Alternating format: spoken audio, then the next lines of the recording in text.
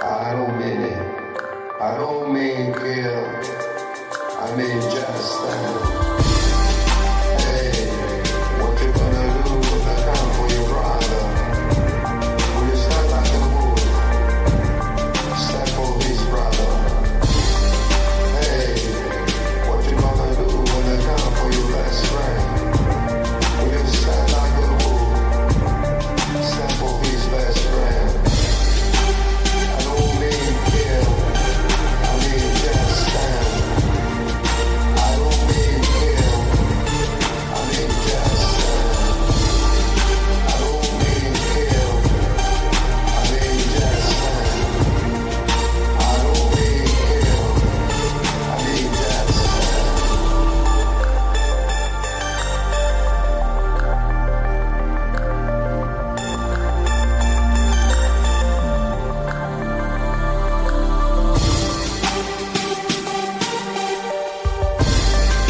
Hey, what you gonna do when they come for your wife? Will you stand like a bull? Stand for his wife.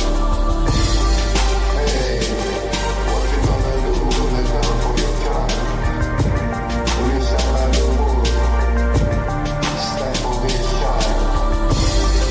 Hey, what you gonna do when they come for your brother? Will you stand like a bull? Stand for his brother. Hey, what you gonna do when they come for your best friend? Will you stand like a bull? Stand for his best friend.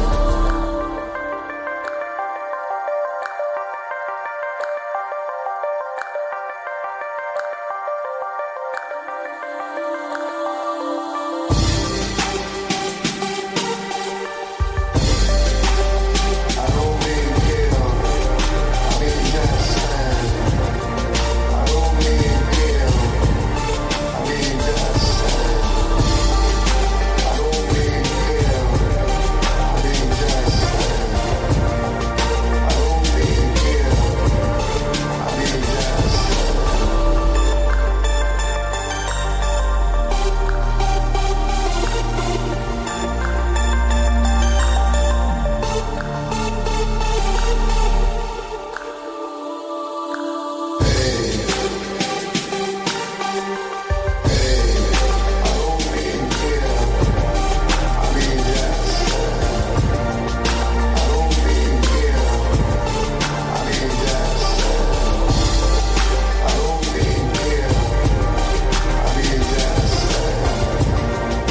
don't mean kill.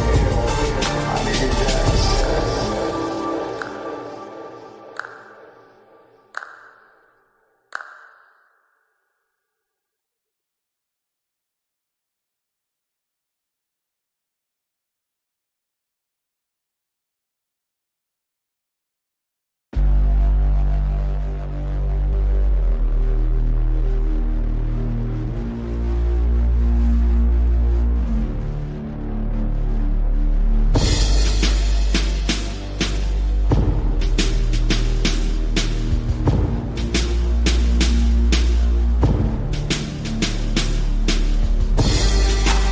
Hey, what you gonna do when they come for your wife?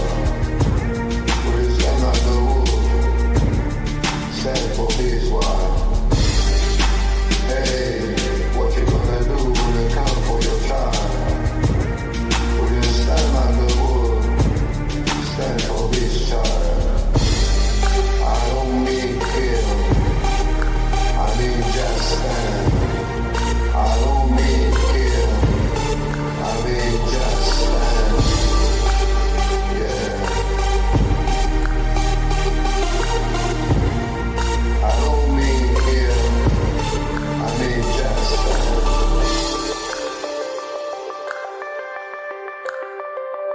I don't mean it.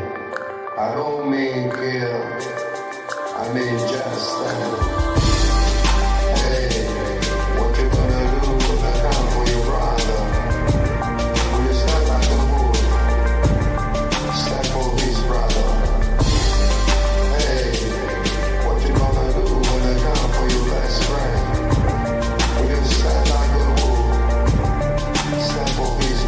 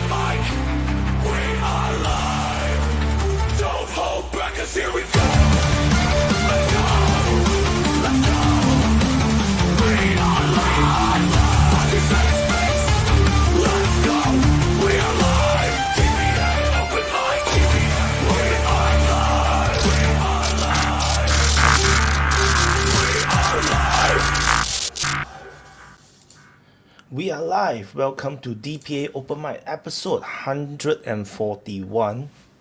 For the where the week we have the Trump-Putin Alaska Peace Talk. No deal. I don't know that's called a deal or not. I don't think that's called a deal. And the Ukraine and Europe insisted that they must have a victory condition. They must have a deal that makes them look like they won the war, even though they didn't win the war. And did Russia actually win in this entire thing? So anyway, so this is the DPA Open Mic, and this is multicast on multiple platforms. As usual on Twitter, Twitch, Telegram, YouTube, and Rumble. Both YouTube and Rumble is the Open Mic channel. So let me adjust, change my speaker to my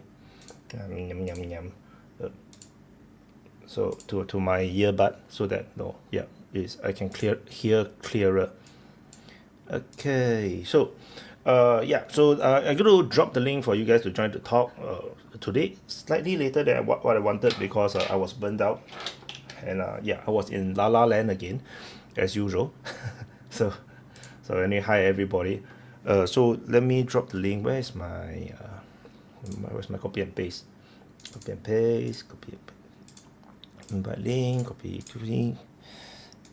And so hope you guys have a great weekend. So I've dropped the link to join in the in Rumble and in YouTube. I have pinned the link to join. So I'm going to drop the link into Twitch as well. Where's Twitch?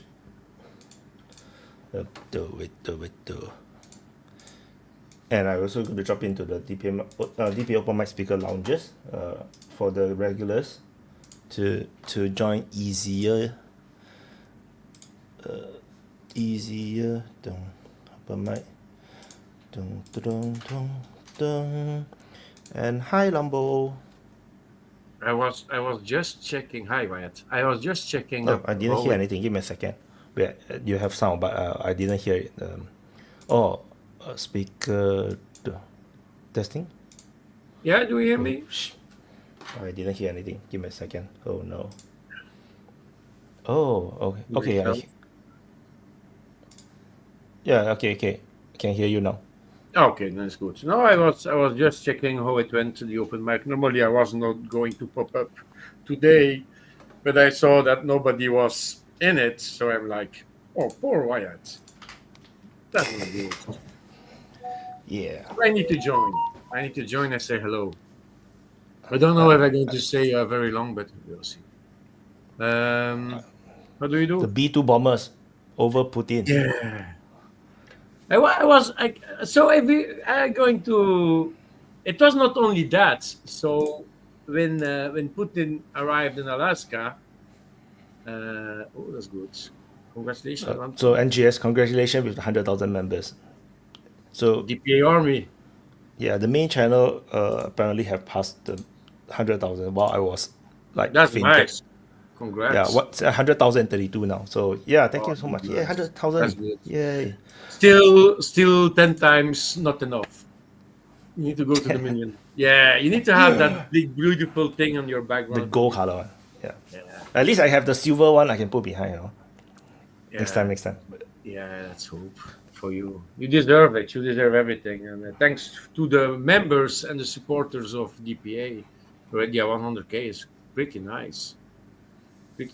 I almost going to pass 50K on my Facebook group that I am running. It's not my group, but we're now at 49,635 for Facebook group. Is not bad.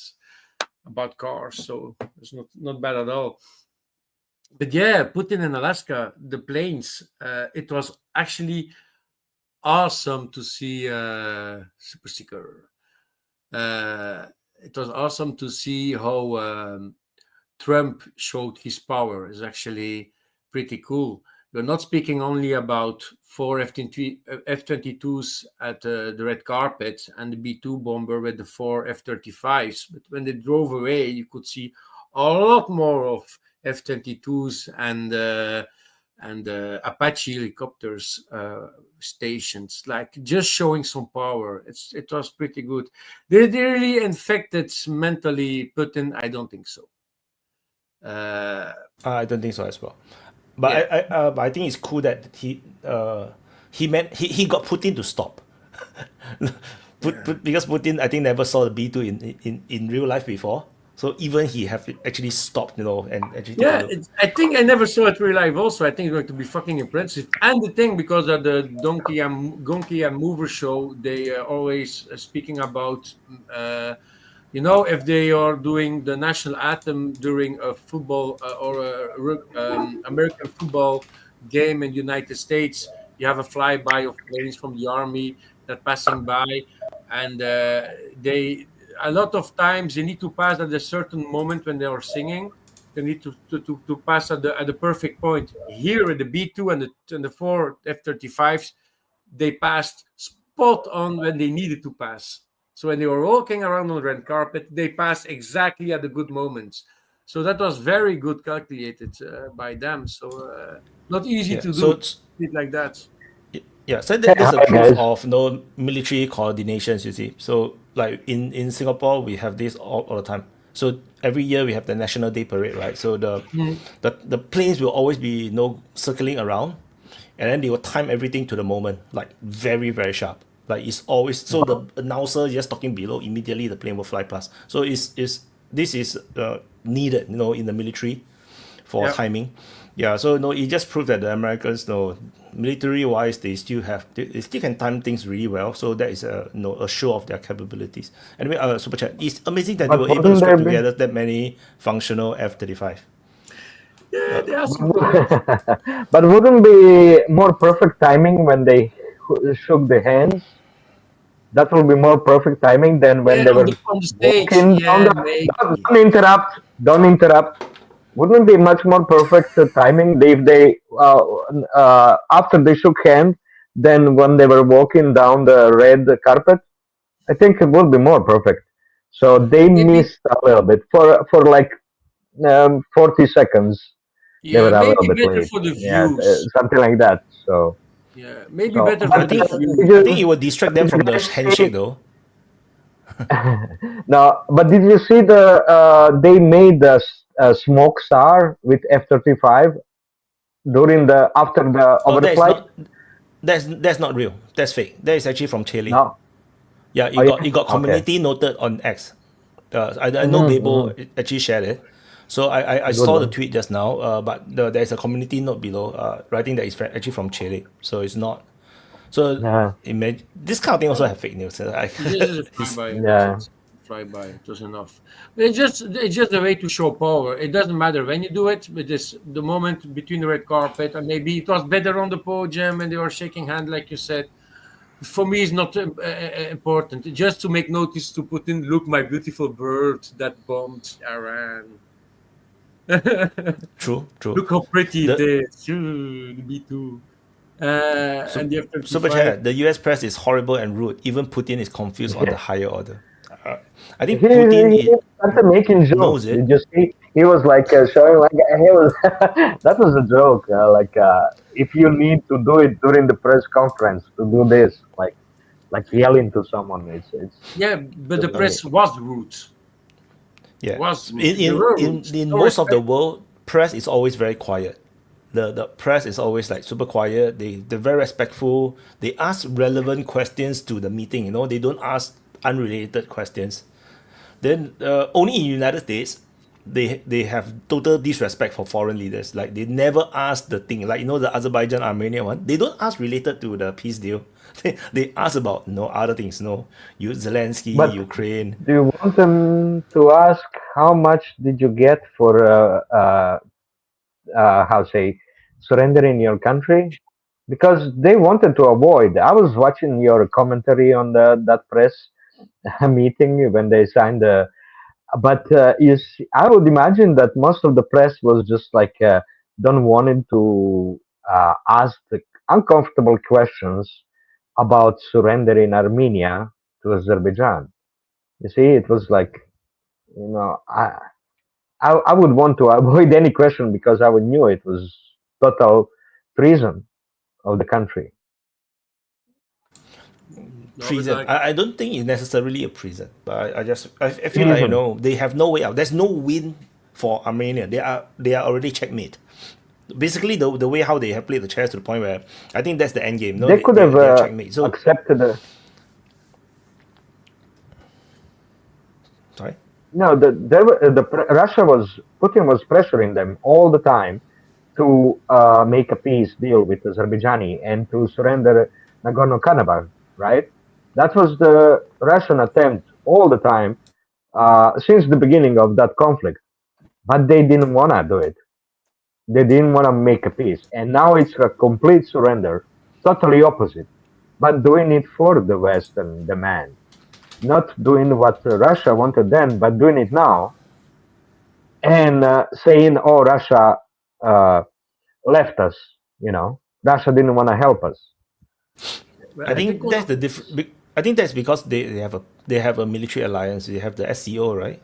Not SCO. Yeah. What's Yes. the other one? Yes. CSO, ASEAN. I think, or something like that. So, or CSTO, or something like that. Yeah, the Soviet, the Russian NATO. So the problem is that that's the problem when you have little powers inside a military alliance. No, they expect the big power to do things for them, and then when they don't, then they'll be afraid. No. You have to ask them for the help. You see, Kazakhstan asked Russia for the help. They arrived and ruined the coup in Kazakhstan. Well, Armenians didn't ask Russians to come and help them. I think they asked, but the Russians don't want to help. No, Putin was saying they never asked us to come and help. Really? Then they are stupid then. I mean, no. The thing is, I think maybe it's Nagorno-Karabakh thing. That maybe the Putin just said that no, regarding that issue we cannot help because that's not your land. So maybe that's the reason. I'm not sure because from my perspective is that the Armenians kind of flipped westward because the Russians didn't really help to deal with the Azerbaijan. So Azerbaijan, I don't think is in that alliance. So that makes it like this alliance is useless. So I think that's why Armenia decided that okay, let's go pro-West because they're already dead. They are becoming like Libya. They have no big brother. Russia is not going to help them, and then they are surrounded by Georgia, which is not fully pro-Russia. Then Azerbaijan is enemy. Turkey is potential enemy. Iran is below. It's like they are basically stuck. So there's not much play for them to do. I think going pro-West seems like the only thing to do for them, seemingly. No, that's their reasoning, but it's actually their betrayal of the Russia that started it, right? The Russia created this CSTO for the former Soviet republics, right? And they could have just agreed with what Russian demands to make peace with Azerbaijani and not keep military presence in Nagorno-Karabakh, but to let the Russians make peace, right? Keep the peace. That was the purpose of the Russian peace contingent over there. But they didn't want to do it. And it was, this conflict of broken communication for Azerbaijan country, that was in the middle of the Azerbaijan, right? So it was breaking communication. It wasn't allowing the transport between the different pieces of the Azerbaijan. And also with the Zangezur corridor now, that was going right along the Iranian border. So it would have been no damage for the Armenians to allow them that. No reason not to have the normal communications, transports, corridors, and everything. There's simply no reason. But they were always pretending to be stronger than they are, while they were weakening economically because animosities toward their neighbors, right? And also part of the time when Georgia was under full control over the NGOs and McCain, all these CIA prodigies. That's probably when Armenia was in a bad state because of the Georgia. It isolated it, but now that Georgia is got rid of Saakashvili and all those liberals, they didn't get rid of it, but now it could open the route for the Armenia to be helped, but they didn't want to go that way. So it's their choice, basically, our president's choice. Doesn't matter. But was one of the journalists not asking to Putin, is it normal to kill civilians? Blah blah blah blah blah. If you're hearing questions like that, as like fuck off, guys, bye bye, go away, go away. Like these are not even rivals questions. Are they asking the same to Netanyahu about Gaza? Are they doing the same? It's like they're taking like the death of civilians in Ukraine far worse compared to the civilian kills in Palestine. It make no sense. Dramatization, like on the press, is the same. Also, how they do that. It's like they compare actually both as the same level, and it's not real. The number percentage of dead people, casualties of the civilians in Ukraine is like 100% less compared to what's happening in Gaza. It just not makes sense. But you see, the public don't know. So you see, they don't know. That's the part of the game. They don't know. Like I said last time, just like we are not going to compare Second World War casualties and civilians compared to now. It's a different war. I said that a few times. It's actually for me one of the wars with the less casualties amongst the civilians. We never had a war with that less wounded or even killed civilians.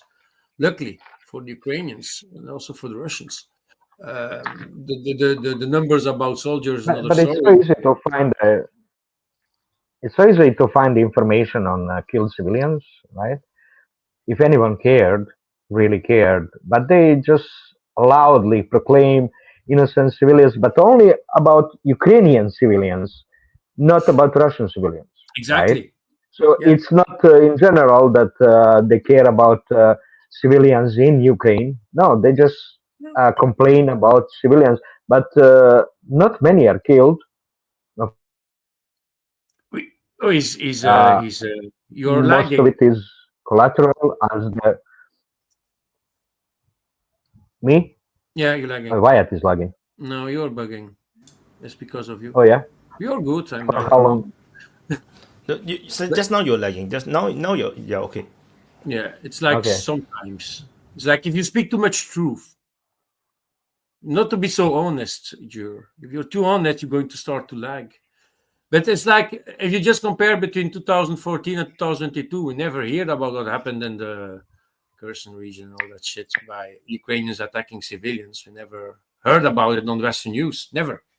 Ever. And then suddenly Russia decided to invade. Why? So it's backfiring. But what triggers me now is that Trump invited Zelensky Monday to United States, and they're going to go with, I think, 7 or 8 extra prime ministers of other countries. So Europe is going to go with Zelensky as, how do you call that, a security dog to protect Zelensky to Trump, trying to, I don't know. But even bigger issue with this Europeans about Ukrainian civilians is this case of making a Putin war criminal. They claim that they took tens of thousands of kids from Ukraine, abducted. But when they in negotiation, they ask what kids you're looking for, they gave 239 names. Okay, so there's not even 1,000 kids, but they claim tens of thousands kids abducted by Russians, and there's only search for 239. and Russians found some of them, of those names, found them in Germany. Really? So yeah, so not many. I believe maybe 10 He's lagging. of those kids were found in Germany because most of those kids were from orphanages. Okay, Yeah. it's not taken from the it's from orphanages. This Yeah. is what the issue is. It's nobody to claim them, but Yeah. Ukrainians want to claim them because they were in orphanage. Yeah, Yeah, it was the Ukrainian state responsibility, but not really. They didn't be responsible. They weren't responsible for it. They weren't basically. They didn't evacuate them when they could have been evacuated. So they weren't taking responsibility. They just want to claim them. Can you say when Russia invaded Ukraine, the personnel of that orphanage abandoned these kids? Not personnel. They stayed. But you see, if they were, Personnel also? they should have been evacuated if they wanted them, but they didn't want them because it's responsibility, right? Yeah. So they left them there. Let's say a couple of orphanages from Mariupol. When the evacuation and ceasefire were offered, they didn't wanna because they were breaking every ceasefire this designated to let civilians leave. Right? They were shooting civilians. They were shooting the Russian soldiers that were trying to get to those civilians that were crossing over. They were shooting even the famous commander of the Somalia battalion was killed because he approached civilians when he approached civilians that were crossing over during the ceasefire. He was set a trap there because the Ukrainian military was mixed in with the civilians that were crossing over to Russians. And they opened the fire, killed the Somali commander, and now his son is commander of the Somali brigade. Okay? So this is what was happening. They didn't want to care. They didn't care. They never cared for the civilians. This was the reality. Yeah. Sad. It's sad. Yeah. So what you guys think about the European statements? No, the Nothing. conditions for peace deal. The Don't condition for nothing. peace deal is almost like Ukraine won the war. Yeah. It's like the current situation is that the Belgorod and maybe Kursk region and Bryansk region is all captured by the Ukrainians, and then now they have this peace talk, and then Russia have to surrender, have to give up because you are losing the war. Will never Yeah, happen. but there was some peace agreement conditions in set up in a negotiation between Trump and Putin. That's more important to talk about than But what Trump is Europeans visibly are. disappointed, right? Yeah, He looks totally different from before the meeting started. At the beginning he was very happy, and after that he looks like frustrated. yeah. Then I went to watch those those behavior and face those mannerism YouTube channels. They analyze what is Trump's behavior. It's so interesting. And Hi, So- Nathan. Facial expressions. What about new guy? So they just want to freeze the lines. Is that not so? The freeze the lines in Donetsk, Zaporizhia, and Kherson. But Putin wants to have all these territories to have the connection between Crimea and Russia from the other side. Plus, they have no choice, I think, to just give everything. We're going to say, yeah, but you're not going to give ground. It's not yours. Yeah, they already invaded, and you're not capable to really take it. What you gonna do? Continue to fight? But if you need to listen to these pro-Ukrainians, other YouTubers and all that shit, they just want to continue the war. They say everything that Trump does is bad, so they are blaming Trump for everything. They're going to blame Trump because Ukraine is going to lose a war. It's going to be the fault of Trump. But in a logic manner, it's not Trump because he's the only one that's really want to save Ukraine in a certain way. And I think the only way he's going to be saved is by respecting the minimum that Putin asks. Otherwise, you're going to lose completely Ukraine. That's my way of thinking, actually. Hello guys, is there too much noise? Too much noise? Yeah, so you're you can celebrating talk, but you something. just need to mute when you're not talking. Yeah. Okay. I think the European are like when you are lost in a forest and you are just keep going straight and you hope to get to a safe zone. That's the European in my eyes because they know they are losing in Ukraine and they hope with some miracle that the Russian will give up or will lose economically or militarily, but how and which means they don't know. So they are lost in a forest. They don't know how to get out. They are keep walking because they don't have any other choice in their mind, of course. You're fucked. You're celebrating Leave, something. they're not going to leave Zelensky going along to United States Monday. They're going to go with Meloni is going with Macron and other few people. They know they are a problem, but they're going to try. But it's just a proof that they just don't want to stop the war. They just don't want to.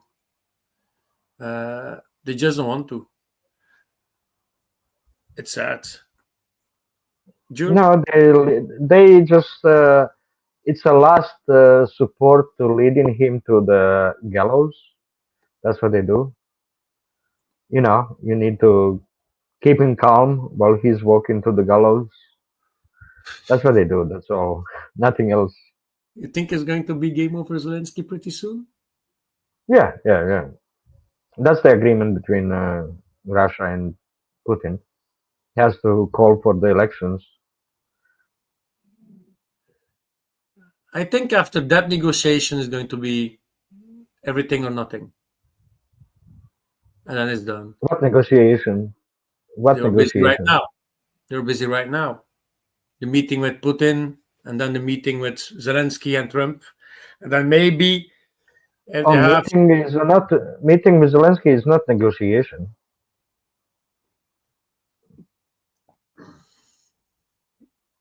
I don't know. You need to know what's been told. Normally everything is still secret, but apparently things leaks. But yeah. I want to add another thing. Don't forget for the European to have negotiation, to have a peace deal, is submitting that Russia, the nation, like the how they call it, the petrol station, disguised as a nation, that one has defeated them, and they are negotiating with them.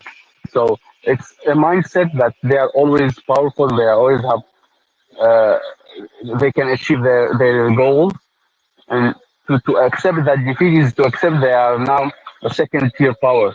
That's the thing. They are like all the Europeans cannot defeat the Russians. So it's a mentality of it's even for the whole the rest of the whole planet. It will be seen like this, and they don't want it to be seen like this.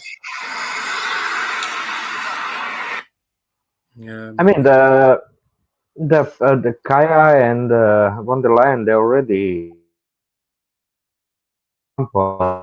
doing a good job, so they already switched.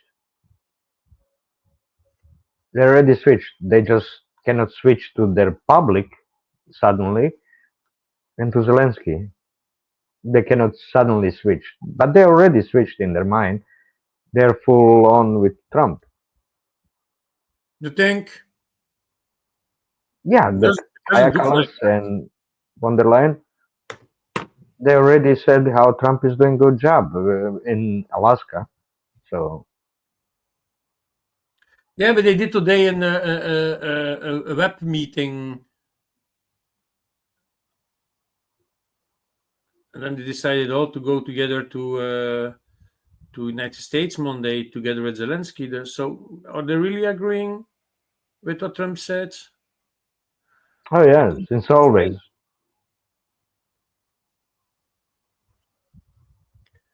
This is just a public show that we are seeing. So they can say, "Oh, we tried, Yeah. but it didn't work out." I think the rumored offer by Putin is really good. Like, he offered to freeze the front line at Zaporizhia and Kherson, and then give up Sumy Kharkiv in return for the rest of Donetsk. I think that's insane. From the Russians, it's insane. That is as good as it ever gonna get. But I think freezing conflict, freezing the front line, don't feel correct to me. It feels like it's just breeding for another war. Maybe after Trump's term. No, but it's smart actually, because Ukraine keeps his front lines and the unoccupied zones. If you think the whole provinces, they lose everything, and they need to rebuild their front lines, so they're going to be more fucked if Russia planning to take all of Ukraine. Now, if you're just freezing your lines you have right now. No, but I mean, from the Russian perspective, it's worse for the Russian perspective, because no, it's worse, because if you freeze the front line, you're gonna fight again later, Yeah, that's what I am saying. But I don't think it's they are really thinking they will accept, because don't forget the other conditions. It's on, the territory is one condition, but the condition that they will accept, they will not join NATO. The other conditions, they know that Ukrainian will never accept those. It's just like a show to show everyone, like we are trying to do peace, but Ukrainian don't want it. No, it's Ukraine is not important if the Putin gets agreement with the European security architecture, which is what negotiation was with Trump, where is gonna be a line of the influence. So they split in the Europe, just as after Second World War. They split in the Europe, and where each country is allowed to influence where. So basically, if you achieve this, now Europe and United States cannot go into Ukraine anymore, and basically that's solved for the Russians. This major root cause, knowing where you can go to, who has the influence where. This is the root cause, right? The United States was encroaching onto the Russian population territory, and that's what they're not going to allow. And if they achieve this agreement, then Ukraine is out of bounds for the West. And then that means demilitarization and denazification and new elections. That means Russia achieved this goal. It doesn't need territory. It's going to get federalization, which means each oblast will be able to do referendums and split from Ukraine and join Russia. They'll get that ability. Okay, this is what Russia wants. Yeah, but the demilitarization, Ukraine is never going to accept, or EU never going to accept that one. So, and that only, there's going to be disagreements in the negotiations. No, because the thing is, what Julie said just now, that if, let's say, they have this peace deal now, though, if the Europeans send in troops or whatever, what is the Russians going to do? Because you sign a peace deal, are you going to start a war again? So the thing is, you cannot, if you end the war at the current stage, is actually very disadvantageous for the Russians, because we can say that the deal will say that the Europeans or the NATO or America will not coming back into Ukraine or whatnot. But then what is stopping them? It's just like in 2014. After 2014, the NATO started. At first, they condemned the civil war. Then after that, they actually supported the government because they decided to flip west. Then they start to enter. What can Russia do? No, are you going to start a war? Because now the Americans, the Europeans starting to trickle in troops or aid or whatnot. No, you don't know. The thing is, it will not be sudden. It will be trickling, and then you start to ramp up. You start to escalate. When is the point where Russia have to do something? Then should they go to war again? Like, it makes it really difficult for the Russians to declare war again or to launch another special military operation. I think it becomes a diplomatic problem for Russia later. So I that's why I find it the deal given by the alleged deal offered is quite insane. Like yeah, but no. And Shama Park look like he's at the beach. That's what the He's like lying down on the beach. The ceasefire or freezing of conflict. It doesn't matter if the Russians get rid of the root cause, which is the West taking over the control of the Russian population areas, which is one of them is Ukraine, Transnistria, Gagauzia. This is what Russia wants solved, and this agreement was about that, root causes, where the West is controlling that country. So they will need to solve it for Armenia, Azerbaijan too. So they're splitting up the sphere of influence, getting rid of the root cause of the war.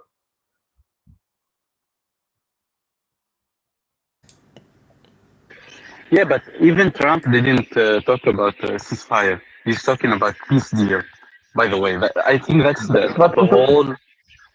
whole thing is about no more. We will not ever talk about ceasefire. We will talk about peace deal, and that can take years. And this is the most important thing for the whole trip. I think that's the basic. It's not a deal. It's not something. It's not. We are getting away of a ceasefire, and we are talking about peace deal.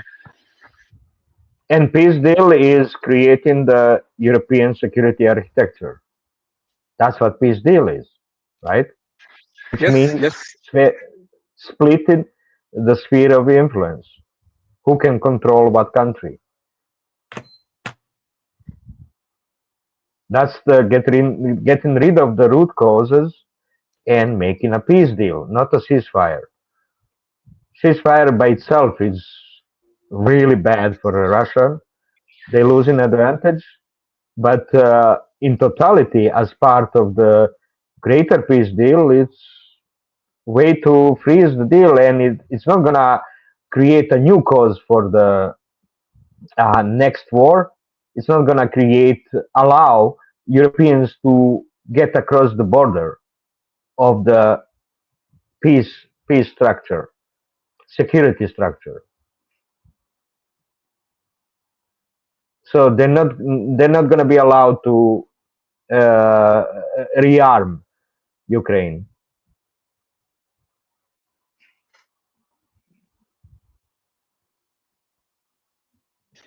Around 100%, because ceasefire will be a Kursk 3.0, and we will rinse and redo again. Yeah, same thing.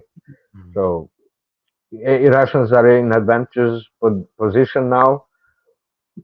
Europeans are not having supplies. West is not having enough supplies for Ukraine.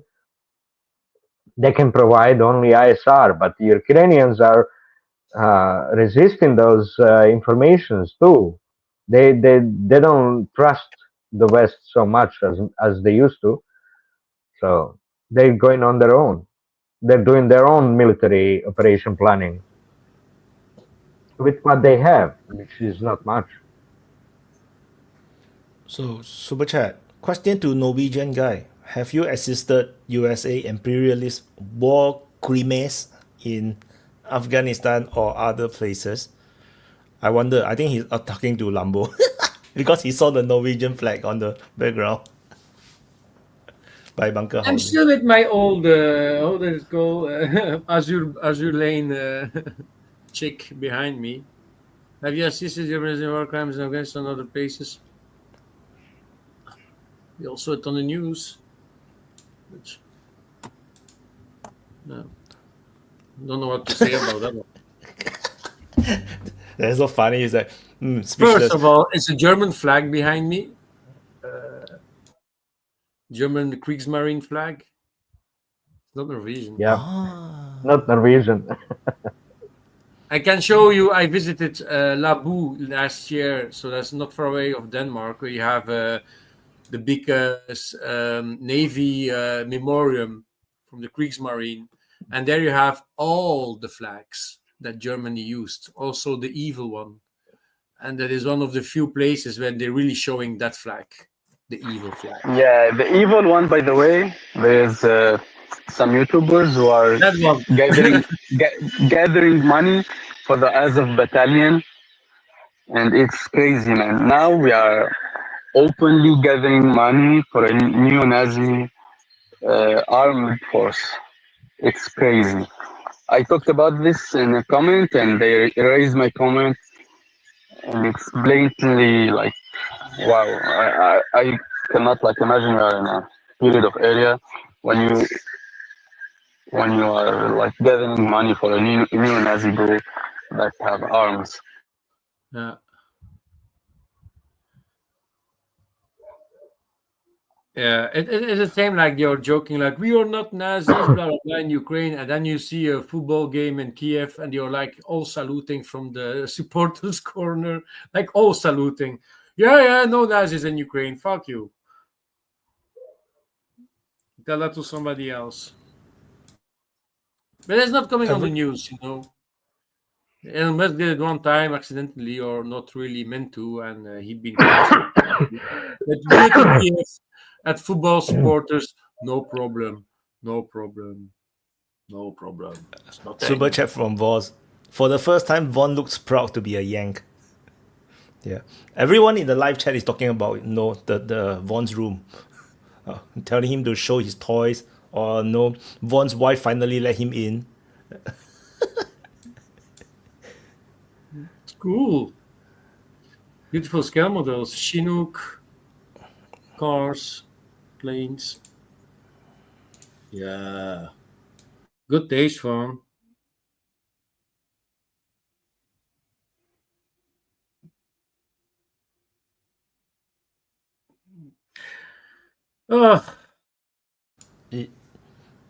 Von hang. Von can.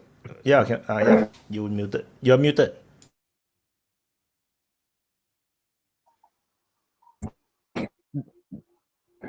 I said, I'm not, it's not my room. I'm in an undisclosed location. That's his daughter's room. That's your daughter's room, right? With the Chinook helicopter and flag and. I'm at my parents' house. Super chat. Bunker crimes, yes, we have. And as a Swede, you should join us as soon as you are now a member of NATO. So Sweden lost its sovereignty just like us. I can move. I was trying to see if I can get a signal in here. Hi, Jai. Long time no see. Hey, what's up, guys? Is it too noisy? Quiet? It's not noisy, but your video is lagging versus your voice. So anyway, we can hear you. Yeah. Okay. Okay, got it. Okay. I have a question Drive to carefully, Von. man. I have a question to Von. How was like the event, the Alaska events, was seen inside U.S. Like normal people, or of course we saw the media, but like the feel of everyday Joe.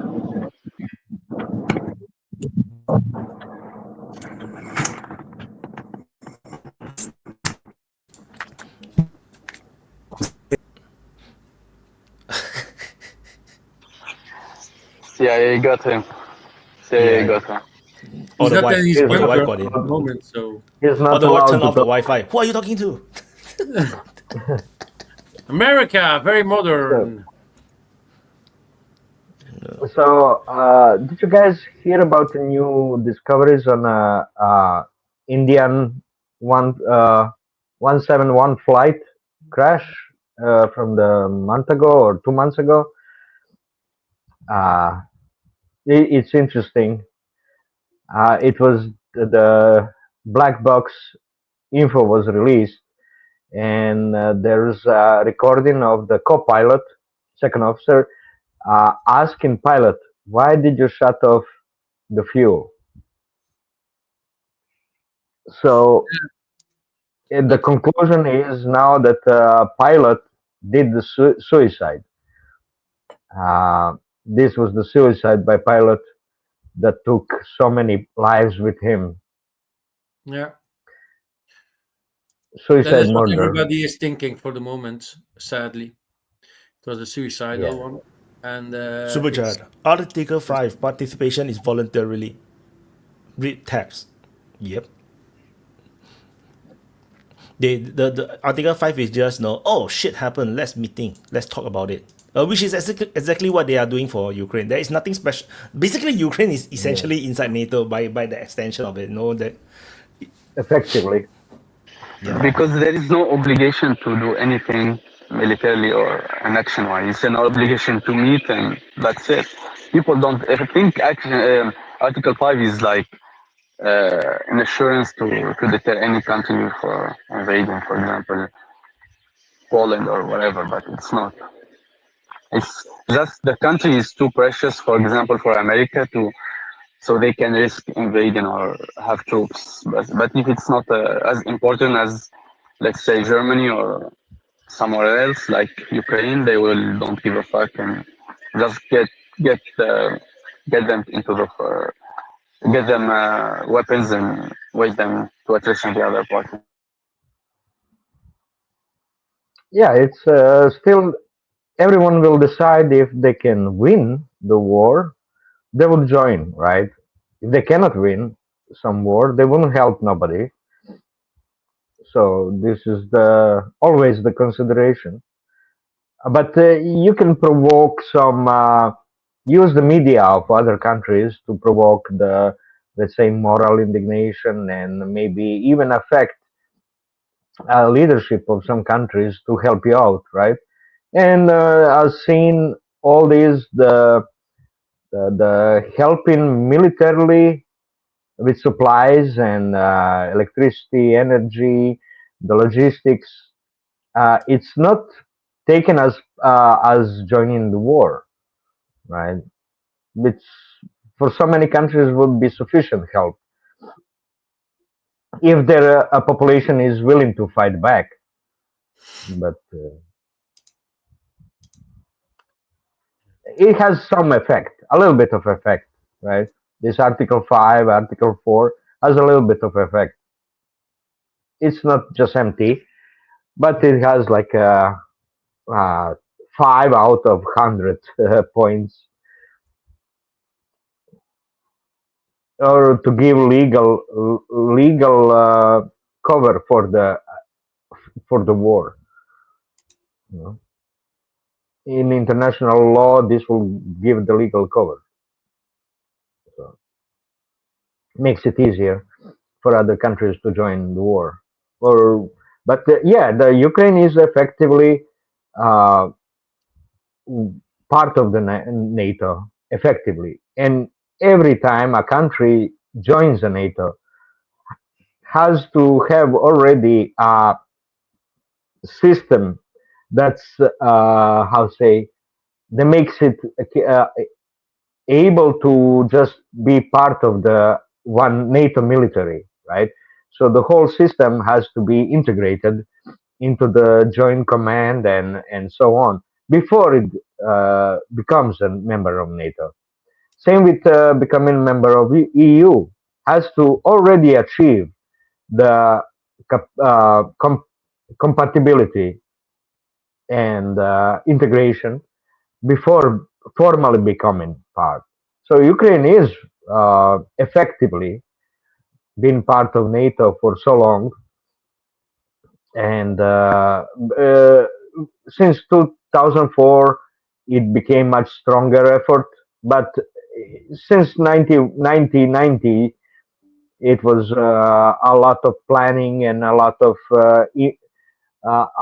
how to say, influence in Ukraine by NATO, by Western, by MI6, by CIA. There's a lot of information on how integrated and controlled by the MI6 the Ukrainian decision making was. 2004 was a big step, but 2014 declared the total control of the Ukraine by the West.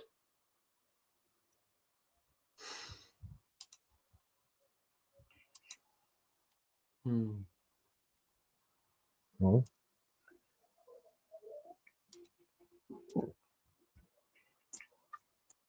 Yeah, Amir, a new guy, right?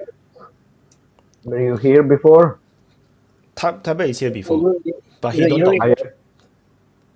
Was that Well, Yuri? I Hey, Yuri, came I was once, here before. Yeah, once it's been a before. while though. No, I was actually, I know, Wyatt, I was listening to your Discord channel. You had like an open mic kind of thing, right? Last night? Yeah, and then I was That listening to is it. actually not like it's actually last week. I That was didn't it. I was too lazy to edit the video until yesterday. Oh, okay, got it. No, I just heard it yesterday, and it was like interesting. One topic I thought wanted to kind of discuss was that tariffs thing. You guys were talking about tariffs for a little bit, right? And yeah, so my opinion on that one was that I think you made a point like the United States can really ramp up production, and it can really if needed, right? And that's very true. The point is like I don't think that, and I think one of your points was that Trump was trying to accomplish was trying to get the United States to where during a World War kind of era and ramp up manufacturing. And what I'm trying to get, I mean, I think there was a flaw in that argument is that because we are not at war right now, and if you look at the United States right now, the manufacturing is simply not kind of required. You know what I mean? Like, I mean, if you have all the products, you have everything that you need, like, and I mean, what are you going? I mean, and you yourself said that. Look at it, right? Discord is from the U.S. Your Microsoft is from the U.S. Whatever, right? High tech is all U.S. So why do you want to go compete with China and make shoes, right? So I think in terms of overall economics, it doesn't make sense. And I think what really was happening is obviously in the 80s and 90s, manufacturing shifted, and you guys were talking about the Rust Belt, right? Which is very true. So many people got dislocated. So many people lost their livelihoods, right? That is a very valid point. But right now, I think a lot of that labor has, in my opinion, has been retrained, and now even like Detroit, and they do a lot of other high tech stuff as well. So my point is like I don't know if it's a great idea, to go back to that manufacturing, which is very, and also somebody said, one of your guests said that it doesn't pollute, but reality is that it does pollute. The local environment really gets affected, and US obviously, right, US the environmental standards are much higher than China or India, and so the manufacturing will be expensive, labor is expensive. So I don't know. I mean, it doesn't make economically speaking. I don't think the tariffs idea makes sense at all. I mean, obviously Trump is using it as a foreign policy tool and all that stuff. I get it, but I don't know. So the economics of it, I don't know. So I can share a bit about how the tariff would actually work in real life. So, Yeah. everyone say that it's the Americans that is paying it. The reality is that it's not. The reality is that when a tariff is set, yes, things that means there is the price increase, right, on the product, but the one that is selling actually reduce the asking price, because the products still have to compete with other products.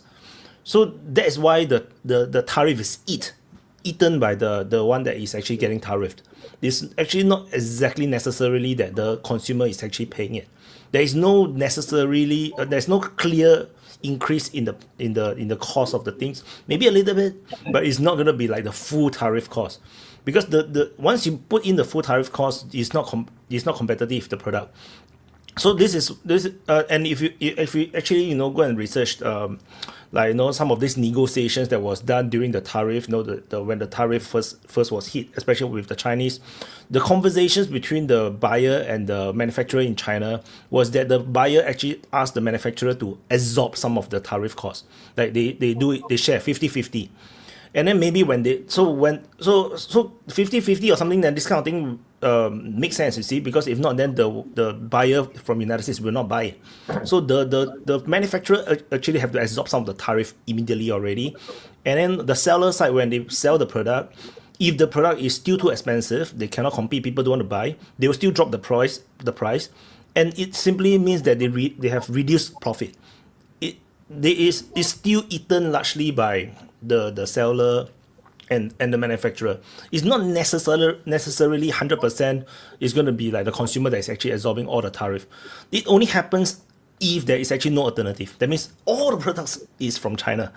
then everybody raise the price together, or big departmental stores, be it like Amazon or be it Costco or whatever, they raise the price deliberately using the tariff as an excuse to raise the price across the board.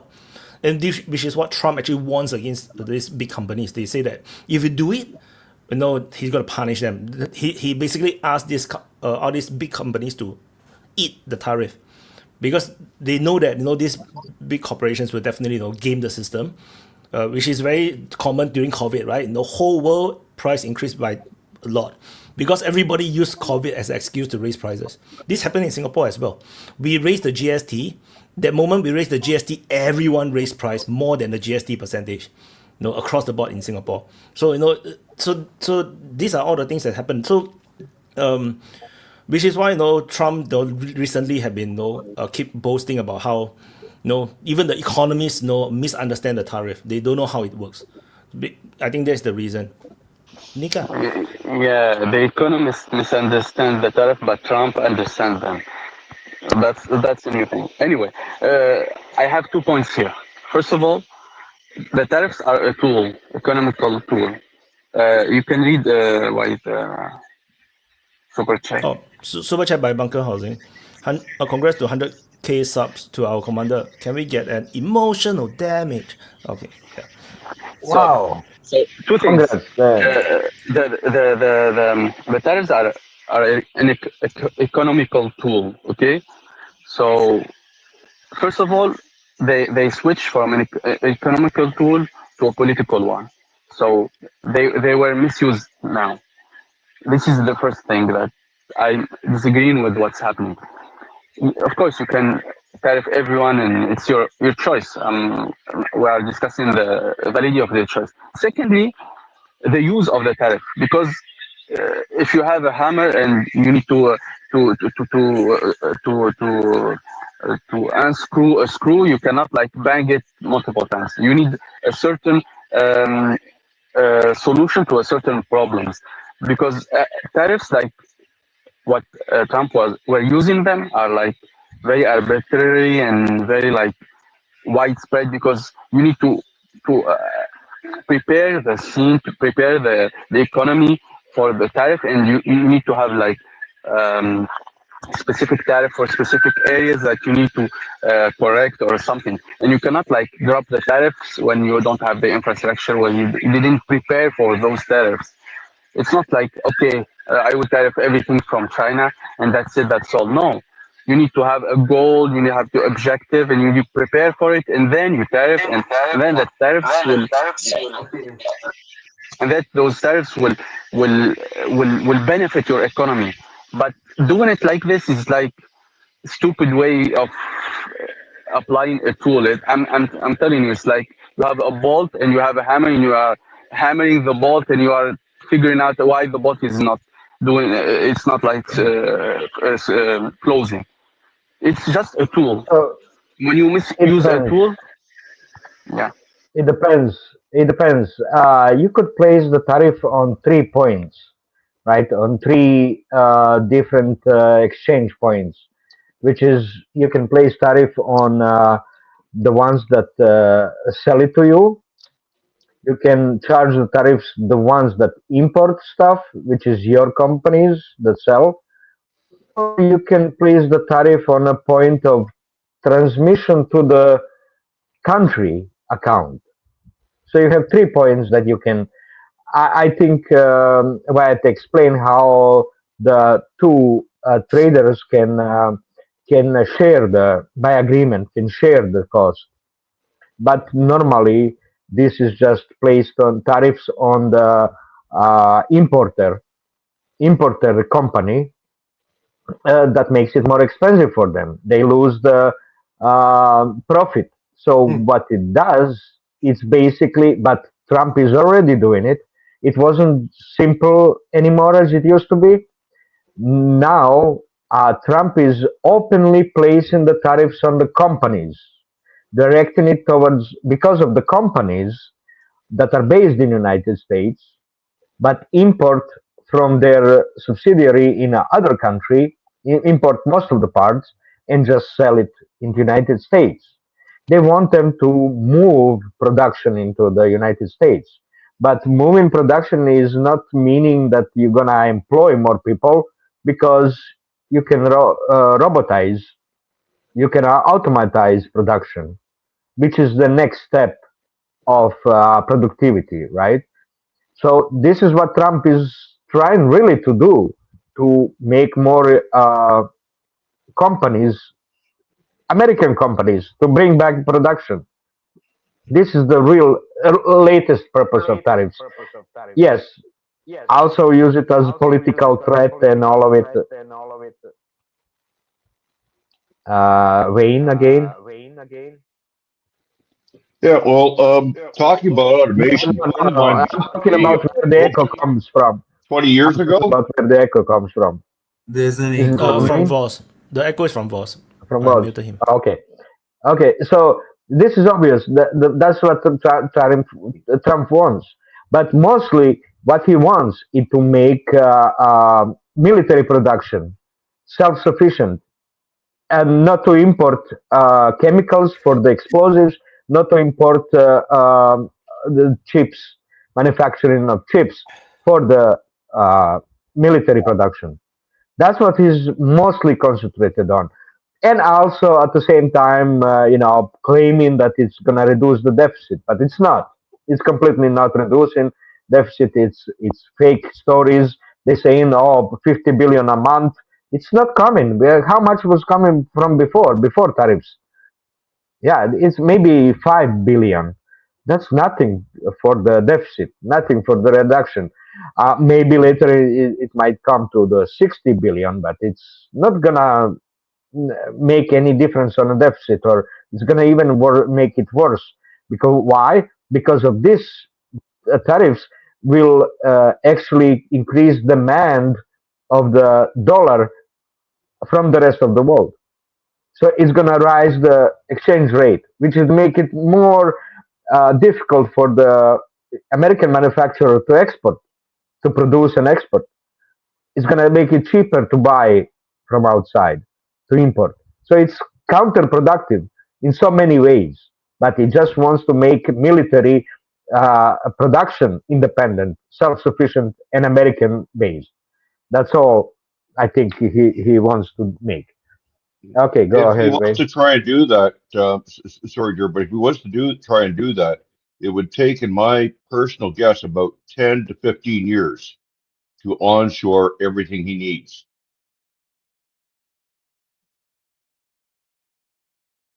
And he's not going to be around that long.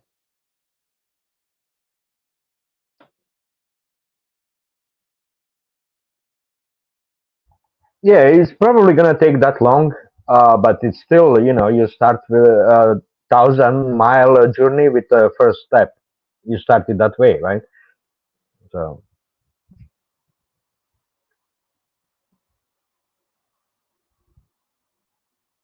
Anyway, what do you guys think of the Alaska meeting?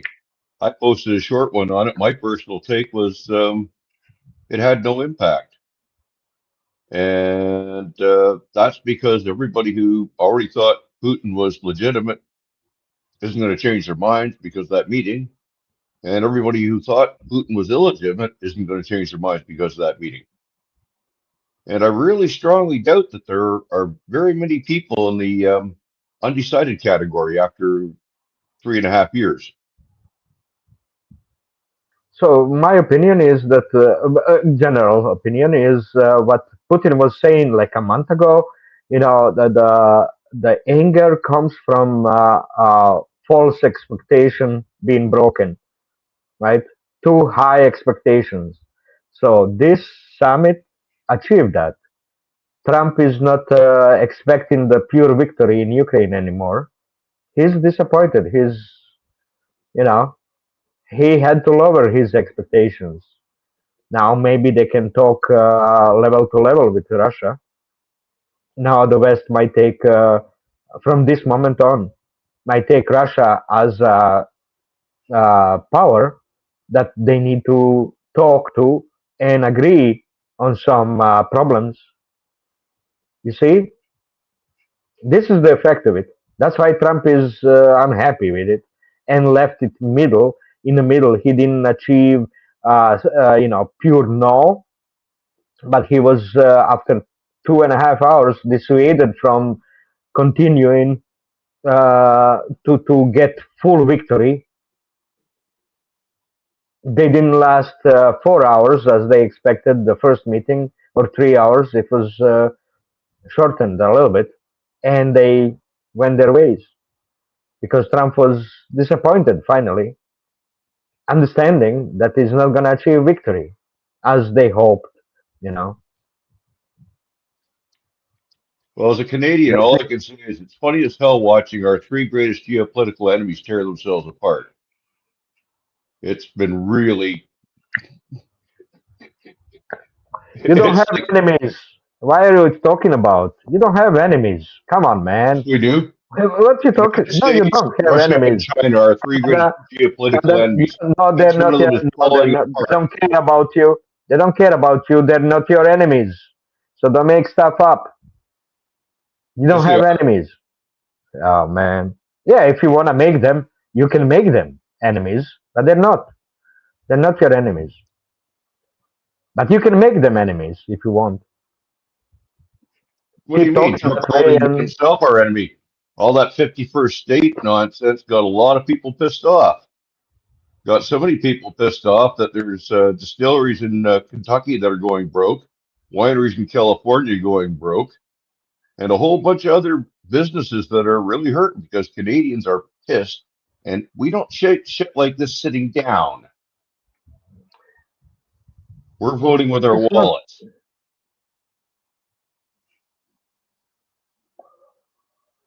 It's not like you would feel any difference if you're part of the United States.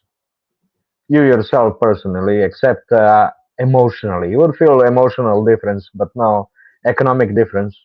Yeah, you're not going to say because you're pissed on the United States, an iPhone user is not going to buy an iPhone anymore. Or a Tesla is something else. But not making sense. You're not going to buy Levi jeans anymore because you're angry at the United States. Not going to buy Coca-Cola anymore because you're angry at the United States. You're not going to go not anymore to the McDonald's because you're angry at the United States. Not making sense. You're still buying from the United States, if you're willing or not. You're still going to buy their products. How many SUVs or pickups are driving around in Canada made in the United States? Like a Ford F-150 or something like that, or American trucks, all that shit. They're all built in the United States. If you buy a Peterbilt truck as built in the United States, you drive it in Canada, you're still going to continue to drive it in Canada. So it's not making sense what you're saying, Little Wayne.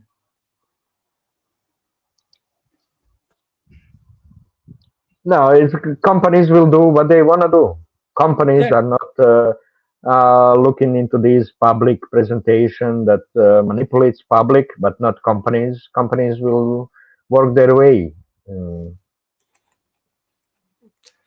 Trade happens between the companies, not between the states. I laughed at the 50th state, and maybe it's a better idea for Canada to join the United States. I don't know. It was a funny one. I laugh at that. Of course, never going to happen. But well, this is the part of the manifesto of destiny, right? Written in the United States that United States is going to control the Northern America, which Greenland and Canada is part of the North America. So, it's a sphere of influence, but there will be no difference anyway. Except you'll have to stop celebrating the British King and Queen and start celebrating the American president. That's the only thing difference. It's emotional problem, not effective economic problem. Yeah. How should I put it? The current attitude towards the United States could be summarized with a single gesture.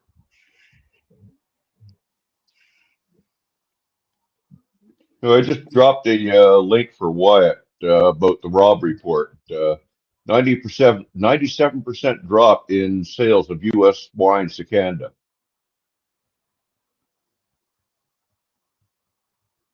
I don't know if Wyatt can show it on screen. This war is just gonna hurt both countries. Both countries are gonna get hurt. Trying to reestablish the supply chains, and it's just gonna hurt supply chains by these decisions. It shouldn't be done. There it is. No way US wine So, anymore. Less drunk US people in Canada. How bad is that? So this is 10 days ago's article. U.S. wine export to Canada plummet 97%.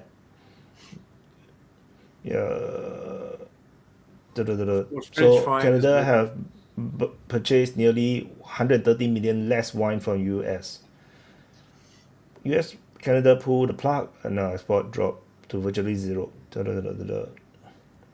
Wow. Canada is a very, very important market for upscale wine. This is enormous quantity.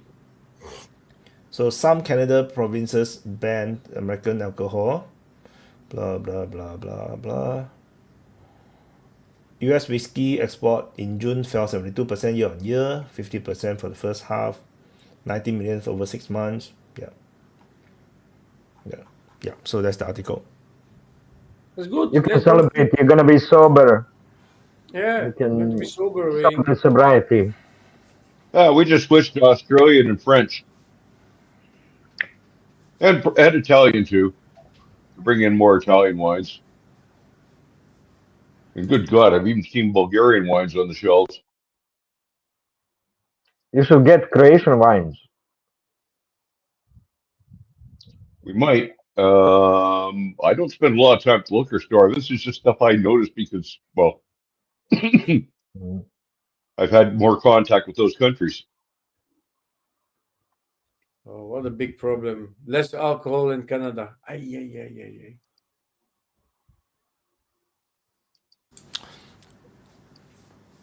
Shamapa, any news from India? Did you all stop buying Russian oil and gas? The government, the central government just might get toppled because of the latest tariffs put on to us by Mr. Trump. And Mr. Modi is not even taking a stance because he's just afraid of Donald Trump exposing the Adani scam thing. So yeah, Modi 1.0, Modi 2.0, now NDA 3.0, next UPA 2 1.0. Victory to opposition, man. So the opposition is benefiting from this. Definitely. So no meeting between Modi and Trump anytime soon then. No. Actually, Modi ji's 56 inches of chest has shrunk to 6 inches only. So not gonna insult my own nation, but this was required because the machinery of lies that this particular pseudo-nationalist government was running is slowly coming down to a crash. So yeah, we are very optimistic regarding that, and probably 2029 is going to be the end of this particular government, the central one. The opposition leader is the Gandhi one, is it? Rahul Gandhi. So what is he like, you know? Well, he did his homework for last 1 year and now is dropping truth bombs on this government, and he is the only one who is addressing the proper issues which should be addressed on a national level. Other regional parties are just focused onto their own agendas and on their own ideals, but Gandhi family is actually focusing on what needs to be done at this point of time. Not taking any other party's side. I am from Bengal, and my party, since it's a quasi-federalist state, like India altogether, we have two governments, the union one and the state one. Rahul Gandhi just might turn out to be the next prime minister in 2029 elections. So on track, most likely will. But And that's still moreover, so far away. 4 years is very far away, man. Modi still can do a lot of things to, I don't think he has the option because he's already a bit wavery on his speeches and things. Because last thing he did was implemented the SIR thing, and the SIR is basically cutting off your name off the voting list. And now the Supreme Court has given the verdict that if you are cutting off somebody's name off the voters list, you need to give a proper plausible reason. And if the reason is legitimate, you can always enlist yourself back with the Aadhaar card. Now, there is another issue regarding this particular matter. The pseudo-nationalist party, BJP, was also proclaiming that Aadhaar cards were being duplicated, the Aadhaar cards were being forged for people of other nationalities, mostly the migrant people. Not even migrant, the what do you call refugees. Now, even though I am from West Bengal and my state is facing a bit of issues with this migrant and is under a refugee crisis. I won't say crisis, is facing a refugee problem, a problem of refuse from Bangladesh mostly. I think this problem, this particular verdict that was passed by the Supreme Court is going to affect the states which are closer to Pakistan even more, because we all know what Pakistan does and Pakistan is, especially to India. So yeah, this time the BJP government actually ended up stabbing itself. So this is going to give them some backhand at their own game. Let's see. Let's hope for the best. Thank you for the mic. interesting. No, I also curious about another thing is the fallout regarding the Pakistan claim of shooting down, I think six Indian planes, and then allegedly no Pakistan plane was shot down actually. The Americans claim that no F-16 was shot down. So I do not know what's the truth. No, The person who orchestrated the Pahalgam terror attack, something general. It's a Pakistani ex-general. What I don't remember his name. Let me just check it out. Just a second. yeah, never mind. Just name. No, I don't think anyone knows who is he. He was apparently invited by Mr. Trump to have dinner whilst Modi ji was giving a speech in the parliament, and Rahul Gandhi called him out, and Rahul Gandhi actually exposed the truth bombs in that particular speech after Modi ji's speech, of course, and a lot of things came out because apparently Mr. Trump was aiming for the Nobel Peace Prize and he wanted to get it anyhow possible. That's why he pushed the narrative that he brokered a peace between Pakistan and India, but it was never so. You people can search it out. Regarding the name of the operation that Indian Armed Forces carried out was Operation Mahadev. So that helped people see some light onto this facade scenario that this particular pseudo-nationalist government put up. So yeah. So Again. you seem like against Modi and his populist Definitely. government that Definitely. had Trump, and the reason is that they were like too sovereign against Americans. So I am not. you would No. like to you would like to give some of Indian sovereignty to United States, so you get rid of tariffs. I It seems like would that's your say, position. like I have discussed before, since you brought this up, Jude, I am not against Donald Trump because Donald Trump has his personal agendas. Like I said in the past open mic, nationalism means rules or set of laws which should be lenient to the particular piece of land and its traditions, keeping in line the people. If you don't, if you put your version of nationalism as dominating other nations, that is not nationalism, that is expansionism. So if you are asking me whether I'm against Mr. Modi or not, I am. I am, because I'm in the opposition. And moreover, today, I am a Hindu. I am a Hindu. Certain sections of the society or certain sections of the populace in India has been affected such badly by this particular narrative that has been pushed by this BJP government. People are actually ashamed of identifying themselves as Hindus. You people think that Modi ji attacked Muslims, Modi ji put down Muslims? No, he made Hindus fall lower. Ask most of these BJP supporters what the Vedas contain, what the Puranas or the holy texts of our particular religion. They are not able to say shit about that because they have no clue. They have no clue whatsoever. Earlier, Jai Shri Ram was a religious chant. At this point, it is a political slogan. And Ramji was the king of Ayodhya. Once he was a mythical character, and his name has been decimated. At this point, whenever you go outside India and identify yourself as a Hindu, people judge you, especially in US, very much, because there was this particular time when Mr. Trump was running for president the first time. There was a section of the US Hindu community which actually brought a placard saying that Hindus for Trump and not Indians for Trump. If you want to be a complete Hindu national and you want to be a complete Hindu nation, why not go off to Nepal? Why not go off to Bali? They are Hindus as well. They are majority Hindus. We have a mixed population. That is, there's a specific reason why India is called the melting pot of cultures. Agree. Yeah, the Hindu nationalism thing don't make. I mean, it's not don't make sense, but it felt very ill-conceived because no, India is not like 80-90% Hindu. I think that was a surprise when Modi started to push this thing. At least 33 to 35% of the population is Muslim, and there are other religions included as well. For example, Sikhism, Christianism. But Christianism isn't a religion. Christianity is the religion. Hi, Gabriel.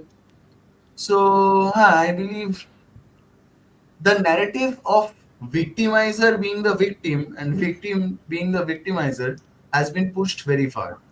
Henceforth, this fall of this particular government is inevitable in the next elections, in the next national elections. But my question was because you presented it as they losing the power because of the tariffs. They gonna.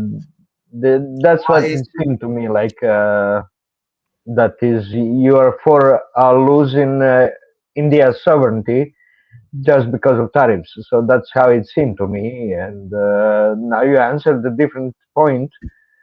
Where I'll get to that question of yours. I'll get to that question of yours. Modi ji or Mr. Modi is not addressing the issue of tariffs because he knows if he takes a stance against Mr. Donald Trump right now, Donald Trump and the CIA or the deep state, whichever you prefer, whichever the active organization is right now, would disclose every scam that has been committed by the Adani group of companies in UK, France, as well as US. They raised or inflated their share, the cost of their shares so much and scammed people off. Like, who is going to pay off the money? The taxpayers. We are going to have to pay the money on the international market just because of one company. And this man is going to stoop so down that he would sell off the nation to keep Adani group of companies alive. Because he has taken money, just like Zelensky, Modi ji has taken money. Yeah, but to me, it seemed like Trump was Modi's idol, right? He was really celebrating Trump, so he just stayed quiet without saying anything against Trump after the tariffs announced. So I don't see, him like going completely opposite of what he was. He was in love with Trump. That's how I see it. I'll quote Mr. Donald Trump over here. Modi ji is a great friend of mine, but we have not been doing much business with India for the past few decades. Yeah. That was the speech. That was the speech which was addressed in the parliament that day. when this Operation Mahadev thing was being addressed by the government or the government delegates into the parliament. So I think this is going to take a heavy toll onto the party. And moreover, actually right now, the fight isn't even between the opposition and the ruling. It's between the ruling's mother, RSS, Rashtriya Swayamsevak Sangh, and BJP, because of which BJP is taking a larger toll. And any speech or any narrative that is being pushed right now is BJP trying to bring RSS back into its fold, which is But not going to what you happen. can get, you can do against tariffs? Can you do anything against tariffs, like by changing the politics in India, or you just gonna give up sovereignty in order I to think, get no, we tariffs are not. reduced? I I mean, think we won't I'm share still sovereignty. wondering what's the solution for you? Like, what would be a I solution think, against I tariffs? think, I think we won't have to surrender our sovereignty to anybody. Just that, as soon as the government changes, I think. See, since the very beginning What of, you mean? You wouldn't have to have surrender sovereignty, but you'll have to stop buying Russian oil to reduce the tariffs. That's and surrendering your sovereignty. do you? This is a like question back to you, Gior. Do you think India is going to stop buying oil from Russia at all? But that's the only way to reduce tariffs, right? We we don't Yeah, but care about the tariffs, honestly, because Russia Oh, has there you always been. go. Oh, now you don't care about tariffs. Oh, No, you not see, doing really, not India circular and really. China logic. are a lot alike that way. We I'll both give love you the reason. China. I'll give you the reason, because Russia has always been supporting the Indian government. We saw whoever in chair in a lot of manners, just like Iran after the Persian Shah's deposition. I think a similar situation is going to arise because Russia has never betrayed India. Russia has never gone back on its word. Like, I'll give you an example. In 2004, we used to buy crude at $105 per barrel. It is still the same. The government charges back then were 60 rupees, 70 rupees per liter, maybe. Now they have risen up to 110 rupees, 113 rupees, depending on the quality of oil you are using, quality of petroleum, gasoline you are like obtaining. So I think the government has skimmed off a lot of this populace in this nation, and I think it's going to be a major issue when the government changes. For now, it's not going to be an issue because Modiji is not going to take a stance against Donald No, Trump no. as of. As you develop more economically, you have to expect oil price to rise, oil price, the gasoline price to rise, and equalize with the rest of the world. You have to See, expect that. That's not even anything that political. That's a very economical reasoning for the even gasoline price rise. even the slightest turmoil in Middle East affects the oil prices in India. So we at this point are used to that. For example, the last Iran and Israel conflict. Like, as soon as Tehran was bombed, prices went up to 5 rupees extra, 10 rupees extra. They went up. Now they are back down again. Like I said, we used to buy $105 per barrel earlier. Now we buy $105 per barrel as well. Just that the price, you and I, if you are a citizen of India, if you would have become a citizen of India, you would have to pay 60 rupees earlier. Now you have to pay almost 120 rupees on an average, depending from state to state, depends on the subsidiaries. So I think we do care about the tariffs, but right now our more focus is, since I am in the opposition, right now our focus is to get rid of this government because the international stage is not taking it in a good way. They have brought Does our face. opposition government have any economic plan or program in a Yeah, I making, was or wondering that. it's I was wondering political? It's just what's a the option? political. Yeah, it's just political. Why are you celebrating fall of your government? It's funny that I am not that, celebrating. The government hasn't fallen in, but the decisions or the misleading that or the propaganda that has been pushed is finally breaking down. So I think oil prices would decrease once the government is changed. And I'm not celebrating, I am just frustrated. Politically, of course.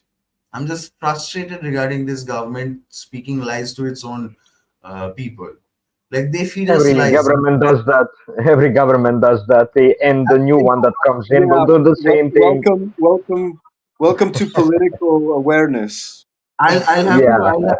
I'll have to point it out what Europe faced 100 years ago. Southeast Asia, parts of Southeast Asia and India are facing now. We are more focused into fascist polity at this point of time than a democratic one. Because just before the elections, you'll see Modi ji's placards everywhere.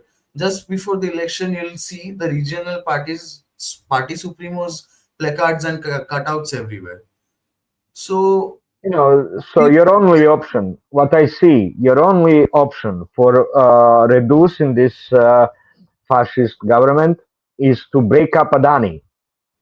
it's not Okay, only to break so up your only Adani, option. it's to If you cut don't up the do it, support. if you don't do it, It's to cut if you off the don't support do of break up Adani, if you don't break up Adani, you will not avoid fascist government, no matter what party gets in Definitely, power. definitely. Why do you So you think have to Mr. break up Adani. Does Why, any party has that in economic program? That's the question that you why should do be bother yourself, not which nationalist or why do person you is in think power.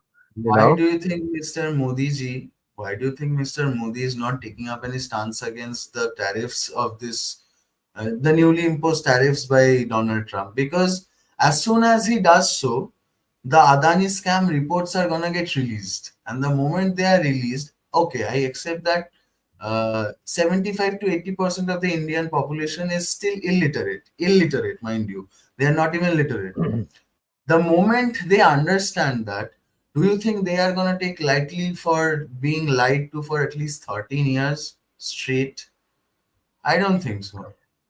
I always find, but from my experience, I'll always find when disunity, political disunity, it always hurts the country and It people. does. It does. Yeah, it always does. Especially in And a place sometimes where you it almost can make your last for leaders the decades. gods.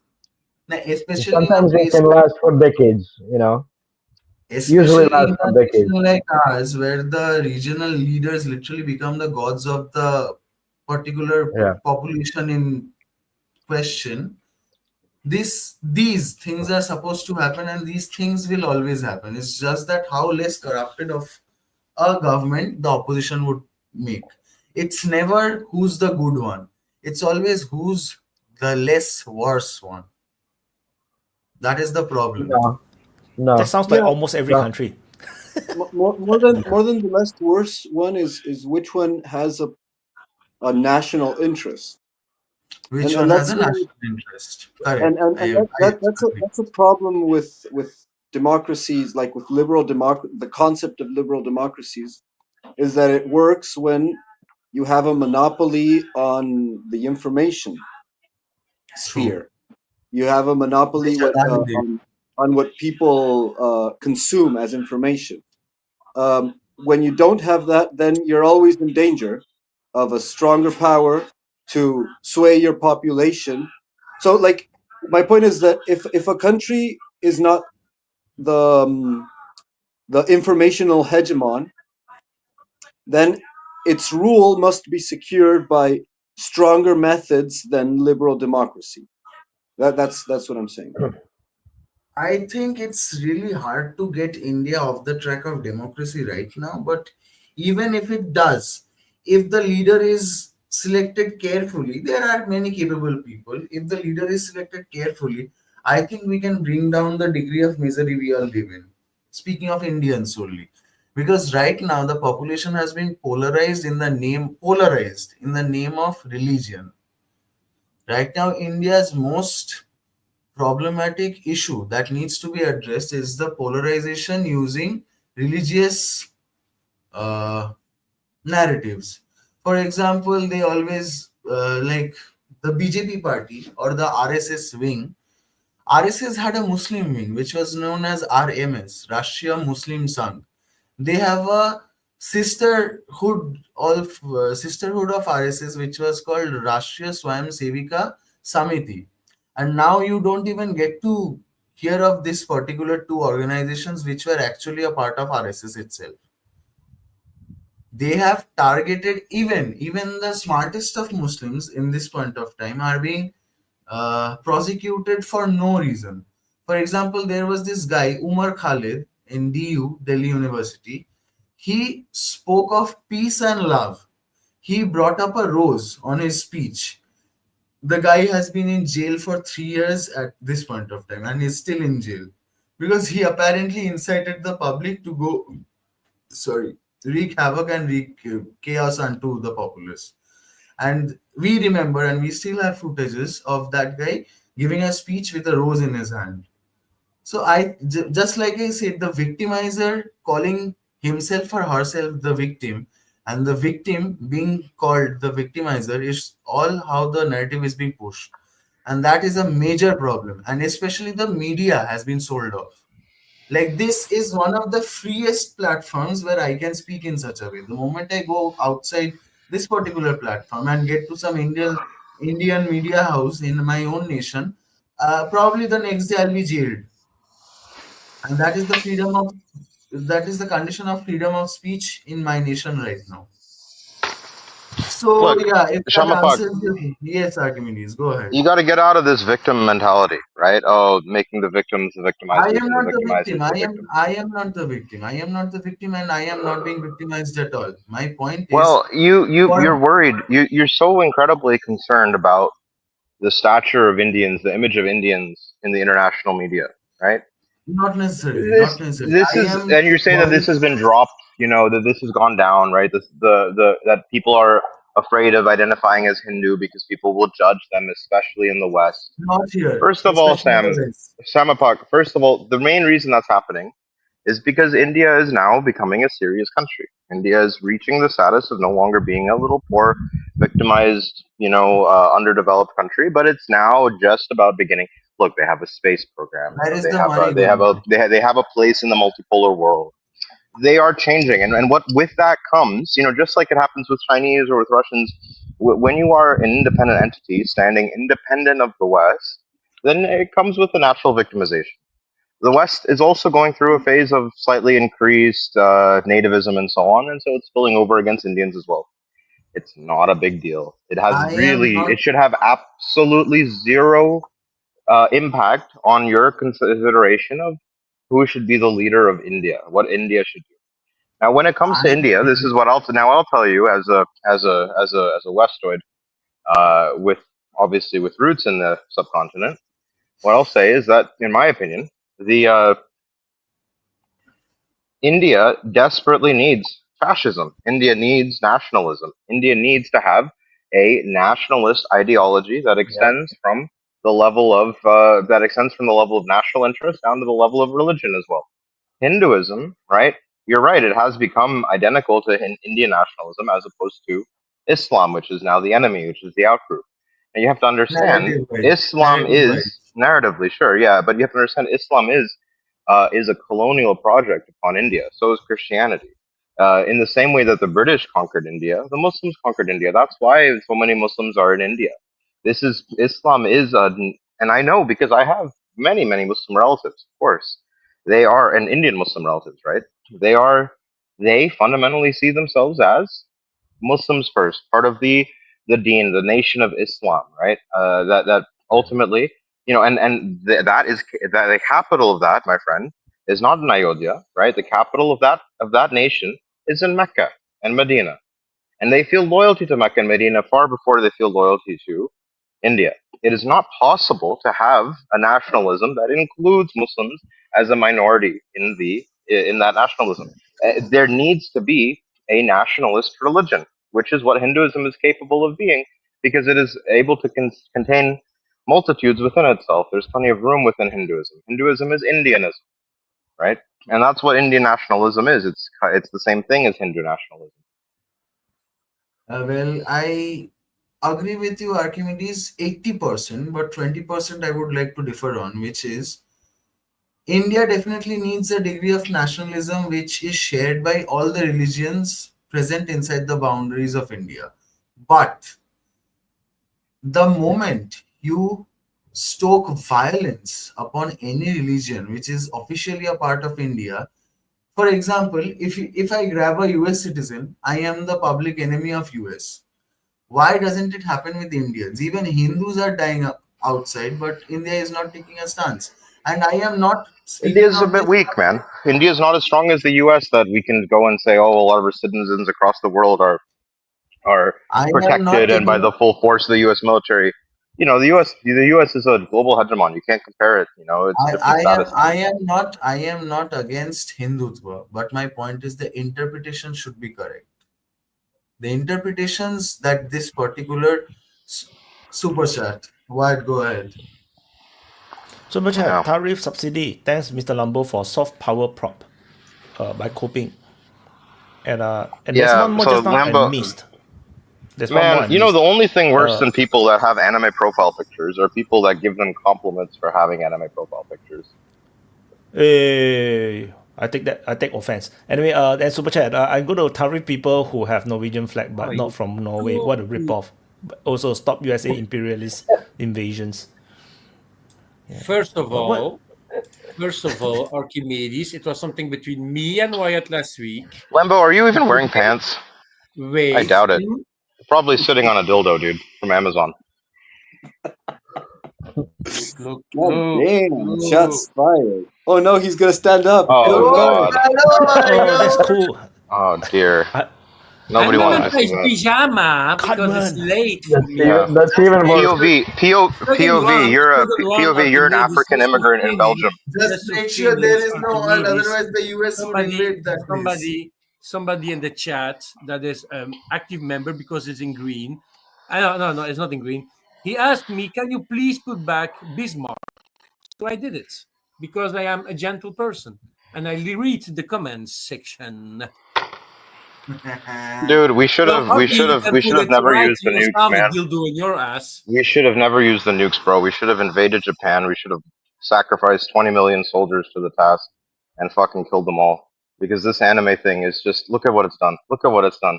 Look at the work that it has wrought. I am a Don't weeb, be man. hurted Don't by say little that. That cartoon. hurts. Come on. That It's like hurts, saying, Mohammed, I'm going to kill you because you posted Yeah, about it was a great ritual sacrifice to drop the nukes so that they could distill from it the ultimate weapon of mass control. Like the weapons of mass destruction created the ultimate weapon of mass control. But hey, Archie, don't be offensive to Wyatt's culture, okay? That's super racist. Hey, why it's not Chinese? Why it's not Japanese, bro? Why it's from Singapore? What is Singapore culture, I like man? anime. What? I like Japanese Commander culture. got No. offended. Commander got offended. Respect my authority. Haratarata. Well, coming No, back yeah, to like, what I go ahead. oh my god, you're such a weeb. You should be Weeb Union, Wyatt, not Weeb Union. Hey, Wyatt, Anyway, little fist bump, Wyatt. Little fist bump. aha. Well, Yes, good you are a graphic designer, right, Wyatt, by trade? So yeah, graphic designers have that kink. I don't know why. Look, that's my coffee mug that you don't have. Because it's good art, it's good art. Well, anyway, yeah, like what Archie was saying about the nationalistic sentiment, I think that it is necessary for like nation building purposes. However, you do reach a certain point as a nation builder. Maybe Hinduism can become that because in the end, what you need is a unifying religion like Islam or like Christianity. You know, why haven't Jews ever made an empire? Because their religion isn't unifying. You know, like the Mongols didn't have a state religion that imposed itself on anyone, and so that's why they were able to conquer. So, like in the empire consolidation phase, you need a universalist religion. Maybe Hinduism can be that. It can include Islam within it. You can be a Muslim Hindu, man. Absolutely. Maybe I would maybe actually it take a can, stance over here supporting but Archie. Sorry, An sorry. interesting idea, experiment on that is like the Russian Federation that has a sort of multi-religious Ethnicities. government. Like it's officially Orthodox Christian, but there's a representative of every religion in the council, and they have this sort of dynamic. I don't know if it's like an achievement of a certain level of strength, like what Archie was saying about the U.S. You know, once you achieve a certain level of control, then you can expand your tolerance. Um, but yeah, like there is definitely like there was a period in which the Orthodox Church actually sort of wiped out all the competing religions from the nationalist borders, so to speak. So yeah, there is a necessity. Like it's hard to judge these processes from a idealistic point of view because it tends to ignore the realities on the ground. Like what are the tension points in the society that would rip it apart if you don't crack down on them pretty harsh. So yeah, you can always discuss about what would be the ideal scenario, but what are the realities on the ground, and how likely is it that um, Islam can actually be? And I'm not saying this as a criticism to Islam, just as the geopolitical influence that it has in the current epoch, and like how much would Pakistan be able to influence in India, or how much the U.S. itself would be able. Like, look at how U.S. uses Islam as a form of a dissolvent in the areas where they want to exercise control. So you know, like the current state of Islam is kind of a Cold War psyop, and that's important to keep in mind. Yeah. It's a Cold War psyop that got out of hand, you know? I mean, it's actually, I mean, this is one of the things about Dune that's so amazing. I think there's definitely a way that you can interpret Islam today in sort of the Dune school of thought, you know, that this is that there's, you know, this is a psyop that's been whispered into the natives for thousands of years. I mean, obviously Dune is exaggerating the whole thing, right? For the purpose of commanding and controlling, you know, the spice, right, the oil, which runs in our that runs our entire economy. Um, and but of course, you know, these religious whispers become self-fulfilling prophecies and begin to take on a life of their own, you know, and begin to get out of the control of their leaders, you know. So I think it's actually, you know, Dune is an enduringly important metaphor for our age. Definitely, I Yeah, would agree with Archie as well as Gabriel on this one. Like, for example, or not for example, for instance, what Europe was going through back then, 100 years prior, India or Southeast Asia, certain nations from Southeast Asia need a degree of fascism or a fascist factor in them to keep themselves in line, because I won't say we are uncivilized, just that we are multi-civilized in us in such a manner. Like, for example, there's a particular place in Kolkata itself called Metia Burj, where till date Pakistani flag is being hoisted. There are issues, but like Archie and Gabriel both said, if we can incorporate them in a peaceful manner, Yeah. that would actually make me support this government. But they are not doing so. They are Uh, actually stoking violence. you wanna subvert the Muslims, not destroy them. I think I have an opinion over that, because I don't know whether this might be acceptable to the most of the audience that is listening to us or watching us right now. Why do you think that Lord Shiva has a crown which is a crescent moon, as well as the Muslims have a crescent moon in their Yeah. flags? There's a Why comment do they roam? there's a comment Why from the do live they? chat that says, you know, Hinduism, it's like the Romans, you know, they come to Why a do people and they include their gods within their pantheon. Hinduism the can do Kaaba something similar. stone? The Kaaba stone. Why do they roam about seven times? Seven times, the Mm, exact times a Hindu is made to ritualistically roam around the Shivlinga seven times. Why do you think such leniency is there? I think conclusions can be drawn and the dots can be connected. For example, there's Noah's Ark. Noah's Ark. Noah's Ark was a boat, and there's this story, or there's this Purana in Hinduism, which says that Manu, like King Manu, used Matsya avatar, not used, was ordered, not even ordered, guided by the Matsya avatar, who is believed to have been avatar of Vishnu, was asked to pull the ropes of that boat. How much more lenient do you want me to get? I think every religion has originated from one particular point only, just that they diverged in their own ways.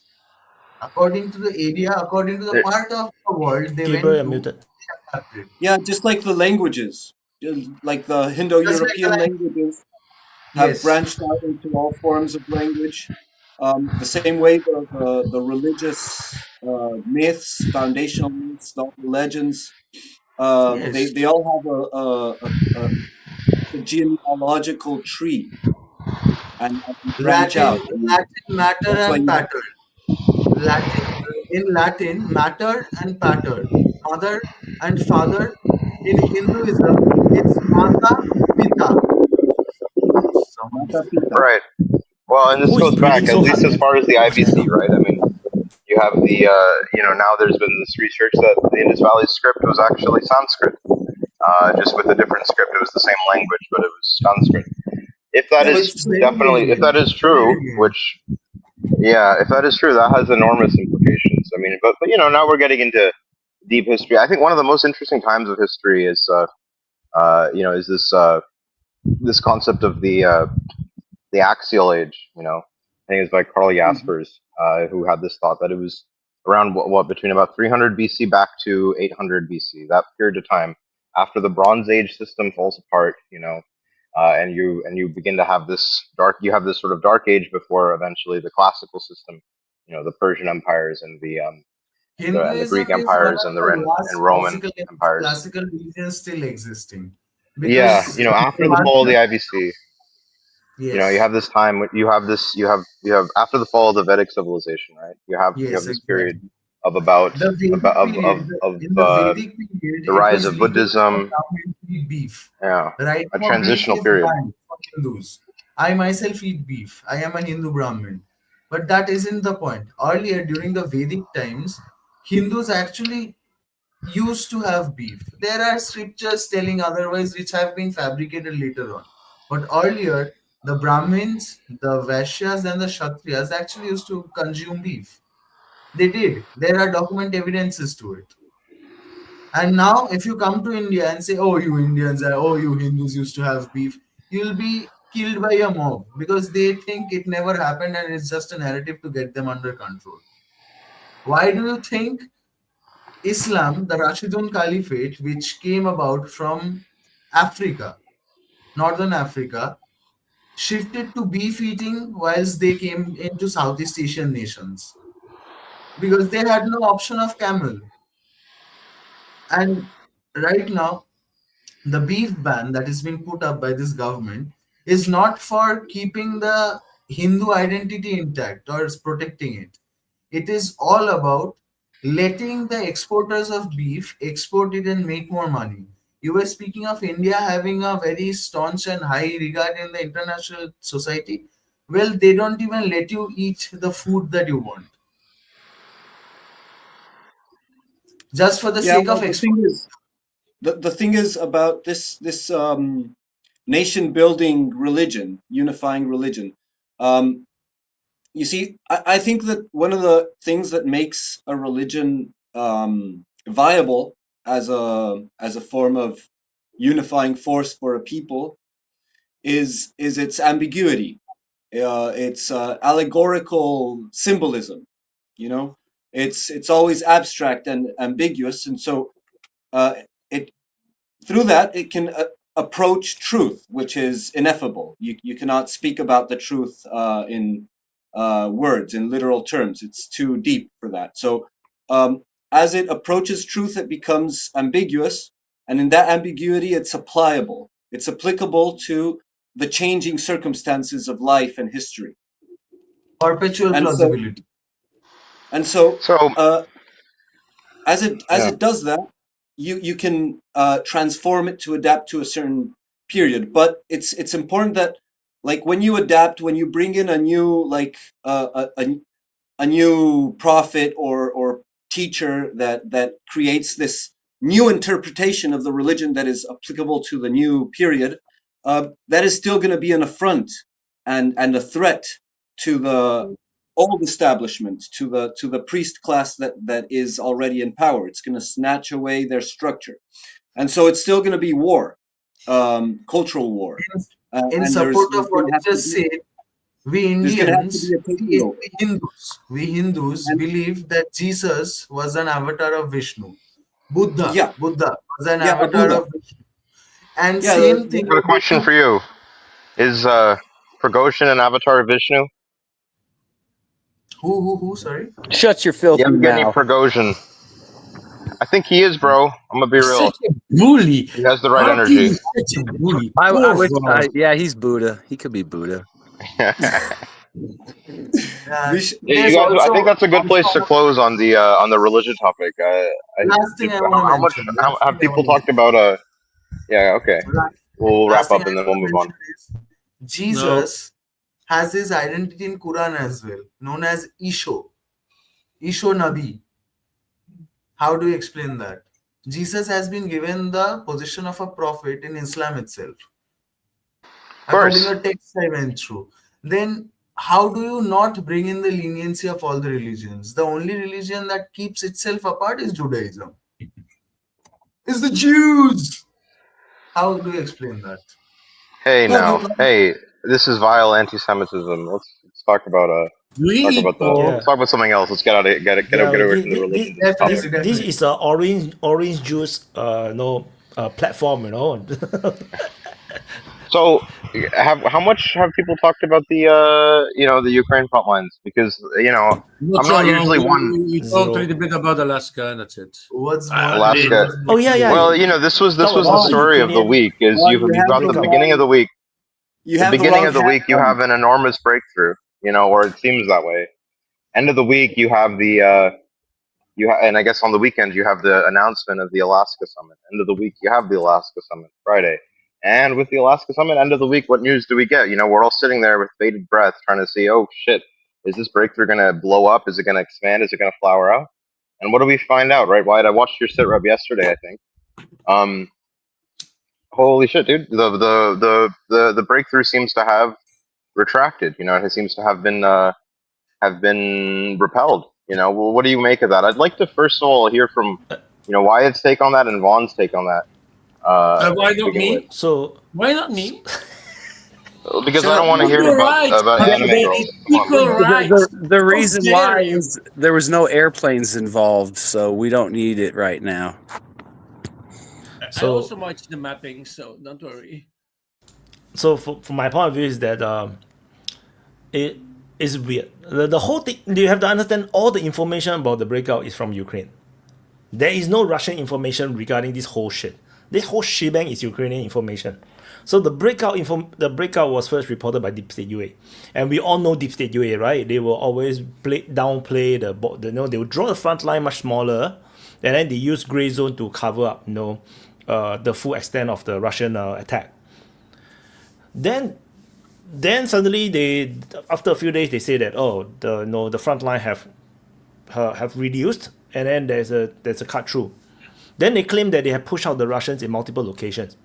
The disparity is that even the Ukrainian Defense Ministry in their report never mentioned the gray zone towns, but in their victory post, where they mentioned that they won back all these grounds, they said that they cleared all these towns, which was never even mentioned in their own report the past few days, which they did mention 3 of the 6.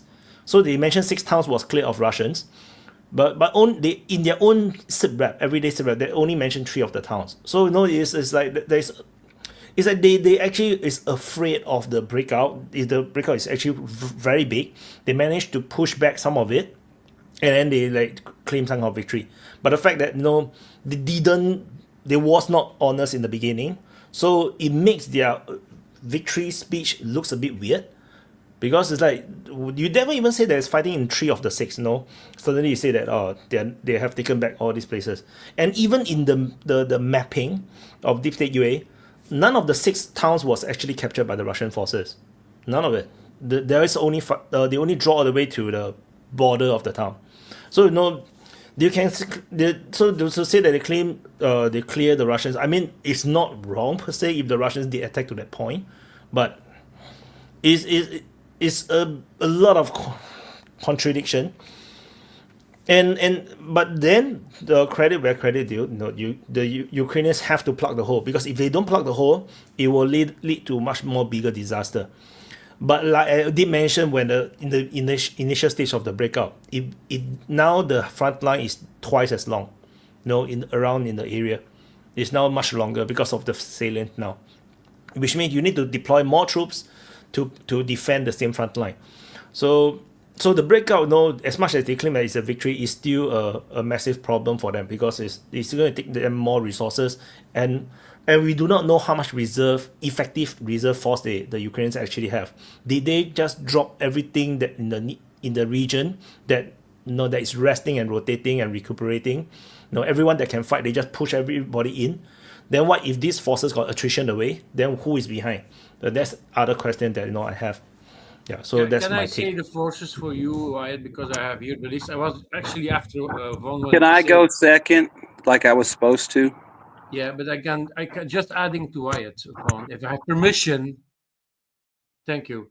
So Ukraine redeployed elements from the 79th, 80th, and 82nd Air Assault Brigades, 1st and 425th Assault Regiment, 25th Airborne Brigade, 2nd Battalion of the 92nd Assault Brigade, 32nd and 93rd Mechanized Brigade, 38th Marine Brigade, 40th National Guard Brigade, Magyar Brigade, National Police, and SBU, as well as the 1st Azov Corps to contain Russia advance east of Dobrofilia.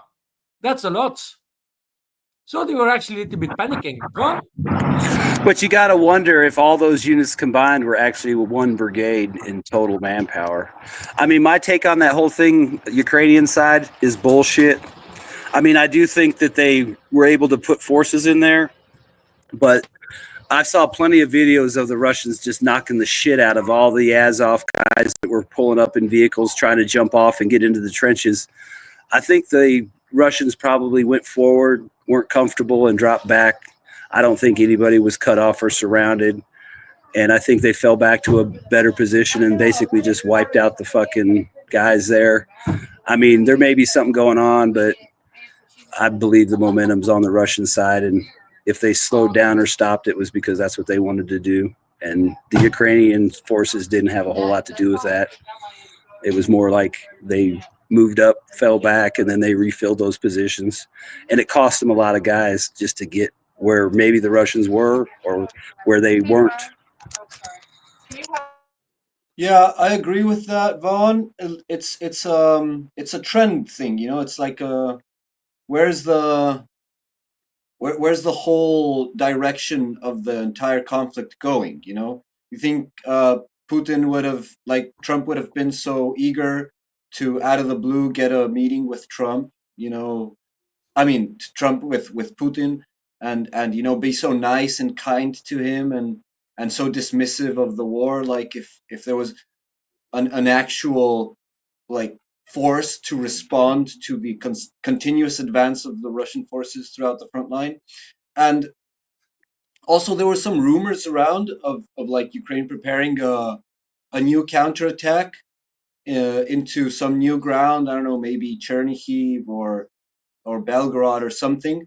There's like reports of accumulation of forces around Chernihiv. And so there's some reports in the Western media that Ukraine is preparing some form of counter attack into old Russia. But who knows? Maybe they were accumulating some reserves and they had some men to spare to send to plug the gap. And maybe even that's the reason why Russia did it. But even like Vaughn said, like even and as Wyatt said as well, like the whole extent of of advance of the Russian forces is something that we don't really know about, but it still elongated the front line tremendously and created a much wider front. So, Did anyone see that video? I don't know what settlement it was, but it was pretty interesting to see because the beginning of the video, it looks like there was like a simultaneous artillery strike where there was probably 20 or 30 explosions that came in, and it looks about at the same time because all the that's in Serebrianka. Yeah, and then you see a couple trucks with guys coming from one road. Then you see a couple guys going down another road on motorcycles. The part I thought that was pretty cool was the 3 guys on motorcycles riding over the hill, past that church. And then you saw that one, monster tank coming down the road, and it was just blasting houses point blank. And I mean, that's kind of pretty cool the way you got to see that go down. And then basically looked like maybe a dozen guys bum rushed that town from 3 directions and took it. A tank, I don't know how many guys were on that tank. There might have been about a half a dozen guys in the 2 trucks, and then 5 guys on motorcycles. And they just bum rushed it from looks like 3 or 4 directions, and that was it. And you saw the video. They all made sure they took pictures of them waving the flags on all these different parts, and the drone pulled back so you could in almost every corner. Yeah, so I mean, that was pretty impressive. There may, obviously the artillery helped, but I mean, it looks like a dozen or so guys captured that village with just a few motorcycles, a truck, and a tank. That's why I don't really think that the Ukrainians got all that, did all that damage. I think units like that probably moved up and then dropped back. But so they didn't get caught. Just look how fast DeepState showed their maps with the blue spots again after one day, directly like, they did that and that and that and that and that jihad. I'm searching that on Fafifov's channel. The numbers of killed Russians is like so stupid. Also, they killed like more than 300 Russians, wounded that 100 and something, and took a bunch of them also as prisoner. It's like we can see one thing: there is a big gap in the defense of Ukraine. There is a big lag of material and personnel. And there's also, you can see how they're panicking and they're sending all the reinforcements. But don't forget, when you start to send all these reinforcements, you're going to weaken other parts of your front line that you need to defend. And that's what's really happening right now. Now they're focusing everything on the propaganda of Pokrovs, because now Ukraine is using that. And Ukraine is using that to say, like, we can reinforce and we're going to kill all these Russians. And it's actually, how many were there Russians? Like you said, like maybe 9 people just pushed for 20 kilometers and just put the panic complete and to that line. And like you say also, we just don't know because it's all reports from one side. It's all what Ukraine is saying. Yeah. Super chat by Coping. Glenn Todd, happy 60th birthday, buddy. So Glenn's Glenn. birthday. I did want to say congratulations, Wyatt, on 100K. That was cool. Oh yeah, thank you. Oh wow, Finally. that happened! Unbelievable! Congratulations, Wyatt. Well deserved. That took I don't find that article It anymore. was a hard battle of attrition, but crowned with a glorious victory. That makes me sound like Ukraine, It's like, yes, we have defeated that stupid salient, the breakout, and then like, after that I still have to struggle. And just every a day. point I want to make with Fafifov's channel, he put just today a message like, in almost 3 years, the Russian Federation had occupied less than 1% of Ukraine territory, says DeepState. Says November 12, 2022, the enemy had occupied an additional 5,800 square kilometers. That is 0.97% of Ukraine territory. And now look, Putin wants all of Donbass as a result of the negotiations, as about 1.4% of our entire territory, 8.7 thousand square kilometers unoccupied land, less than what they have captured in 3 years. So I'm going to give my response to Fafifov's channel. So if you don't understand, Fafifov is Davidov, just saying that. Okay, we're going to wait 2-3 months or maybe 6 months. Are going to see the difference. I think this month is going to be a record in captured territory and occupied territory. And he's just laughing at the propaganda. And also the thing that I hate about these guys, they just want to see war, no peace. Just want fight, and they're blaming Trump. They're blaming even the voters of Trump. I don't think it's that. Like they want war, and they want to fight. I just think that they think that there's a way to win, and they're that delusional. That is and what they are telling everybody. The longer it drags on, somehow there's going to be some magic formula that they can pull out of their ass and completely reverse the trend. Ukrainian living in Switzerland that is afraid to fight to defend his country. As a fighter, as a pilot, that could be a fighter pilot, and the president these guys has the most chance of survival compared to ground troop. Even that guy, with his knowledge to fly a plane, is so fucking disgustingly stupid to not. If I was, dude, I don't want to sit here and go on about Davidoff. Everyone knows he's a chicken shit. He dressed like a woman to escape Ukraine.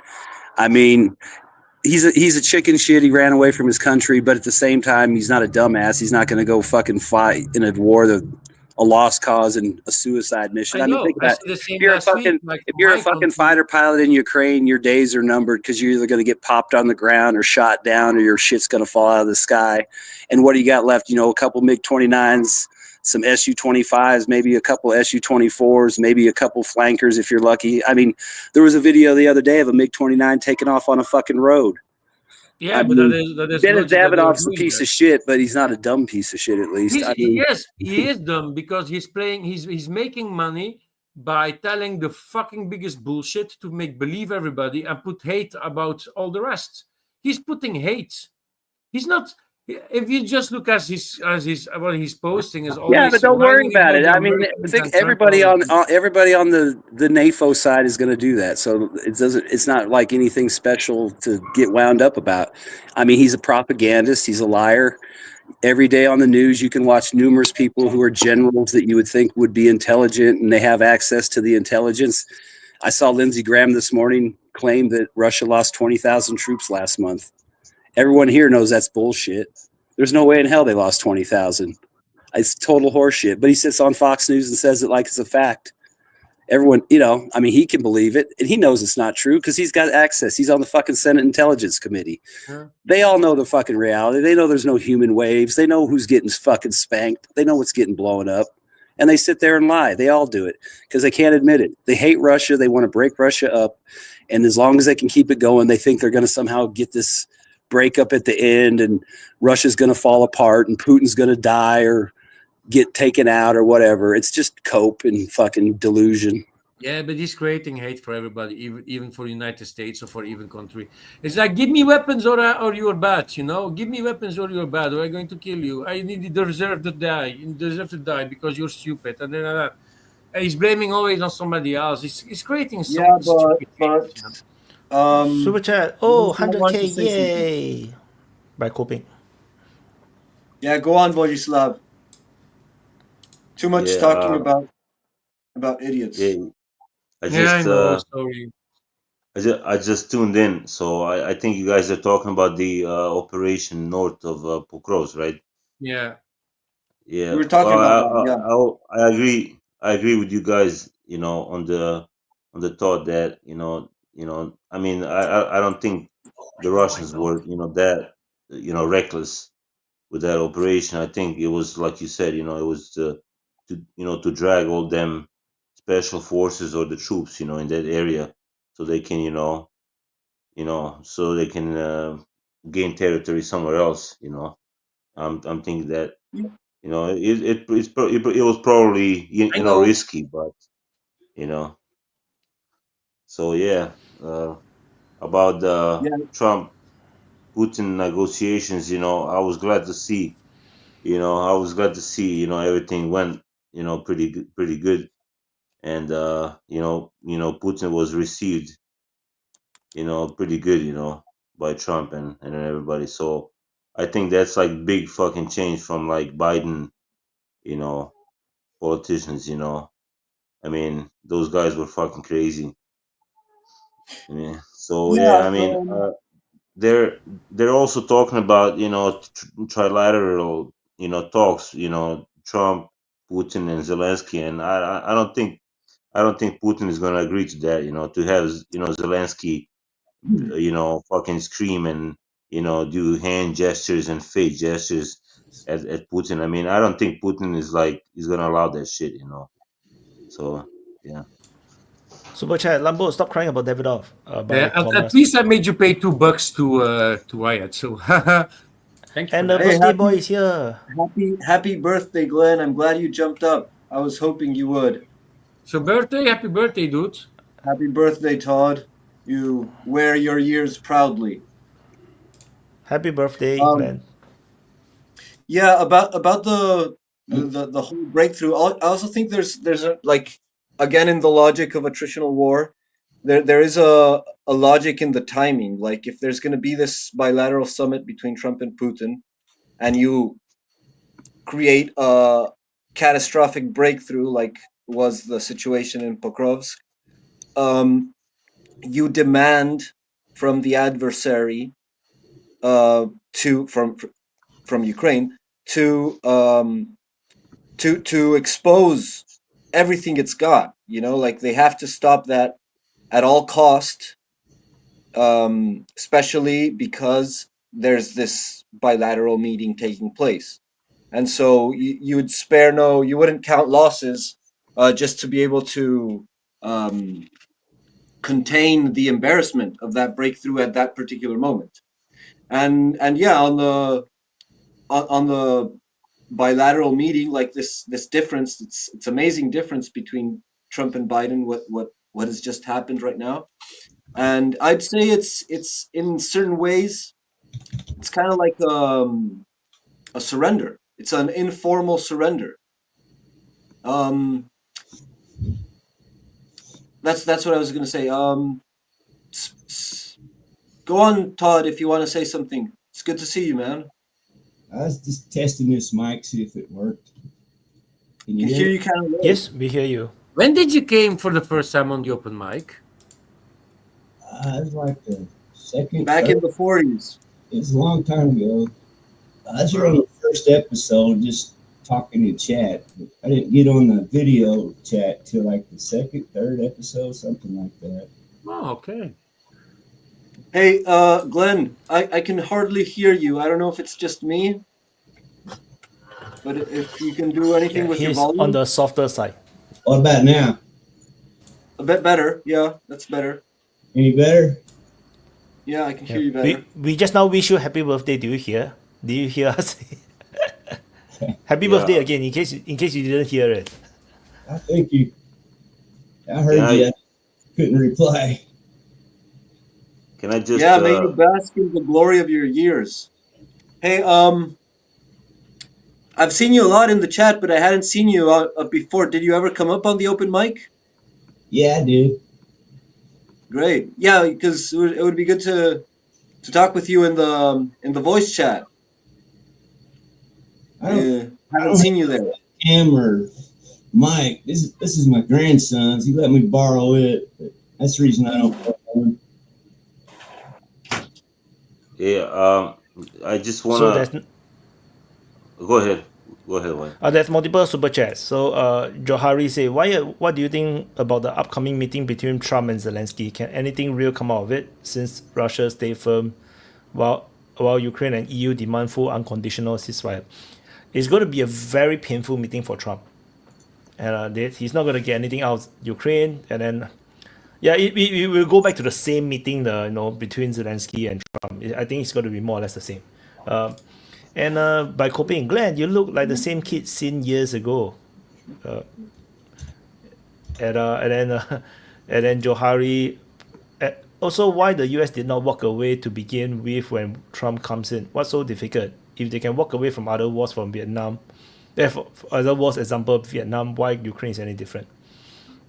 Yeah, it's a prestige problem and sunk cost problem. I think that's the main thing. I'd say that the difference right now is that Trump is going to meet with Zelensky, but Zelensky's coming with cavalry. He's coming with all the European Union. So that's going to be a bit more difficult for Trump. But on the other hand, on the bright side, is that if he can't, they've been saying for all this time, like every time Trump makes some ultimatum or demands for peace or whatever, they always say like, oh, now the ball's in Putin's court. Russia's court, and now it's the other way around. Now the ball's in European and Ukraine court, and like the option that Trump has, if they're all very stubborn and don't want to accept a settlement, then Trump can wash his hands. He can finally Yeah, walk away yeah, from this debacle. yeah. Like you said, it can be it can be understood as a surrender, capitulation, or not. I don't think like I think Russia is trying to make it easy for America to get out, Yeah, and of course. not to make it look so bad, for them, so He wants to make it yeah, easy for America to be good. yeah, But yeah, like there's of course there's a whole bunch of, so this is the way I see it. Trump might have actually had good, like all this backtracking and flip-flopping on the promises of the presidential campaign. Even the whole Epstein thing, the war in Ukraine, the war in the Middle East, and all of that. It's possible that it's all fake, right? That it was just to sell to the public. But then there's this other possibility, and I'm putting it out there, that it's not an easy job. That you actually have to fight against this massive military-industrial complex and all the neocons, and it's not something that you can just do like that. It's something that has to be yeah. carefully I planned think and they're executed. And so I think maybe, they're a bigger problem than Europeans. The yeah, of the course they are bigger neocons and the problems. military industrial complex. They're a bigger problem And than them. so maybe one of the reasons why Trump has been very hostile, very hardlined with Russia these past few months is it was a tactic of internal politics, and now that he has this legal case against the Russiagate, he has a defense, enough armor to like to threaten the Senate and the House of Representatives that would otherwise impeach him if he goes against them. So now he can, because Lindsey Graham is one of the biggest, like he's the speaker of the war hawks, right? And Lindsey Graham has a strong implication in the Russiagate hoax, in the Russiagate deal. Like he told I can't remember who it was, McCain maybe, to give the dossier to the FBI. So like Lindsey Graham is pretty much framed in the Russia hoax legal case. And so now that he did that, he can shut up this neocon opposition, and so now he can try to take the off ramp that Putin has been giving him since his coming into office. That's a way of. I'm not saying that's the case, but if like So can he I were actually say wanting to Hey, stop the real war, quick, did you I see? can, I mean, look what Hillary Clinton said. She yeah, said she that would was really nominate him interesting. if this stuff worked out. So, I mean, kind of like people are trying to kiss up a little bit to take some of the heat off. Like, oh, this is great if it works. Bolton Yeah, too. it sounds. may I say It what's the sounds. case? When Zelensky left Paris in his plane, Macron said, "Oh, Ukraine has to do some concessions, territory concessions."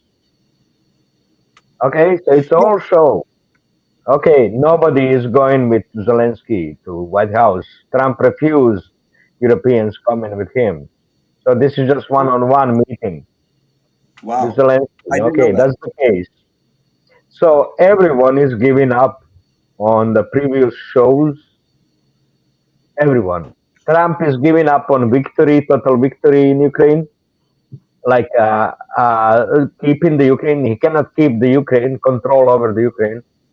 Has to give it up. It's not allowed NATO to reach Russian population territories. Okay, so Ukraine has a lot of Russian population. They don't want Russia doesn't want Russian population to be turned against Russia. Same goes with Transnistria and Gagauzia. Okay, same goes with maybe Armenia. Iran is already saying no foreign forces on Armenian land in Azerbaijani to protect Zangezur corridor. Okay, They said same is what Russia is saying. No Western forces on Ukrainian territory. That's what Trump had to give up. That's why he's sad. Okay, and he probably got some info on Russia Gate and all the one that Zelensky didn't want to give him the proof on the info given to MI6 Well, yeah, and that's a good Clinton. point. So this is all, they all giving up. They recognize him, and that's why the Putin and Peskov all they were cheerful while Trump was not. They're giving up, and they're gonna get this peace agreement, basically delineating the sphere of influence between Russia and Americans, British mostly, on the Europe. Yeah, I think if you look financial side of the whole thing, United States is not losing anything. They're gaining. Everybody's gaining except stupid Europeans. I mean, you're What gonna the have fuck? you're gonna have American energy companies coming back to Russia, and everything. That's they want to make money, and I think I think Putin will probably allow them to come into that part of the Ukraine under Russian control too. I don't know, and who knows what's gonna happen with Nord Stream. I mean, if it ever goes back online, I think it's gonna be under U.S. control, and it should be, and I don't know. They're gonna call it no stream now.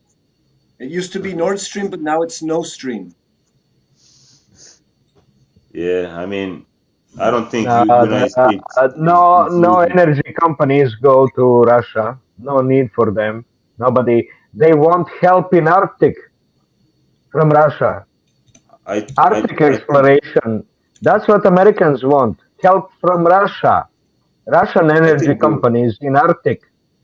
They are yeah not capable of drilling. American companies are not capable of drilling in Arctic, but Russian companies Well, are. don't say that.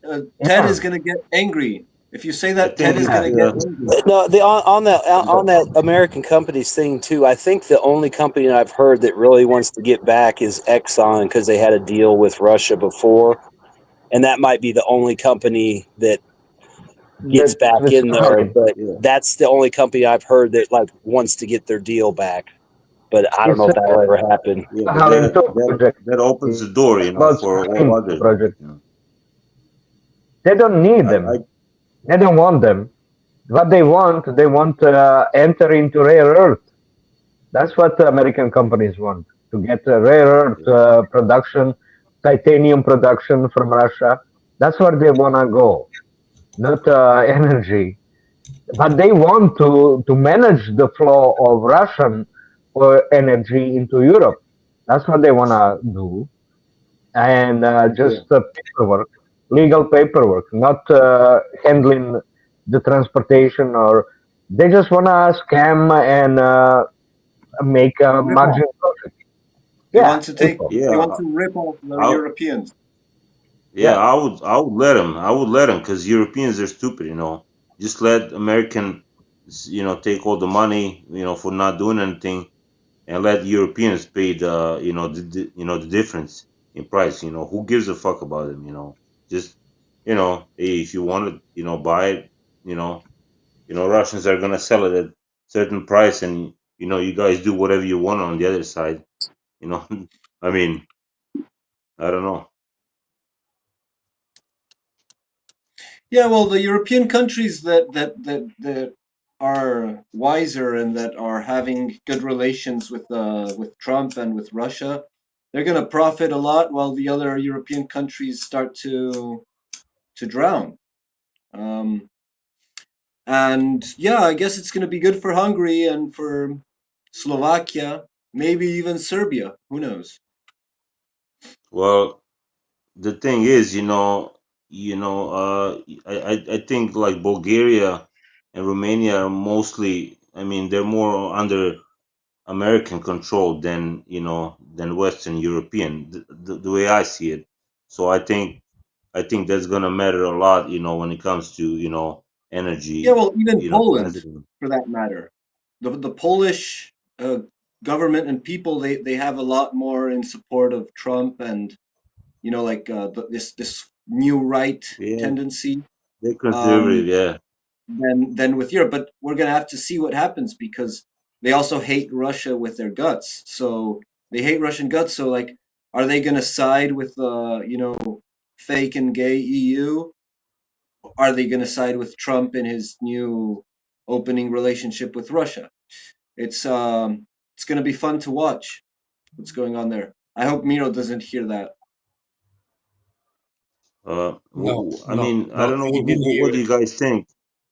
What do you guys think about, I mean, I get the sense like everywhere throughout the Western, Europe, I don't think people are satisfied with the way things are going. So what is the chance, of some kind of a, revolution or, foreign policy change, or, in all Well, these if countries. I mean, like well, if Macron, Miro and, is li- you know, well, if Miro is listening, only Polish will listen whatever Americans tell them, but only if the Israeli tells the Americans what to tell Polish. So yeah, that's what Miro would like to hear, because they want to do whatever the Israel asks them of, right? But this is the part of the Putin's talking about European security structure. You guys get that? How important that is? I'm mentioning it so many times, but it seems like you guys don't get what means European Yeah, well, I've been security saying that too. structure. Means it means that U.S. and Russia will divide Europe again, just like uh, during the Alta Conference in '45. That's what it means. They're just gonna talk against each other, but never cross the lines. That's what Putin means by security structure of Europe. They will I think they, delineate and not gonna attack anymore. I think they can only divide Ukraine. I don't think they will divide Europe. The whole of No, Europe it's is not now going to more and divide more. Europe. Certainly not. I think geopolitically, since the Ukraine war started until this point, I think United States is the biggest winner in the whole of geopolitics right now. There's Transnistria and Gagauzia too. Those are the Russian population there. So those should be included. Yeah, Ukraine, Transnistria, and Gagauzia, yeah, whatever it is I'm afraid. pronouncing. I'm afraid that I'm actually afraid that that the Russians might not necessarily uh, send them down the river, or what do you call it? Um, you know, um Kick the can down the road. yeah, yeah. I don't know. I think they're willing to kind of hey, can you ask Americans, can you guarantee these people their right to practice their religion and use Russian language, and I think they would be satisfied with that. Same like with the other part of the Ukraine, to make just to stop the war. But the I thing, don't know.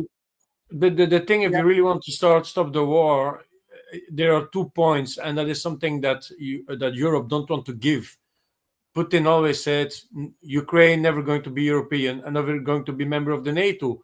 What are they busy doing for the past 3, 4, 5, 6 years is trying to put Ukraine into maybe put in NATO and European. There's a reason why that Putin once started to the war, started to invade Ukraine. Was the main reason. We're not allowed to have Ukraine being part of the NATO of Europe. It needs to stay a sovereign, neutral country. That's it. There's already one big part.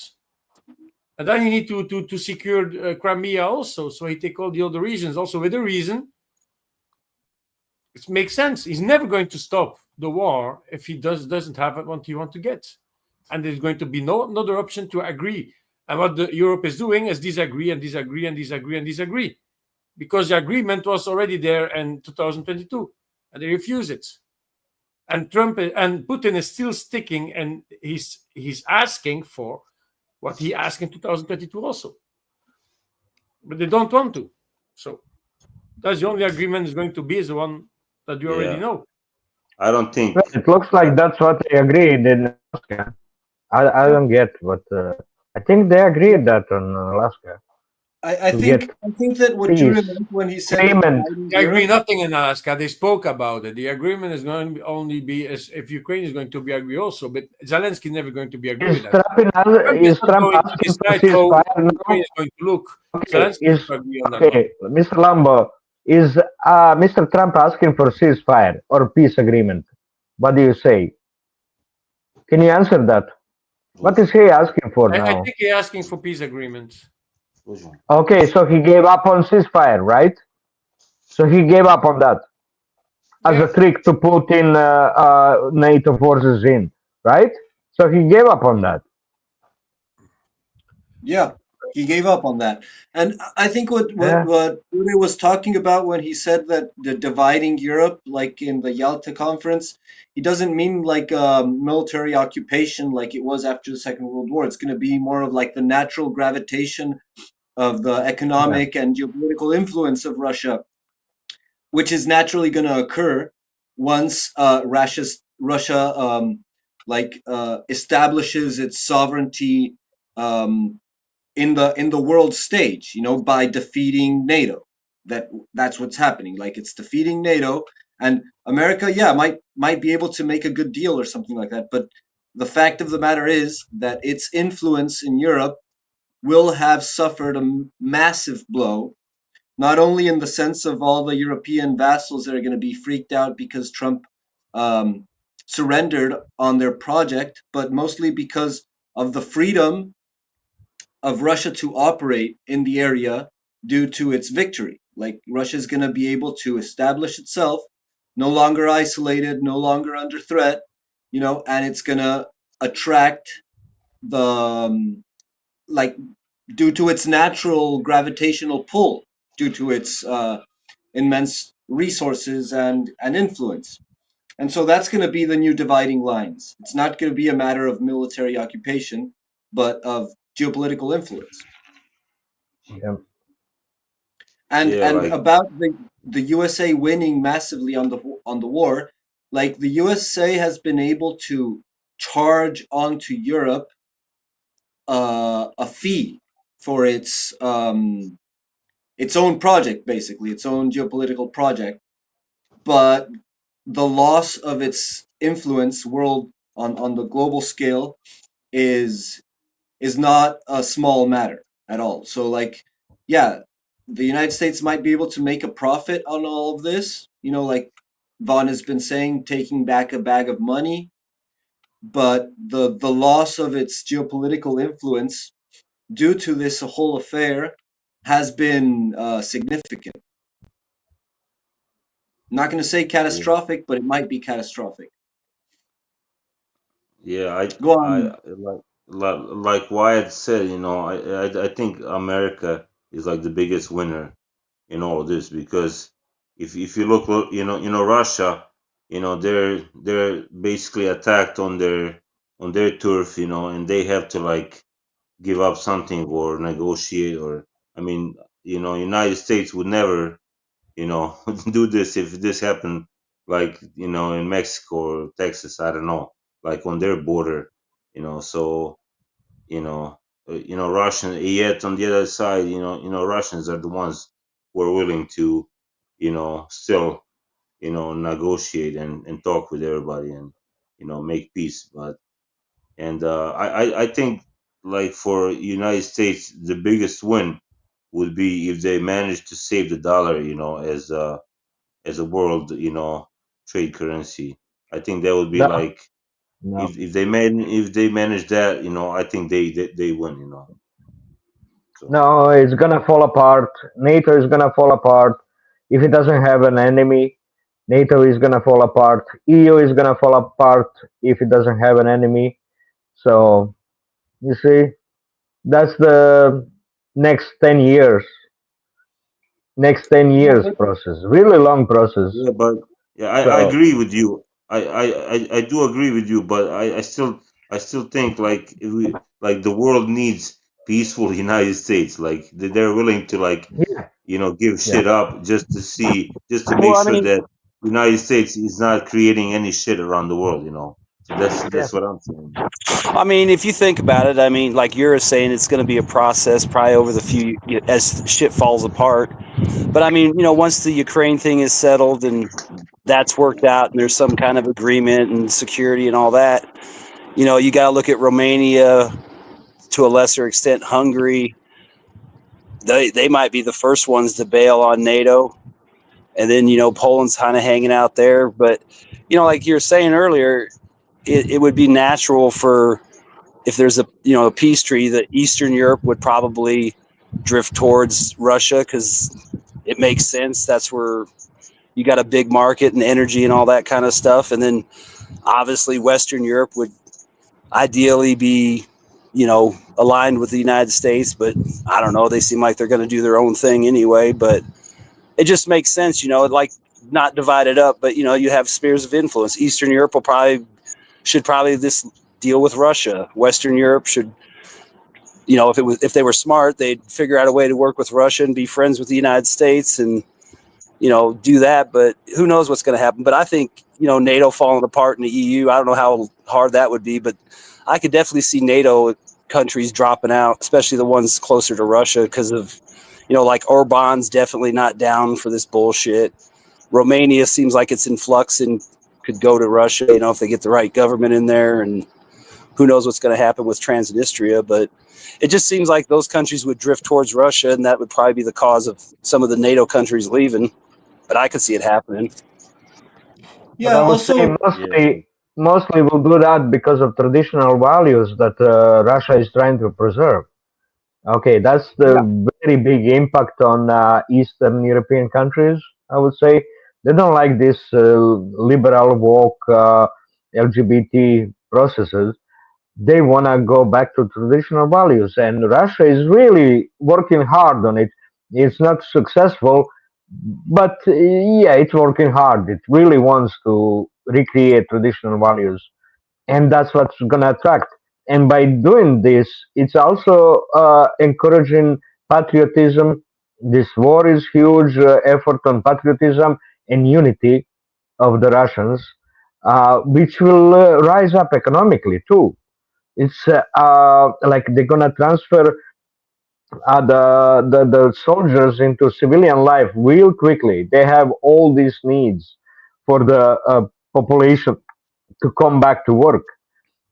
So they're gonna rise up and in traditional values and in the economically, which will attract Eastern Europeans. Right? Yeah. Yeah. I I think heard. this I is the heard. biggest. Yeah. I yeah, and you heard. can see, like, for example, this whole issue with the Romanian election fraud, the election coup that they did in Romania, that it might have delayed the process for a while, but the public sentiment is clearly there to be seen by all. And so, Mm. as EU diminishes and weakens its influence and its power, you're going to start see Georgescu's popping up everywhere. Yeah, that's what I was saying about the Western Europe, because how do you stop all these people, all these population, from not, rioting and going to the streets, like you see, same is happening in Serbia right now, like everybody, like I hear, I see on internet, like people think like, it's it's the Western, supported, Yeah, color revolution. You think? yeah, but it's bullshit, it's bullshit. Our president is a Western puppet, he's given West everything they want, and it's bullshit, I mean, people are just unhappy with I mean, corruption is huge, I mean, it's crazy, and Yeah, I and get what I get what you're saying, Borislav, but there's also like as the thing stands right now, as the situation stands right now, Serbia is probably at a higher risk of getting more co-opted by the EU than otherwise. It's like, in Egypt. it's Remember true. when it was the the It's true. the, the They're the constantly, Arab Spring? They yeah, they're deposed the constantly Egyptian trying. leader, Yeah, and it was yeah, like for the same reasons, because yeah. he was a Western puppet and all of that, and after they took him out, someone worse came in, It's true. even more This puppet. guy, So yeah, so but that is a there's risk no that worse. Serbia is facing Yeah, right now. it is. There is a risk. They are trying to set up, future, candidate that's pro-Western, and protesters are seeing through that, and they're kind of resisting still, So it's not going their way, I mean, it won't be easy for them to interject somebody that will keep supporting EU, because everybody sees that, our president is EU's project, and globalist project, so nobody wants to see his same shit again, and that's why the protesters are sticking to anti-corruption demands only, and not ideological, like differences, among themselves. So basically, they want unite people, around common cause, that's bugging everybody, So I know what you're saying, they're trying, you know they're trying to interject, these, professors that are pro-Western or whatever, but they're having a hard time, that's why they're they gave, they gave our president, like, open, like, they allow him to do whatever, he needs to do, to extinguish the protest, but you know it's getting pretty brutal, it's getting pretty brutal, so we'll see I what's heard gonna So, there's some casualties happening. I mean, yeah, happening. yeah. The police is causing some casualties on the Oh ground. yeah, Yeah. yeah, they're basically, I mean, they're like, and like, back in the day, you wouldn't be able to hear what police are saying, and those, but today, everything is covered by cell phones, so they caught them, like, basically, like, you know masturbating to that, I mean, they're like enjoying, they're like sadistic so much that, they're enjoying beating up, like, students, and even like underage kids, that are present there. So they're, you know, I don't know, I don't understand, like, these people that those police officers, they, uh, I don't Are know, there they're, casualties? Are there casualties? Dead? yeah, Like, there's nobody that died so far. I mean, there's one kid that nobody can find him. I mean, he was beaten pretty severely, and nobody can locate him in any public hospital. So they're thinking maybe maybe they put him in some private hospital. But if he's dead, then it's gonna be like way worse, riots on the streets. So we hope that he's okay, but like they're trying to, they're trying to hide something. So, well, like we don't know what's going on. But yeah, but there's people getting beaten, broken heads, broken ribs. Uh, they're getting more brutal, I think they might even use that sound weapon again, because they can, nobody can stop them, I mean, we do have law against that, but they don't care, they just do whatever they want.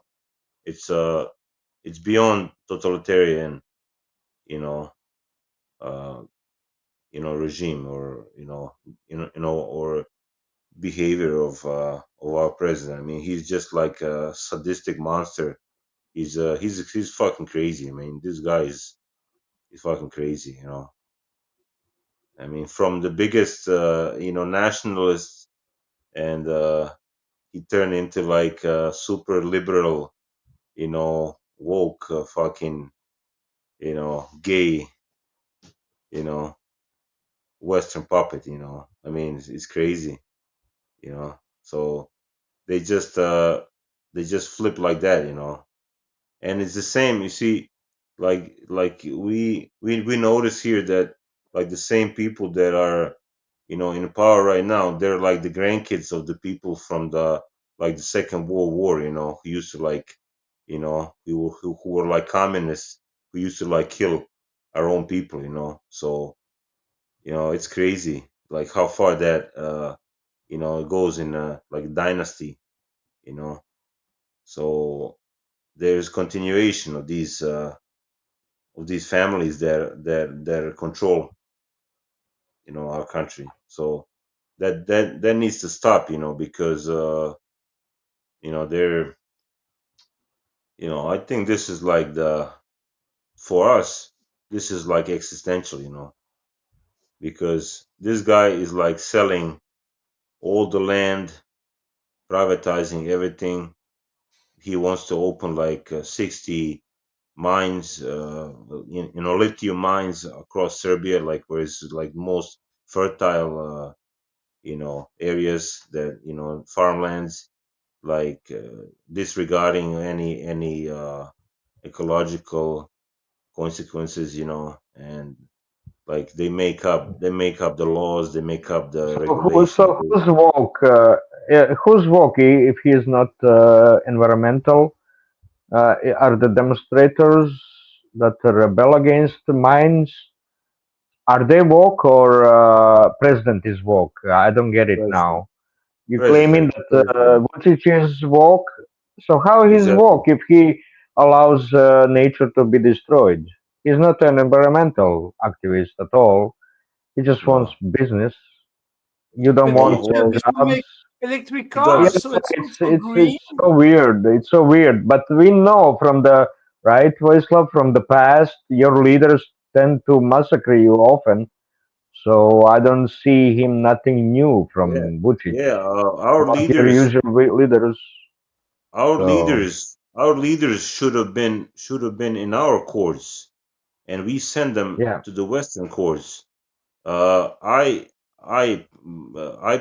protested against the former leader who was sent to the Hague, tribunal, but he should have been tried in Serbia, because he committed a crime against us, not against any other nation, but against yeah. us.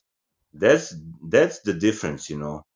So, you know, they couldn't find these guys guilty of killing anybody else, and except his own people. So, and that's how crazy we are, because you got to understand, these people that are now on position here, they're opportunists. They will be whatever it's whatever suits them to get rich, to stay on power, whatever. So when I say he's woke, yeah, I mean, this guy has like all his advisors, and he brags about it, that are gay. He organizes parades in the middle of Belgrade, I mean, there's, I mean, I don't know. It's crazy, what kind of, I mean, half of his administration are like known faggots, so you would think like naturally these people might be, for environment or something like that, but no, I mean they're just opportunists, they're, people who are protesting right now are the people who are who hold the traditional values and who see that their country is falling apart. And unfortunately, it's up to the students and younger people to go to the streets, because us older generation or even older are bought off or unable to, like, to like do anything, because we have like, we became like I don't know, like ignorant, or whatever, so it's the younger generation that is still uncorrupted, that sees that they have no future here, so that's basically what's going on. By my experience here in Croatia, whenever there's some huge business project, the resistance to it usually comes from the opposition party that didn't get bribes. So they rise the demonstrations against it in order to get the bribes, right, or to get the power. Sometimes they use it as a political motivation for their side. Like example, right now in my place, like here, a Ukrainian guy bought a land that's industrial zone, right? So he has all the utilities already there from the industry around it. He wants to open a huge chicken meat packing. What happened is the huge, big problems. People are really unhappy. There's demonstration against it, right? Because it's gonna stink around. It's gonna stink the air, right? But nobody talks about stink Yeah, environmentally. They all talk about corruption, how the previous mayor was bribed, because that's why she sold the land to him. And now the new mayor is in, opposition mayor is in, and he is going to yeah, allow, well, he motivated the people, right, oh to yeah, resist to this, just yeah, so he can get in power, not for yeah, any political or a good deed. He just wanna. He's gonna allow it the production and the manufacture of those facilities. He's gonna yeah, allow it, but he's gonna get yeah, the bribes from Ukrainian guy. You see, yeah, he's getting a lot of money from European subsidies to build that production facility here. yeah, And so he has full lot of money to bribe the new guys. This is yeah, all about this. There are yeah, people, population are played. yeah, same here. Population are played. Same here. We don't get European Union subsidies, but we do get these loans, international loans that are like fucking crazy, that are, the interest rates are crazy, and everybody gets kickback on that, and even like yeah, like you mentioned, opposition, yeah, they're controlled opposition. They're paid just to like talk shit and nothing else, and nothing happens. That's why the students, the protesters, are not believing anybody from opposition either. They don't want anybody to to show their face officially as a organizer of the, because they don't want to discourage people. When you see somebody from opposition, you're going to be like, this is the same shit that we have on power right now. So yeah, so everybody's bought off.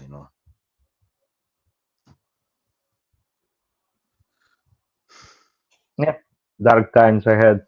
Um, but there is a light at the end of the tunnel. They say. I had never been in a tunnel. Um, so I have. Hmm.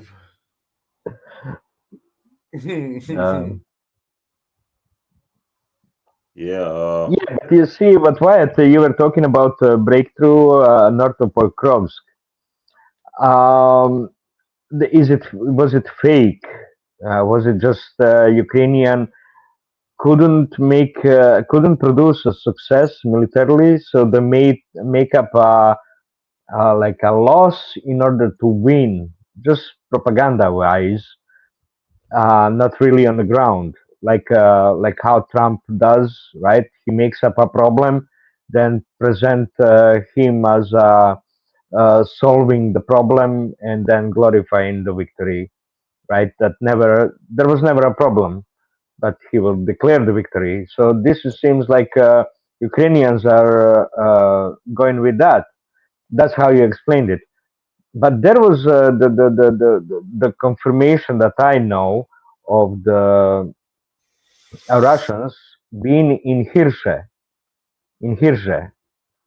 So I watched reports of the Russians being in Hirsche, which is not that north, but more towards the west, towards the Bropilia, right? So when Ukrainians say they cut off they kicked Russians out of Hirsche, this is success. Also, I've heard that from the Russian side that the Russians were surrounded in some Shakhte town, which is also not that north, not that much north. It's just above the present. I mean, present the. So there was no breakthrough 10, 15 kilometers as Deep State presented it. Maybe there was some DRGs chasing the drone operators, but that's about it. Maybe there was no really much of the breakthrough with huge Russian numbers. But there was important towns, Hirsche and Shakhte. Those two places were kind of where the Russians were, and they seemed to be kicked out of those two I places. think the whole operation was DRGs. I don't think there was Yeah. any regular Russian reinforcements. Maybe to the lower part, closer to the supply lines, but to go that deep, north and not and risk of being cut off, and get shot by drones. I think that would have been too risky for the regular troops. I think it was mostly DRGs and just creating chaos, in the back. I don't know. We'll see, I Yeah, guess. even the Zoloty Kolodez place was never declared occupied by Russian. I mean, this is in the center between two fingers, but I never seen confirmation of really that town being taken. So it's kind of weird, the misinformations and disinformations. Russians simply, I'm not talking about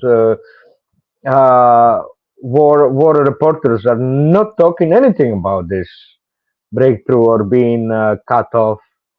Not it's it's really strange that nobody is talking about it. Yeah, It's really strange. what was it, Garrett? Go ahead. Yeah, thank you. Hey guys. Hi. I originally came on to mock you for falling for the woke gimmick. Yeah, you're anti-woke. You vote for the conservative nationalists, and like all conservatives, they sell your whole country out to the highest bidder. Congratulations, you played yourselves. Thankfully, we're on to a more interesting topic, which is the breakthrough, or alleged breakthrough, or how we're talking about it. I agree that this looks entirely like the work of DRGs. They're basically rustling the bushes so that the Ukrainians don't know where they are, where the next attack is coming from. And they don't know where to look. They don't know whether there's somebody behind them. I think it's classic stuff. There's actually a very good 1990s Russian film called The Star, or Izvesta, published by Star Media, I believe, which is about the World War II equivalent of a DRG, and it does a good job of portraying the kind of thing that they do. So you can find that on YouTube, actually, with English subtitles. So I think this does look like the action of these irregular forces, but also we've seen the Russians be willing to hold ground very lightly. They withdrew from Kherson, they withdrew from Kharkiv, they fell back to the Surovikin line, and then when they absorbed the Ukrainian counteroffensive, they fell back in stages until the Ukrainian momentum ebbed. So I don't think we should expect that all of these advances that the Russians are making are territorial seizures. They're so much as they're demonstrating the inability of the Ukrainian forces to control any territory at all. Thanks. I agree with that. And there was also, I think there was a poll somewhere that asked which city is gonna fall first. It was Pokrovsk, Kupiansk, or some other city, and I said Kupiansk, and I still stick by that. I still think that even though Pokrovsk looks like it's more of in a half a circle or more, but I think Pokrovsk has a bigger chance of falling first, that area up there. What do you guys think? Yeah, Super chat. they hit in. Can I say super chat first? By Wallace. Is Putin holding back lots of reserve and equipment waiting for a complete collapse, or is he sending most of everything he can fuel now into combat? His Definitely answer, not yes. most of everything. No, Definitely not most of everything. He's holding a lot. He's holding a lot. They are not fighting at 100% in Ukraine. Forget that one. They're not at 100%. So, Sorry, Jure, you can continue, Jure. No, it's okay. I didn't. I think I finished my expose. That is like weird stuff coming in from both sides. Yeah, I guess we'll find out in like 20 days or like that area, western of Kupiansk. Like we still don't know like how much they're, the Russians are holding up there, but I think Wyatt showed that there was some guy with some soldier with the flag south of Muskoka, that other village close to the road. I forgot its name. But, Yes. Jure, I just posted in the private chat here, and Wyatt also. So I there read are it. reports starting that Russia forces entered the city limits of Konstantinivka.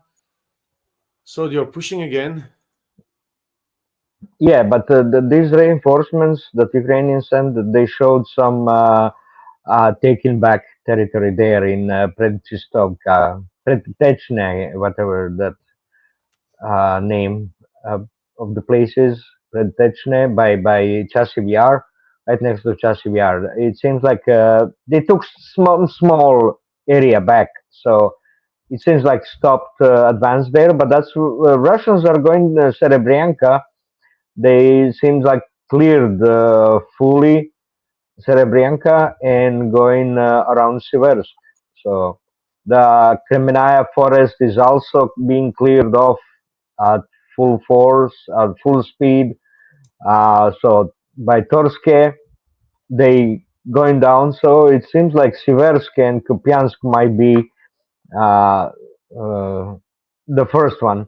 But these reserves were taken from Sumy region. So we should expect Sumy to be attacked more forcefully by Russians, even though there's so much talk about the Ukrainians again attempting to go and do Kursk type of invasion of Russia for the purpose of exchanging the territories, right? So we've seen huge number of Iskanders hitting the Chernihiv region. That's supposed to where the accumulation of the forces are happening in order to advance into Bryansk region. The huge number of Iskanders hit Bryansk, the Chernihiv area. Yeah, I A still super think. chat by Slefels. I think it's Slef. He say, Gareth, come back to the OM lounge. You F at COME. Yeah, so they are busy on the Telegram. Yeah. Slef. Yeah, Come I on, still think. guys. Slef, come on, join the open mic one time. Come on, dude. So long time ago. Come on, You don't Sleffy. have to comb your hair. You can show up. Yeah. Yeah, Slev come on like only a few times. He scammed his way into the lounge and he never appeared ever again. Yeah. Yeah, I still believe, that, no matter, how, like, I still believe that the Russians are, still committed to the attrition, to the, like, basically to the end, I mean, I don't think they want to, like, commit like that many troops, getting risk of, getting them destroyed, so, I think they're kind of doing these kind of operations to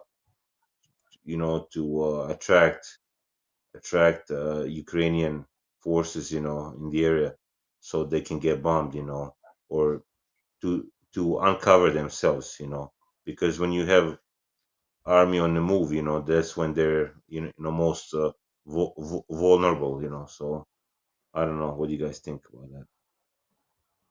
Go ahead, Garrett. Thanks. I'm not going to answer that directly, but I think that the most significant recent development is the deployment, or this could be the deployment of Azov, for several reasons. It may be that the Russians have been trying to bait Azov out so that they can destroy it. They've got the momentum on the field. If they can get Azov to stand and fight somewhere, they can hopefully do a lot of damage. Another alternative is that they're not going to try anything like that where they are. They're just going to push in other places, as Yura suggested, although I don't think that it's going to be Sumy. I think that's just a pinning operation. But that they will, as is, a lot of people have pointed out, the Ukrainians are now in a position where they don't have the reserves to plug gaps anymore. There is an old rule of war that the side with the last uncommitted reserves wins.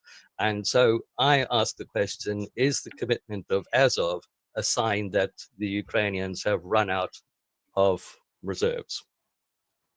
Thanks. It's not only Azov that is busy fighting there. I said in the beginning of the open mic is like a whole part of, I think, 7 or 8 different battalions. And it just showed how, so they are panicking and they need to have reinforcement very fast. So it's not only Azov that is there, but you can see that they are, it's feeling not good for Ukraine. If you look the number of that they are sending, and Azov also, Azov is actually more for the propaganda. They're going to say on the news, they're going to say, the propagandists are going to say Azov is there to save everybody. They're also defense forces. They're excellent blocking forces. Azov, yeah. Azov is anti-retreating or blocking forces. Yeah, right. Because they were in Serebrianka area, they were in that area, I think, and and now they move them here, because they want to prevent all these, recruited, poor guys, they want to prevent them from running away. So maybe they, that's what they're doing, Yeah. Well, something like 400,000 desertions in the Ukrainian army. That's massive. Yeah. Yeah, that's official. 100,000 is bigger than some armies. Yeah. How many are like missing in action? Just because you don't want to say that you have like million deserters. And No, it's also to get the money in the bank, in the pocket of the high ranked. They need to normally pay all these soldiers, so they prefer to say missing in action compared to dead, so they can still earn the paychecks of these poor soldiers that died. Yeah. They know they are dead. They know it. They are dead, but they're not going to say it. Oh, we are the missing in action. Oh. Well, they burn a lot of people go missing in war. Yeah, the Russians get a payment, soldier pay on a card, right? Ukrainians still work with the cash. So, Yeah, that's and where the corrupt. commanders are distributing the soldiers' pay. Yeah, Yeah, yeah. that's super corrupt. As soon as you deal with the cash, there's like, how can you not steal like bag of dollars, you know, I You're don't a know. Ukrainian commander, and somebody hands you a big bag of money. How can you possibly not take the big bag No of money way. for yourself? No way, dude. No way. Bradley, you're dirty. No, but I mean, you weigh between, you're either going to die within the next few months. I'm just and, part Ukrainian. So I already know how Ukrainians think. But anyway, that's a joke. But anyway, I never thought about the fact that the desertions might be higher than what they say, but that would make the most sense too, because It does because I mean, if you have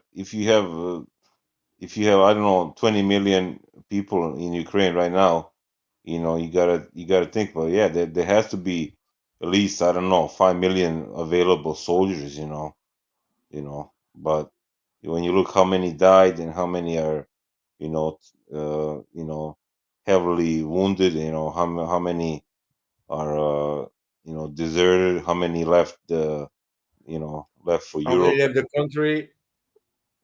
Yeah, so either to the west or to Russia or somewhere else. Like, I don't know. I mean, we need to ask, like, Bigari, he's right there, but I don't think. I mean, Bagari he's says that he doesn't have to hide or anything. He works for a Western company, and so he gets to live more or less a normal life. Kind of that's what he led on. I don't know. but I mean, I don't wanna sound like smart ass, but I don't know how much of the information he's a like he gets where he's at, like about what's going I on mean, in the rest of the Ukraine. They say that I in mean, war, the truth be the first casualty. So that's propaganda is going from all sides. I think that most Ukrainians must surely understand that it's the turbo patriots that like I heard it put this way: it's not enough to describe reality as is. I think it was Glenn Deason who put it this way: it's like there's a lot of social constructivist thinking in Europe, so it's to just state things as they are is somehow immoral. You have to your words and actions need to be supporting the good side. You need to have a bias and it needs to be on the right side. And just to basically say, oh, I'm being neutral here, that means you're taking the easy way out. Like, we don't need you. Anybody could just say the truth. Anybody could just look at the map and explain that Russia is winning the war. We need somebody who is going to look at the map and explain how Russia is losing the war. That's what you get paid for. Yeah. So that social constructivist kind of thinking, right, where it's like, I feel I can create the reality, and then so in your mind, and then that and affect the real world that way. Sometimes I just wonder, like, if you guys have heard of that that book was like went viral years back called The Secret. I guess somebody decided that if you really, really wish for something in the proper way, you can manifest your reality, So it's like, it feels like we're running on like The Secret kind of foreign policy, where it's like, maybe if we just say it enough times that Vladimir Putin is desperate, the Ukrainians are winning. Like, there was somebody shared this in the chat, in the Open Mic voice chat. So Ben Hodges saying something about, well, the Ukrainians, if they could turn the war around, if only they could have been given the proper equipment. We just never wanted them to win the war. We never backed them fully. And somebody was like, hey, Ben Hodges, General, you said that that Ukraine counteroffensive was a success. So what do you mean change the war around? It's going great for your side, according to you. And that's true. Like, this entire time you listen to the Wes Clarks and the Ben Hodges and the Hamish DeBretton Gordons, and it seems like they've been behaving on this the secret foreign policy, where they maybe thought that they could manifest a victory in the Ukrainian counteroffensive simply by saying that's what happened. It's crazy. It's nuts. So the only explanation I could think of is this social constructivism thing, where people are trying to say, no, you have to think right. You have to think properly. They feed on that, on that you know. point, They feed constantly. on that point, if I could just quickly, there was a quote attributed to a Bush administration official who said that he said that talking to the journalist and said, "You are in what we call the reality-based community who believe that solutions emerge from your judicious study of discernible reality. That's not the way the world really works anymore. We're an empire now, and when we act, we create our own reality. And while you're studying that reality judiciously, as you will, we'll act again, creating other new realities which you can study too. And that's just how things will sort out. We're history's actors, and you, all of you, will be left to just study what we do." So that was the kind of thinking in the Bush administration, that laws of physics and gravity just don't apply to them, and they can declare the world to be what it is. I'm not sure that constructivism is the right label for that, but I think there's a very clear lack of deep thinking and memory in Western foreign policy. It seems completely deranged because I don't think there's anybody actually thinking about it. Thanks. Well, it's an interesting point, because I've heard different. I had a professor one time that described, he had this opinion that an empire, when it qualifies as an empire, is when you can create your own reality, when you can say, this is just the way it is now, like in the Soviet Union, right? Like, this is what your life is. This is how it is. This is the new normal. This is your reality now, and we can create that reality. It's not that you believe everything you're reading in Pravda, but that's part of your reality too, right? So that's kind of how that professor explained to me when I was like, what do you mean by create your own reality? He was like, yeah, I mean, America gets to, by and large, live like Americans, by and large, live on their own planet. They live in their own reality. They can do that. Yeah, and true. a lot of That's true. That's So, why Yes. sometimes I think about North Korea, and like, do them people actually live better than us in Europe or America? Don't say that. Don't say I'd that. say that. I don't No, think I that they mean, live better, but I think that they're probably, we probably make a cartoon character out of them. And I think that a lot of people in North Korea, just like a lot of people in Venezuela, have a crystal clear understanding of what is going on, why their country got to be this way, why they have to be impoverished and cut off from the rest of the world.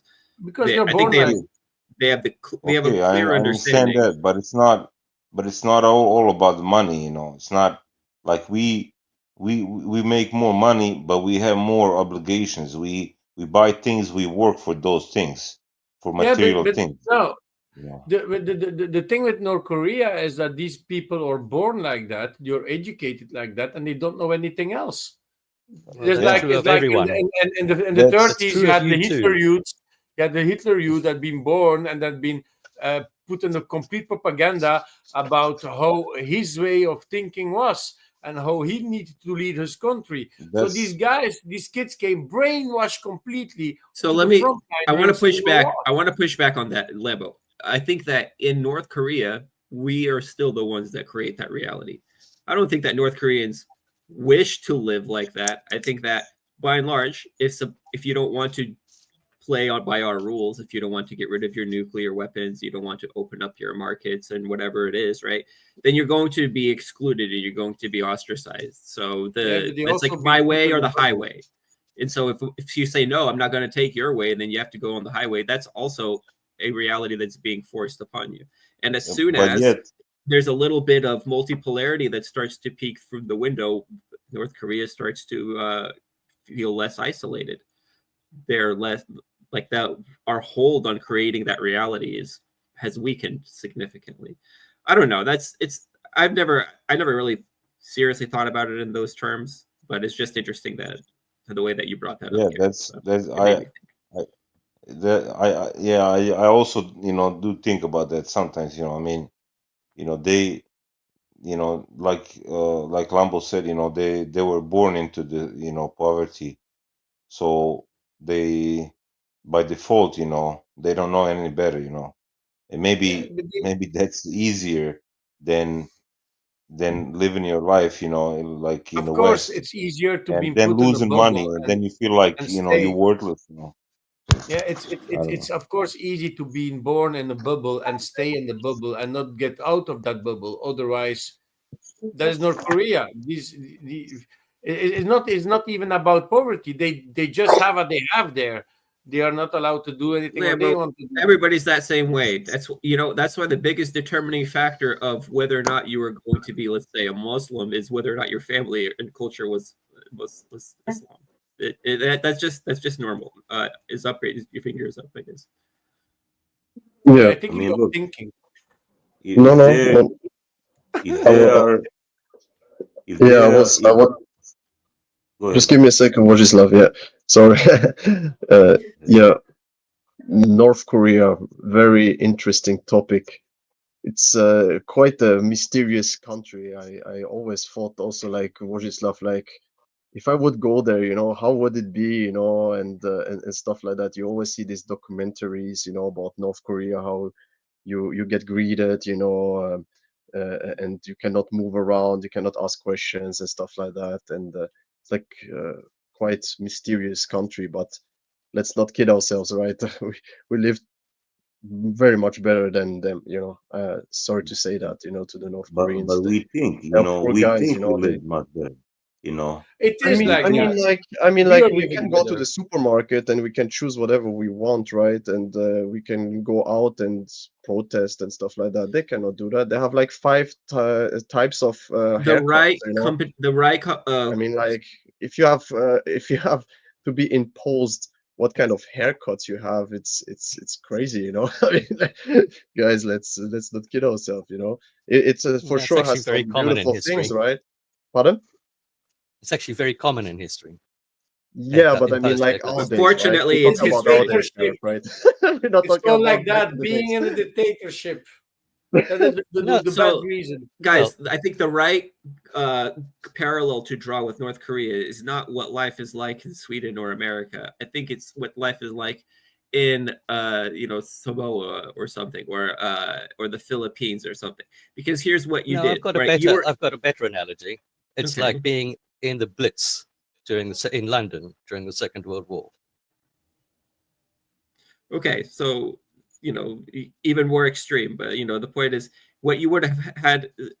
So Gareth is saying that you would have been full-blown war. You would have been a shithole country that's bombed like Somalia or something. I'd say it wouldn't even have to be like that. You would just be hella exploited. You would just be turned into, you know, like on voice chat we were talking about. It turns out that there's like working dudes that hire Filipino women, and they call them house mouses, that just live in their trailer and provide like housing services for really low pay, right? Because this is an opportunity in there that they would not get in their country. Those people are being exploited, right? You know who's not taking one of those positions? North Koreans. Because even if they have to eat shitty food, they're eating their own shitty food. And even if they have to fly on shitty airplanes and ride on shitty buses and build shitty rockets, they're doing their That's a own good thing. point. That's a good point. Yeah. Sorry, so go ahead, Upgrade. Yeah, I mean, I can disagree a little bit on that because I was living in China and I saw North Koreans and they do the shittiest job of the shittiest job for the Chinese. So they do And get for very, exploited. very low income, like, but for them it's quite good income because obviously if you compare the income of North Korea and the Chinese, even if it's lowest of lowest, it's still good money, you know, but they get usually in prostitution or in low, you know, paying jobs, you know, to do the dirty work of the Chinese, you know, and because they look the same, everybody thinks they're Chinese, but no, they're not. They're So North how does Koreans. that work? Do you escape North Korea then? Is it hard to get back in, or is this like No, a I black don't know. market I'm not thing? North Korean, but I think like if you have a fucking You're you not? know entire border who is fenced off to not go away, you know, it's like a little bit like in the back in the days with the or DDR, you know, it's or it's like Right. that, you know. I'm or not debating that. My point is that the paid. This is the price that North Korean citizens have paid for the level of sovereignty that they've decided to hold on to. Russians are much the same way. They would rather have a lot more suffering and say, the guy that I'm suffering, the corrupt motherfucker that is stealing from me, is another Russian. It's not somebody in the West. And that's already better. That's already worth a lower standard of living for that to be the case. That's I'm not North Korean, so I can't answer this question, right? But I heard, I'm telling you, the North Koreans who go to South Korea, they're pretty happy to see, how life is. I think so. Yeah, but that's totally that's not true. There have been multiple cases of how do you know? Buyer's remorse. Buyer's remorse from North Korea. That's true. There have been. There's that. And it's not. I'd also like to point out that in the recent hit TV program Squid Game, produced in South Korea, one of the minor subplots is that one of the characters escaped North Korea only to be trafficked into prostitution. So escaping from North Korea isn't necessarily a great success story for everyone. Also to be borne in mind is that there's a real Western demand for horror stories about North Korea, and many of the claims that have been made have later been debunked. People have been, one of the famous ones is somebody was alleged that North to have Koreans been, use human shit for fertilizer. That was a famous one that got debunked. They used to say that. I don't know. That's people have been doing that for thousands of years. I don't know why anybody would think that was. But it was. But you don't have enough shit to do it. That's way too much I shit. don't have enough food to produce the shit. Yeah, exactly. But like to the West, there were stories about. There were stories about somebody who had been executed by anti-aircraft gun, and that turned out to be completely fake when he turned up. Oh, that's fake. Oh, I love that story. I was like, that's pretty gnarly. They didn't even use a firing squad. They used the anti-aircraft gun. I was like, that's badass. It's fake. What a waste of bullet, right? But the guy you can kill one guy with one bullet. You want to waste? Well, they were $100. saying that they were using the freaking KPV heavy machine gun with the 4 barrels for the anti-aircraft literally machine. It was a anti-tank gun repurposed as an anti-aircraft gun. It was originally an anti-tank rifle. Go ahead, Upgrade. I don't know I think it was Vojislav first, yeah. Yeah, there's that North Korean girl that escaped several years ago or even more. I'm not sure. And she's on YouTube. I saw her videos, interviews. She's pretty popular. I forgot her name.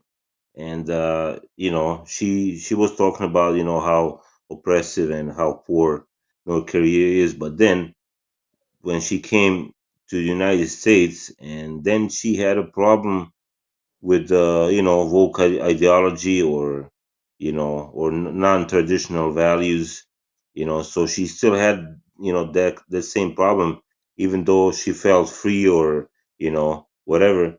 She still had a problem, because this is like two, it's like contrast. It's like completely different situation, and like it's totally different of where she come from and family values that they hold. So you have to look at that side too. Do you realize that you can't wish the gay away? I mean, you can't stop people being gay. Yeah, but I mean, people throughout history, in the Soviet. Sorry, I'm not going to talk. It's Upgrade's been waiting to speak. I'm sorry. Yeah. No, I never said.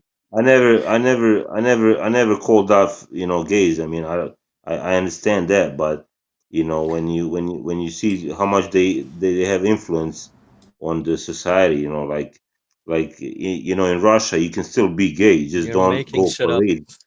Just don't go parade around. I mean, why not? Nobody. Okay, we're on a different topic. Why not? I also totally agree that we shouldn't let Upgrade talk. We should just keep talking. Why straight people it's don't the walk? tradition. It's a meme. Of open mic, the tradition. This is a proud open mic tradition, to always talk before Upgrade, go to talk. Upgrade is polite. This is the thing. How does a polite person like to, Upgrade? I'm not want to be like like me saint or something like that, but to come back to the North Korean story, it's really strange that we talk about North Korea, because like a couple of days ago, I was watching one Korean drama who has this topic, right? It's called Crash Landing on You, and it's pretty popular. It's one of the most popular K-drama who exists, who actually involves like one South Korean girl, businesswoman, who gets to North Korea by an accident, and then she fell in love with the North Korean soldier.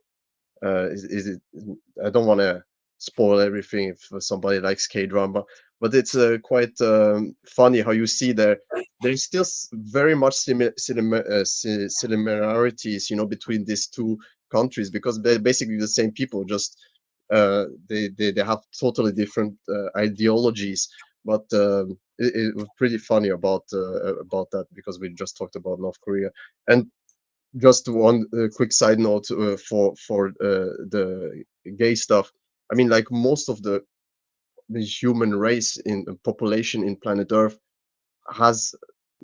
don't agree with open gay showing and stuff like that in public. It's just like that. It's not something like to be ashamed of or something like that. It's just the humanity. It's most countries in the world don't like gay people doing gay shit around them. It's just like that. I don't know what to say else. I'm not in Europe. I don't care what they do. But if I go to other countries, and I've been to many countries, and I can tell you every time it came this topic, they always talked about why you European are so gay, and I'm like, what the fuck? We're not gay, all of them. We're also normal. We just normal relationships, but we let them live. It's fine. It's not a problem.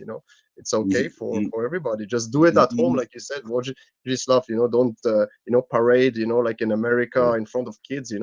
Just the keep whole it reason they parade is because you tell them to hide, that they're shameful and that they shouldn't show themselves. I just said the opposite. You can do whatever you want. Gareth, my response is not that you should hide, you should show yourself. My response: who the fuck cares if you're gay? Yeah, I don't care if you're gay. Well, I don't care if you have cancer. You people are just telling me that the vast majority of people in the world don't like if you're gay. That's a fact. No, I'm saying don't. So then the question of who cares if you're gay answers itself. Gays don't like gays. It doesn't mean that if people don't like it, that they cannot live. It's okay. They can live. It's okay. Well, it does mean that if you get killed for being gay, as you often are. Yeah, that's another topic, right? But that doesn't take away the point which I made, that most of the countries in the world are not very, tolerant towards gay people. That's not means that gay people don't exist, and that doesn't mean that people didn't exist. Yes, and 200 years ago, most people in the world were not tolerant to democracy. I don't think that's much an argument. What does this have to do with anything?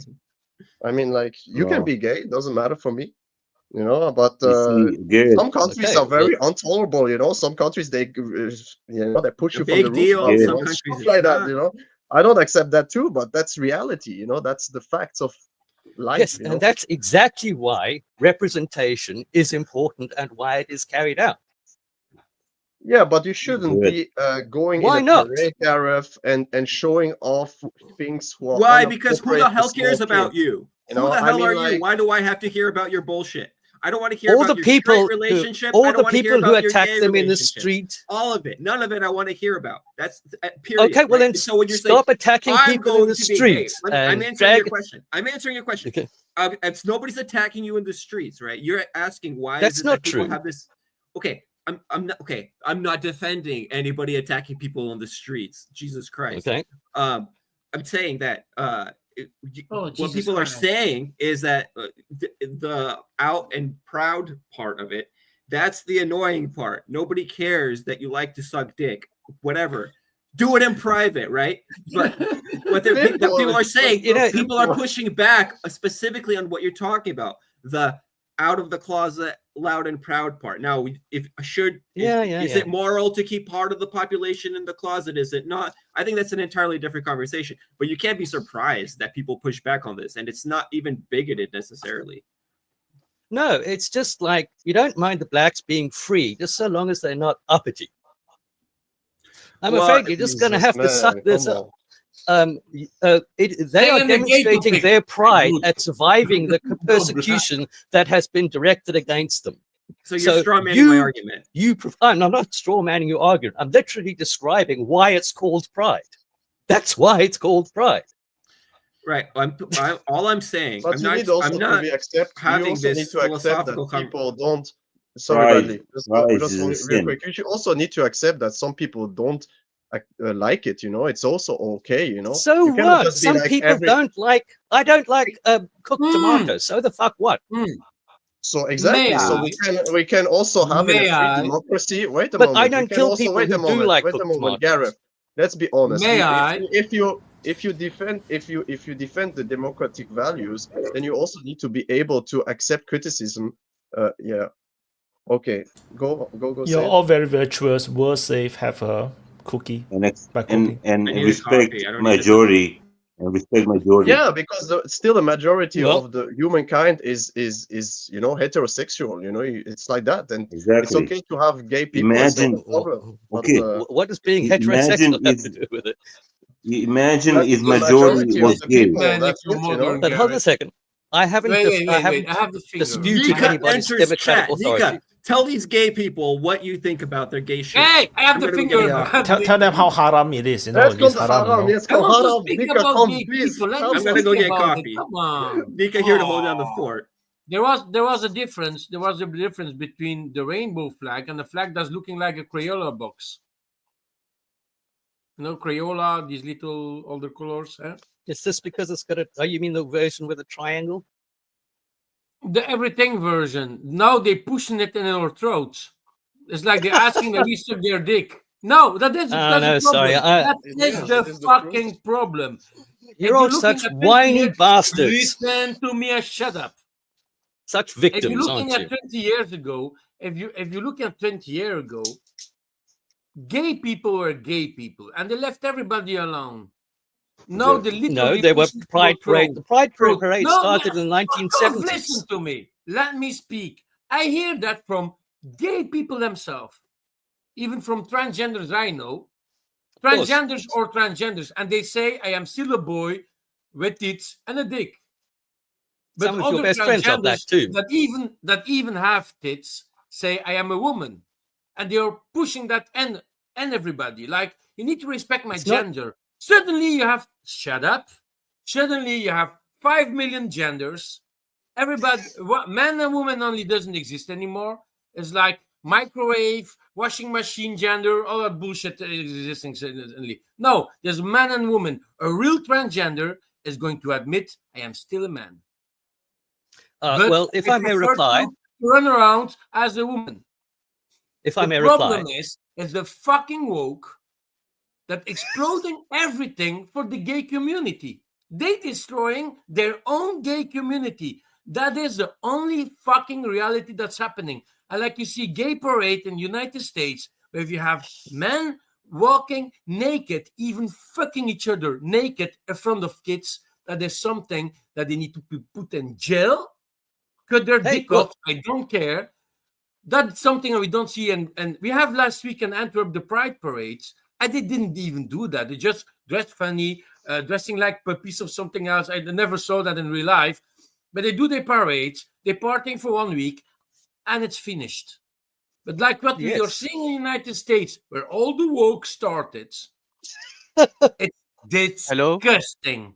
It's I don't feel comfortable. So wait. Let's talk I would about just North like Korea. to. I just like to briefly reply that the things Lambert has said are scientifically ignorant and just plain wrong, and that's exactly the problem. Hello, guys. You can't wish reality away. Tough. Can you hear me, You're guys? denying science right now, but okay. Guys, You know? do you hear me? What? No, I'm perfectly in tune with the science. Thanks. Guys, Oh, hello. looks Hello, like really hello, much hello, you are. hello. Hello, Tel Aviv. Tel Aviv is hearing you. hear Oh, you. no, it's not Tel Aviv. Oh. Nika, go. Imagine Okay, saying okay. that to Nika. So, I wasn't hearing what's happening, but it's interesting now. So what's happening? Someone give me a summary. Quick summary. Why I'm not going to read North that. Korea. Rewatch it. North Korea, Pokrovs, or gays. Yeah, you can Yeah, choose and between these three topics. Secondly, we have a drunk horse guy, a pairing. So No. we have a horse. Somebody that's identifying him as a. Listen, guys. In my opinion, this is my Islamic point of view. You Yeah, can but you have be a new gay. guy, so you need to present yourself. I will give you some interesting Islamic point of view. You can be gay. You have a new guy. You can be queer. You can be a tree, but inside your fucking house with yourself or your partner. No one care about it outside. So Islamically, you can be whatever you want. Government or any ruling entity cannot like invade your private space and spy on you. Outside, it's belong to everyone. You cannot do or be or declare that you are gay or you want to be gay. You want to fuck a tree. Get a tree inside your house and fuck it. We don't care. Can you? But So can you have a gay club? No. Why not? That's because a private space. I mean, everybody there is voluntary. It will be affecting this society. It will affect society. It's nothing wrong to see two people walking hand in hand with each other. But you're not going to do gay parade and fuck each other in front of kids and in front of people that have nothing to do with it. Well, just admitted that you didn't see that, and I've never seen that. For example, I'm talking Islamically. You can, for example, drink inside your house. Yeah, but we are speaking outside the house. Yeah, outside your house. No, it's not allowed. What's happening outside the house? Because now you are invading everyone's space. You are invading the community space. What's important is the community. You can do. No one will care what you will do inside your house. We don't give a fuck. As Islamically, you don't even have the right. Islamic law, we don't have the right to invade your house, even the government. Of course, if you have like something dangerous that will affect the society, of course, like you are preparing a bomb, or you are like, if it's some, there is like nuances, but in general, the general rule is inside your house, you do whatever you want. Outside, it's the society. We protect the society more important than you. This is Islam. How about if I want to blow my own house? I mean, that's like not hurting anybody else. It will affect the neighbor. If you will blow your house, if you want to demolish your house, it's your property. You do whatever you want. But I only quarter pound. I only use quarter pound. Yeah, that's what I'm going to say. Don't make the bank too big. No, but don't make. If you have like you need to inform the authorities. You need to demolish your house. Yeah, of course, demolish your house. Hey. We don't care. But if it affects others, we need to make sure it doesn't affect your neighbors. That's it. People demolish their house everywhere. Everything like that. Respect the people around you. That's easy. But they need to have their human rights, and that's a problem. And it's not a joke. I have some gay. I think everybody has some gay friends or lesbian friends that I don't know. The thing is, all that pushing and say like we need to have our rights and we need to be speaking like that, like the me, she, her, hers, this, that, thing. I don't know who you need. This is exactly what everybody says. I had a bartender, and you had in one of the bars are going a lot out, and you had like a group of girls mixed with transgenders, and that came into the bar. And I was speaking with the bartender at that moment, and the guy said to that group, "Hi girls, what do you want to have to drink?" And one of them, a transgender, but like more than 6 feet tall, looking more a dude than a girl, but the guy does correctly, so he's looking like a little bit like a girl. So I'm going to treat her like a girl. Say, don't speak me like that. I am non-binary. And the bartender was like, okay, that's so very stupid shit. I don't. Yeah, but that is the problem. That is the problem. You want the problem. I watch. He has tits. I watched a clip. So he has all the reason to be transgender, but still non-binary. I watched a clip of a police officer. I think everyone should watch it. A police officer and someone who broke the law with the car. He said, "I'm a dog." Okay, you are a dog, so I will take you to a pet house, and I will cut your balls and I'll caster you. If you are a dog, I will treat you as a dog. No, but that's fucked up. Okay, I will claim that I'm a king. Now Sorry. We eat dogs in China. I don't know. Exactly. We need just to eat food. Exactly. So no, but it's so much crazy. It can go so much crazier than this. Okay, if I claim I'm a king, so you need to treat me as a king. So you say my leash and you will That's serve not a me. gender. That is being Let's not somebody. start. You can say I'm a No, my microwave. gender is I have king. My gender is objections to king, that. and you need Okay, to super treat chat, me as super a chat. king. You can, NGS say any news on the Pride Parade to Dobropilia? Or Dobropilia? Yeah, I don't know. Dobropolje. Never mind. Okay, Ukraine. The Dobro Pride Yeah. polje. Parade, the Tampoon Dobro Parade, polje. Boy So, Slav no. the so, Flying so By Tampoon the way, Parade. by the way, when it comes to these things, by the way, by the way, I usually divide them into three, right? So there's the propaganda when it comes to all this stuff, and then number two there's the excess, and then number three is the reality on the ground. Meaning, no, I don't think anybody who is not a piece of shit wants gay people to be killed, right? Nobody wants them to be killed. Let them do whatever they're doing. Let them Well, live that's their not life. true at all. Right. There are American pastors who Anybody call that's for not more a piece gay of people shit. to be Anybody killed. that's not a piece He of said shit. not a Anybody piece of that's not a shit. piece of shit, right? But on the other so hand, what is a on the piece other of shit hand, by definition? on the yeah, you know what I mean. I don't have to explain that. But Well, I think if the you want second, gay the people to hide second, away, then you're a piece of shit.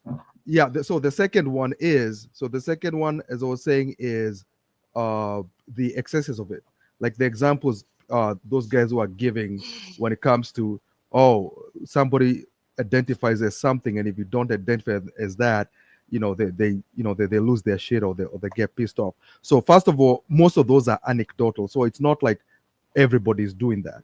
It's anecdotal. Most of those are fake. But you do have no, excesses of sorry, that. Macchiati, Everybody, sorry. 1 second, let me finish. But everybody is aware, obviously, of the excesses of what people call the woke stuff, right? You always have excesses whenever it comes something. You remember the Me Too movement? There were excesses on that until the whole what do you call that girl?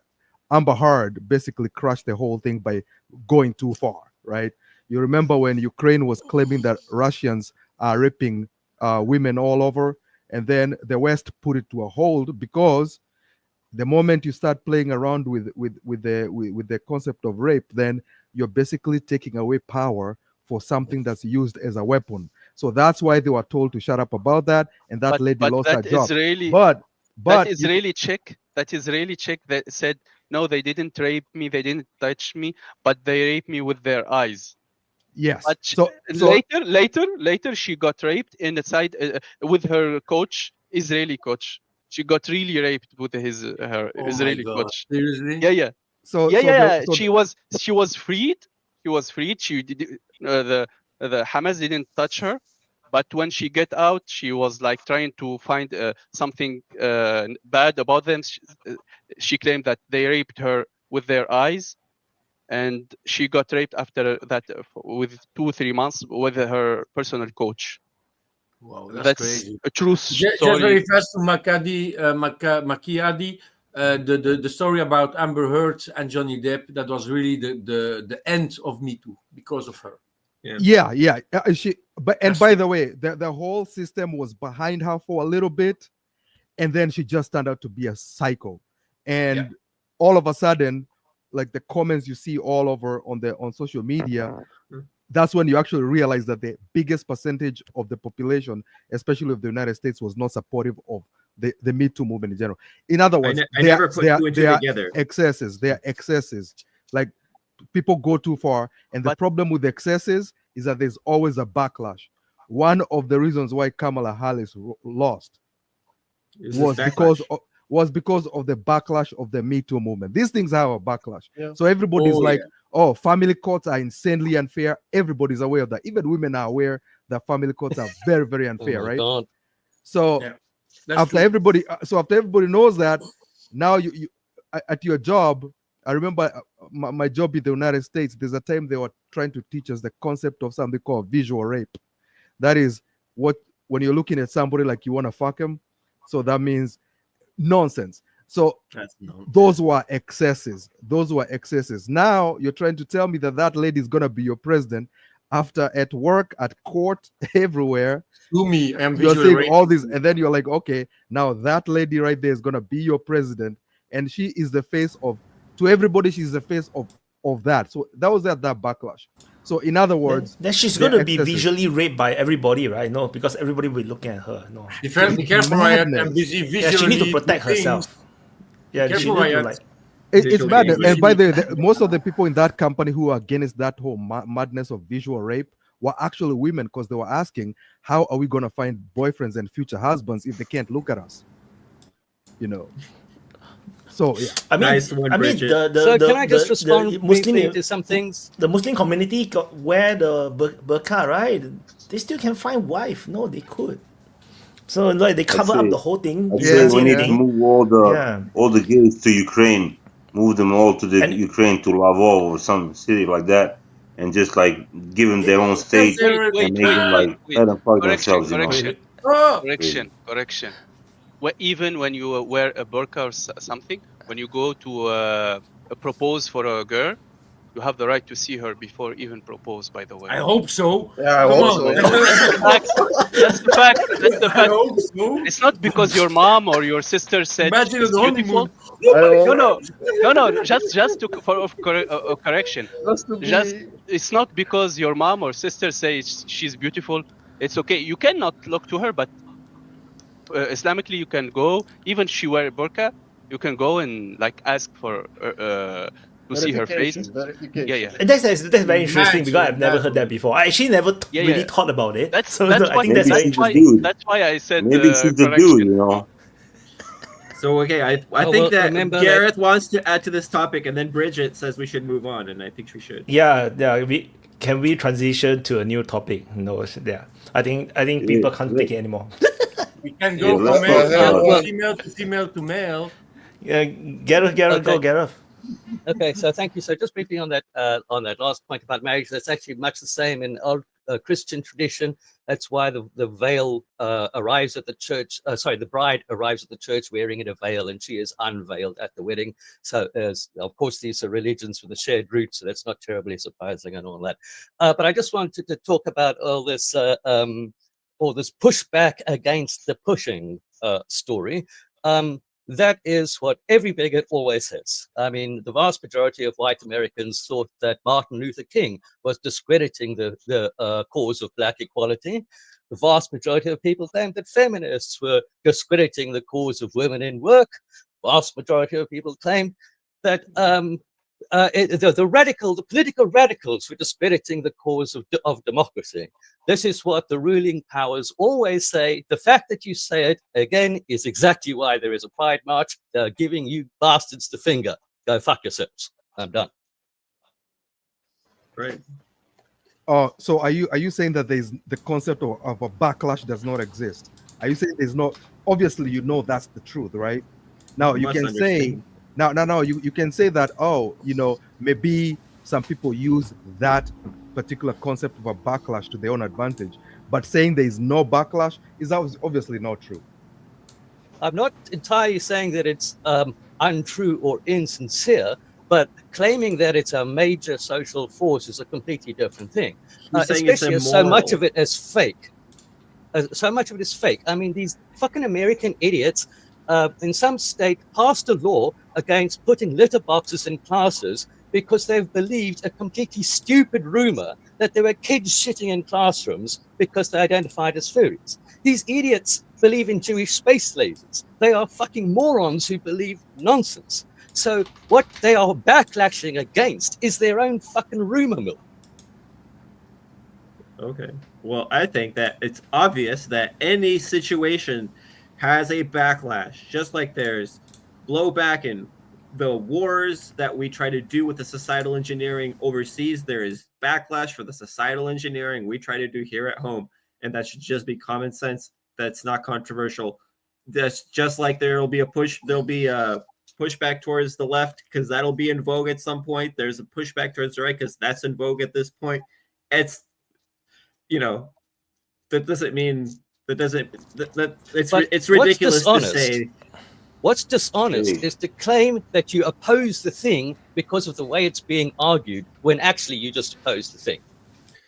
No, I would say that some people are very consistent about their position. So like I've had a pretty consistent position on what I think are acceptable like gay rights since I maybe became maybe when I was really young, I grew up in a conservative family, so I thought being gay was immoral. Then at some point in time around the gay marriage legalization kind of era, thing, I was just like, I thought about it and I came up with a different opinion, and that's my personal opinion.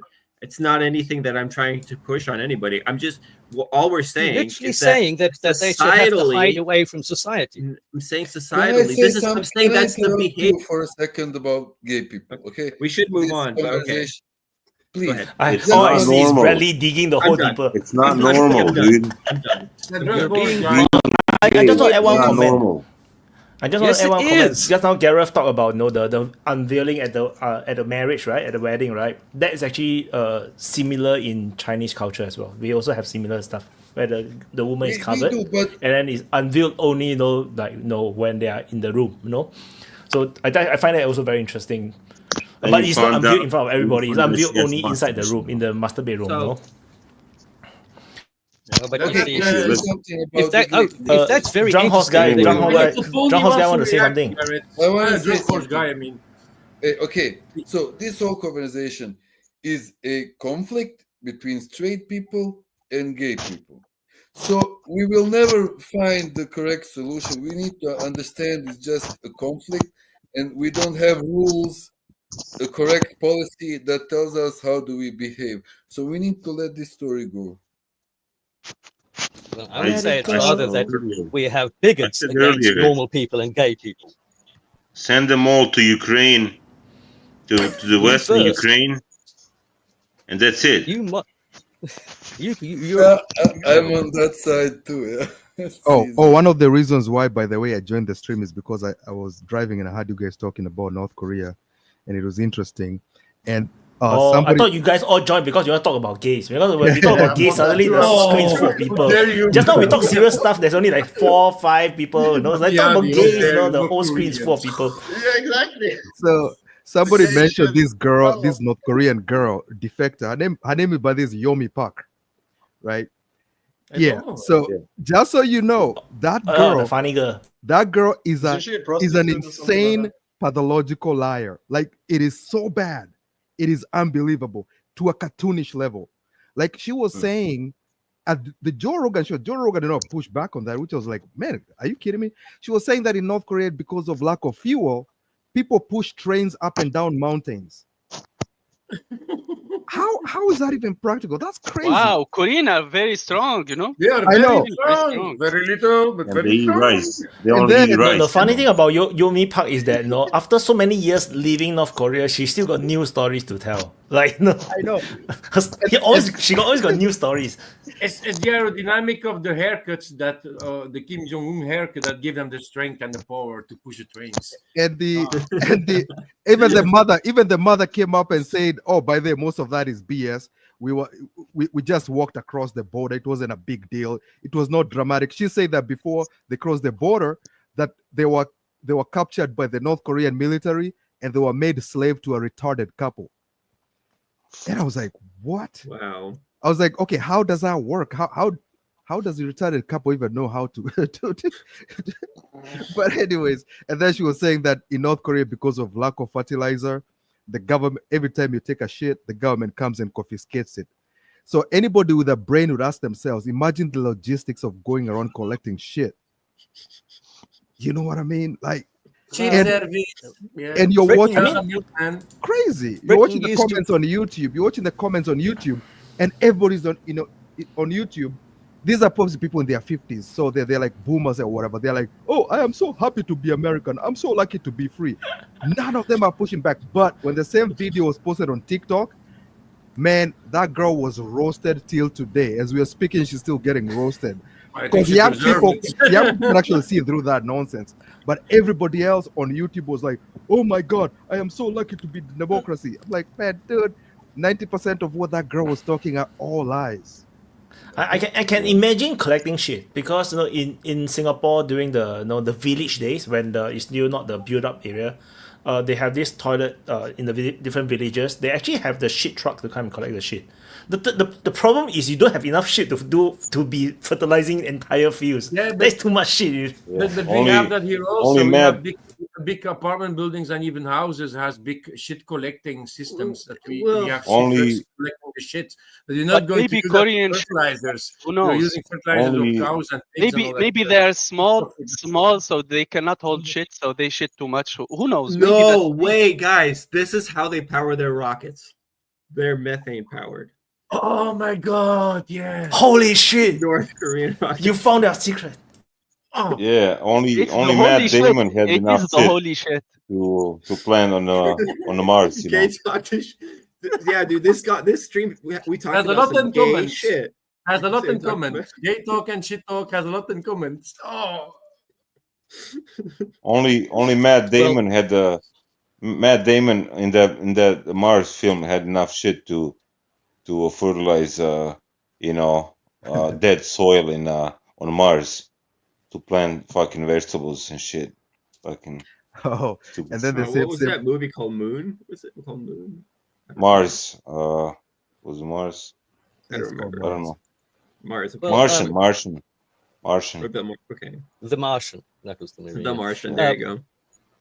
Yeah. By the way, the British government did collect urine from pubs in the 18th century for making gunpowder.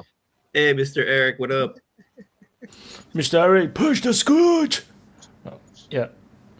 Oh yeah, and the same girl was saying that children, North Korean children, they eat rats, but sometimes the rats are too big, so the rats eat the children. So sometimes the children may win, sometimes the rats may. I'm telling you, this was a whole Joe Rogan interview. I'm sitting there like, oh my god, is this a parody? I must see this interview. Oh man. Oh, please go look for it. You will laugh your ass off, man. I can't stand it. That's why I didn't watch it. It's like I know it's I too much think shit Joe for Rogan is 2 even hours. joke, you know. I mean, the people that come on Joe Rogan sometimes are fucking ridiculous, you know. So what? I mean, that's what don't you all know That's that? his I think whole that Joe point. Rogan's. I think Joe Rogan sometimes asks interesting questions, but he's an MMA guy. Like, what is this? He's not a scholar. I mean, He's just a didn't commentator, yeah. Didn't he bring some guy who was like searching for like extinct animals, and he searched for some anaconda who was like 20 or 30 meters big, and he showed like clips, and he's like, whoa, look, imagine that snake and stuff like that. I'm like, how can you believe that shit? You know, I mean, like, sometimes it's just ridiculous. I think It's that's just the like, draw, though, because here's the thing: he has the balls to delve into a subject he doesn't know anything about and just start asking questions. So that gives him a kind of an extra layer of trust from I think the target demographic, like maybe like but white you saw this males. video, it's clearly fake. You know, you can clearly see that this snake is just like some Well, bad. yeah, from the I think you've seen a beginning, lot you of him being made a fool of before. Like he had his interview with Lex Friedman, right? I think that you've seen that happen, but also you see his approach pay dividends because at least it has to be able to sophisticated enough bullshit to pass through his, I don't know, let's say rudimentary common sense test, right? If you can, and a lot of stuff doesn't make it past the Rogan filter. Fails that test. I think a lot of stuff, Yeah, like I mean, he what was that Barry Weiss interview, for example, where he ended up roasting her just by accident, and he did that a lot. He's done that a lot. Like he ends up just roasting Jordan Peterson by accident by asking questions that Jordan Peterson was not prepared to be answering. So I think that's part of the appeal. I'm not saying that that's the best way to be able to sift through new information. I'm just saying that Joe Rogan's popular for a reason, and that's one of the reasons. yeah, he's just an entertainer. That's it. I mean, it's just entertainment for the dumb. I don't know. I mean, Maybe sometimes he's right, maybe right? 10%. Sometimes he's right. Depend on the guest. 10% of the guests. Depending on the guest and the topic, yeah. If the guest is well eloquent and intelligent enough, he can, even with something shitty, he can go through with it and he can like promote it. But even with someone like who couldn't like follow up and make a case, even with something like very viable, he can like make it a shitty. There's this lady that's she's supposed to be like a specialist in, I don't know if she was like a ex-CIA or something like that. She was specialist on the nuclear, weapons, and she's talking about like how would nuclear shootout, how would everything happen, like what the Russians would do. I mean, like this is all hypothetical shit that she's talking about. Like there's no like nobody knows like The lady what that wrote the exactly book, happened. that book that came out a while back about how a nuclear war scenario would play out. I guess I don't know why I didn't read it, but a lot of people, like, it went viral. A lot of really smart people read it, said it was a good read. Something about like the United States wants to bomb North Korea and the Russians get confused, and so they launch an attack, and then the world gets blown up. But I think the point of it is to show, inevitably, however the nuclear war starts, if the theory is true that it's going to become like a pop, and it's going to blow up and into an actual worldwide nuclear holocaust, how would that look? I think that's the value of her work. It's just to say that nukes are scary, and it's true they are, and we should think of them like that. We should. The taboo on nuclear weapons is there for a reason, and it's a good reason, and I think it should remain. I find it alarming that we no longer talk about them. They're just as dangerous as they ever were, but we no longer have an effort to ban the bomb or anything like that. We've just decided to live with the fact that accidentally the whole world could be destroyed one Sort day. of It's nearly happened several times already. Two of them were prevented by individuals. You know, just somebody who was on the spot and made the right decision and saved the entire human race. It's shockingly dangerous. There was that one like Russian officer that was operating the radar, and like he saw like the I guess the computer, this was like in the early 80s, I think, and something like malfunctioned, and he saw like all these I think it was targets geese. approaching. I think they saw Was it? geese. And then, but he made the judgment call that a nuclear attack wouldn't happen with a one rocket like that. It wouldn't happen with a dozen rockets. It would be hundreds of rockets. So that's why he held off. But yeah, that's not the only situation, because obviously there was that nuclear submarine officer in the nuclear submarine that stopped the launch that would have happened if everything went according to protocol. So, but I think he went to prison. No, I think he went to prison. I don't think so. He's definitely remembered fondly. I don't think he went to prison. I think he's remembered as a person that had the common sense, and what the reason why the Russians always say it's important to keep people in the loop, to have a judgment call. I think someone who refused to launch a nuclear counter-strike, and he went to prison because he was ordered to, but he refused. I don't think that's that example. Maybe it's another example. That's from the movie, dude. That's from the movie Crimson not Tide. a movie. No, it's not a movie. I'm talking about a real historical event. Oh no, just kidding. Well, there was also an incident in which the Americans dropped a nuclear bomb on North Carolina by accident, and the fifth of 5 failed safes held. And if the fuse wasn't in it, I think, so it wouldn't have blown up. They've dropped more than one bomb accidentally. Well, certainly the one I'm talking about, 4 of the 5 failed safes that prevented the bomb from detonating failed. The bomb didn't detonate, but if it had detonated, the US would not have known where that explosion came from, and it might well have assumed that a surprise attack had been carried out and launched its counterstrike. So even an accidental detonation, just with lack of information, could start a nuclear war. And that is why rocket launches are reported amongst nuclear-powered nations, because nobody wants to be in the situation of mistaking a rocket launch for an ICBM.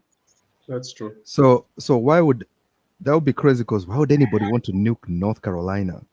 Number one. Number two, they have 2 of them. If you nuke one, you go to South Carolina too. I mean, you just answer yourself. There can only be one Carolina. There cannot be 2. Whoa! South Carolina tried to nuke North Carolina. That's really what happened. That would be a crazy shit. And then, and then they're like, "Oh, we just accidentally." Not 4 out of 5 fail safes failed. They successfully got 4/5 of the way there. They had everything perfectly planned out. It was supposed to look like an accident. South Carolina or North Carolina would have been all part of South Carolina. It would have just been called Great Carolina. But and something that has actually changed in the world right now is that now it's more perceptive.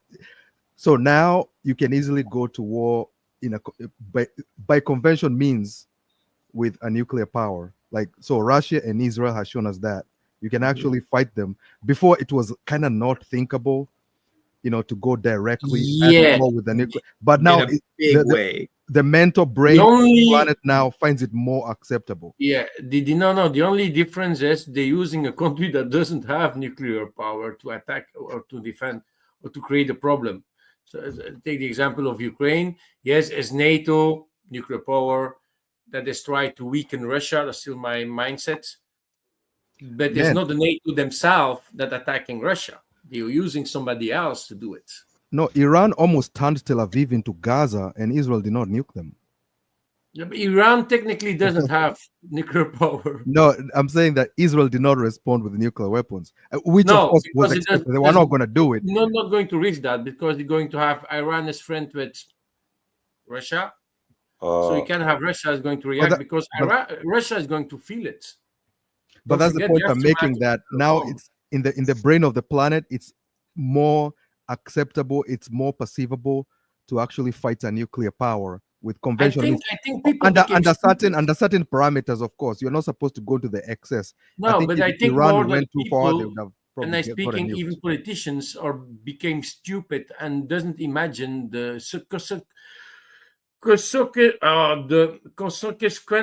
consequences. Yeah, that after doing a shit like that. So they are not taking. They are not realizing. I became very tired. They're not thinking about what can happen if you do it and how bad it can end it for yourself. Imagine a situation that America or Russia sending a nuke to each other. You can be 100% sure they're going to get it back. Mr. Lambo, you're speaking Belgish. Well, I speaking Irish. It's like 1:30. Did ever any information on Oreshnik damage come out? Like how much damage did it do? Like the visual of satellite is the only one, but we know that it penetrated very deep and it was inert, so it hadn't a charge. But if you do the calculation, physicians are doing the calculations. They say already the inert ones did big damage if there was a basement. Of course, Ukraine is never going to show the pictures. Maybe you're going to see it in the future. But be 1% sure that your Oreshnik... We know it was scary enough for us to react to it. We can see that just by the reaction that we had, the fact that it became all hush-hush, we know that whatever it was, even let's say, for example, the weapon only half succeeded. For example, maybe... the inert warheads were supposed to also cause some kind of chemical reaction that they didn't. Just by seeing that missile, what it could do, how far it could penetrate, it created a significant enough reaction to have chilled us to the point where there's a term. It's called the Oreshnik moment, which is when that video happened. They call that the Oreshnik moment. If you're a normal human with a normal brain and you see that video, you say, "Uh-oh, what the hell?" Yeah, that's a scary thing. That's the devil throwing with his arrows, and that is that's Zeus. You're right. That's some freaking god level shit. It's devilish. God level destruction that we witnessed. Is this about range? That was special because range, right? Range and hypersonic and penetration. Yeah, the speed, like Jeremy Clarkson like Top Gear like to say, it's speed and delivery. Those were 36 warheads. Those were 36 warheads in one go. And they started to say like it hit nothing. They hit what they needed to hit. They did it. We saw the it penetrated extremely deep. This is the reason why we had to drop those bunker busters. We have to show that we can do this too. They penetrated extremely deep. We don't know the damage that it caused, but it flew. It's a maneuverable hypersonic rocket, and on top of that, it releases warheads that have 6 of those in each. So it's like 6 of those. So it's 36 individual of the Oreshnik moment. Go ahead, Gareth. Thank you. There was some other visual phenomena that was quite striking from a few years ago, which was a huge spiral-like formation that appeared over the skies of Scandinavia, and nobody knew what it was at first. There have been at least 2 other instances since, and the general consensus now, is that this is some kind of rocket launch maneuver, some kind of propellant, or I don't know what it might be. But this is novel. I don't recall this being associated with rocket launches in the past. And so that indicates something else that's going on. But it looks astonishing. I mean, it's a huge, giant spiral in the sky. It looks supernatural. Dude, it's crazy just to think that, like, who did that? If you were to show somebody from like the ancient times, did Zeus do that? Like, no, we did that. What do you guys think about Humans did that. What do you guys think about MH370 disappearance? Like, any thoughts on that? Suicide, I think, still. Which And plane then is he did that? that with and during the takeoff, and I think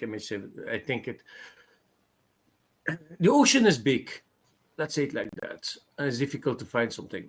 Yeah, it's kind of hard to believe that.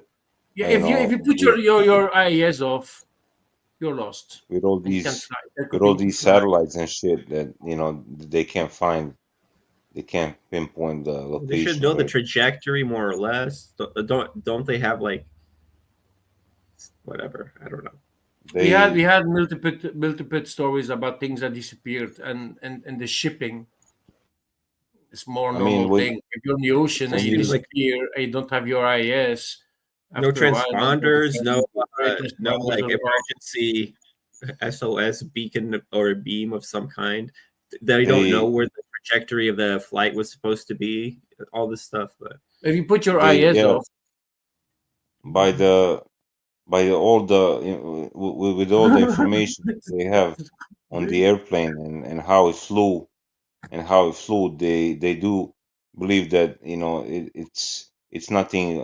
It's the only explanation is the pilot being, I mean, he planned all this. I mean, but it's crazy. I mean, there's some theories that like they have some kind of a teleporting device that there's like videos that came out, from some kind of drone image, that shows like all these spheres circling the plane, and the plane disappears. I mean, I don't know. so how I'm much- going to guess. I'm going to throw it out there. I'm going to bet the bank that there is no secret teleporting device. That's probably a wild explanation. Yeah, the crazy thing about these things is that there was a Air Force guy, like a high-ranking Air Force guy, who went on one of the TV shows, and he was also asked in front of Congress. At that time, I think the U.S. was trying to create some drama for some reason, but the guy was being asked about flying objects and whatever spherical devices, and the guy went on national television and he was saying, yeah, multiple times they have seen flying orbs or whatever, right? And then I was like, wait a minute, back in the day, everybody was waiting for an announcement of UFOs. I'm like, well, that's it. That dude just announced that he just saw UFOs, and the world did not think it's a big deal. They literally made shows like X-Files where they say, oh, the government is hiding something. Well, the government came out and In said, those shows, UFOs did not mean unidentified flying objects. They meant alien spacecraft. When you say, "Oh, we have unidentified flying objects," that's why they renamed it to UAPs. well, 90% unidentified aerial phenomenon. 90% of the planet perceives UFOs to be aliens. If they hear the UFO, they think aliens. Yeah, but you don't want to exactly know the problem. You don't want to know when they were test flying the B-2 for the first time. How many people were thinking there was a UFO in the sky because the object was so strange? You don't At want to that know time- how panicky he was. It's actually the fault of Area 51. It's actually the fault of U.S. Army. They're making these weird-looking planes. So all these people are like delusional, like, oh, for God, a UFO, they're going to invade us. Independence Day is coming, like on the movie with Will Smith. Yeah. Yeah. Is that Air Force Base, Area 51? It appeared a few weeks ago. My brother said like it was like a big fire, something very bad happened there. I think they fucked up something there. I don't know if anybody heard something about it. I don't know. Yeah, the Epstein but- files. Somebody burned the Epstein. files. Sorry, go ahead, Gary.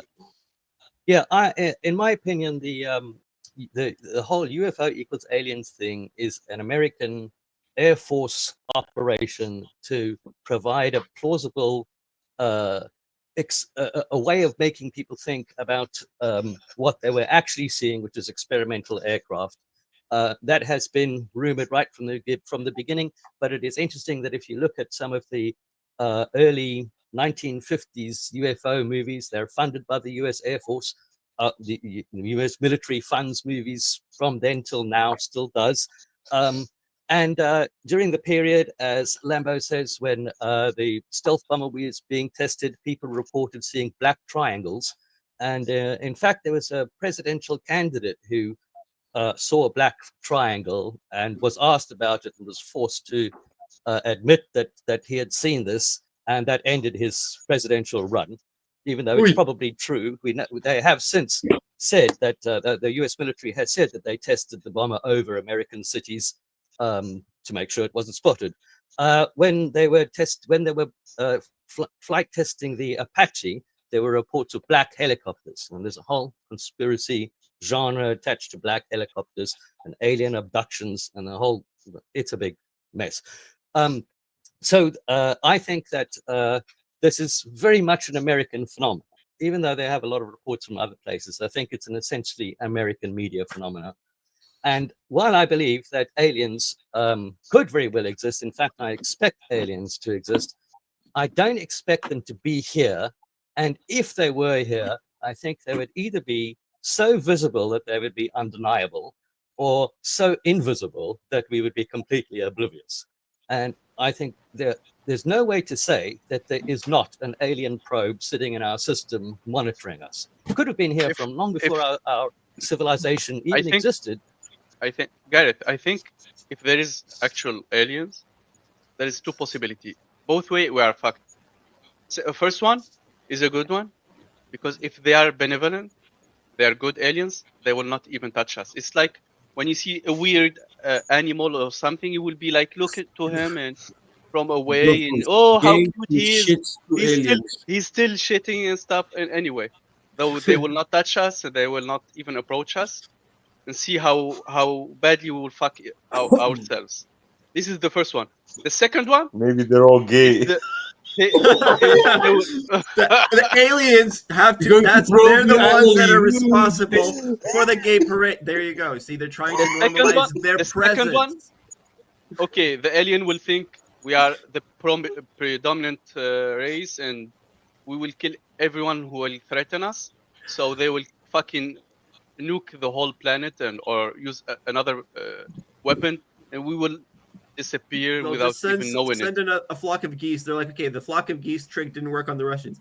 Let's send a flock of geese to the Americans. See if World War III happens this time. No, the only thing I'm going to believe in aliens. No, they will not risk it. They will blow the whole planet. It's one planet in millions of planets. No, the only way that you can think that they are aliens actually people from other planets, is that there is a second planet like the Earth, but like much more advanced, and they have space shuttles like the Millennium Falcon and that thing from Star Trek, and they're just flying 1 million times faster than us because they are much further away and technology advanced in technology compared to us, and they are able to fly in light years, for example. So we have telescopes that can look very far away, but not far away enough to maybe find another planet like Mother Earth that have civilian activity on that planet, and they have just better technology than us, and they accidentally find Earth, and they come here to visit us or to destroy us. I don't know.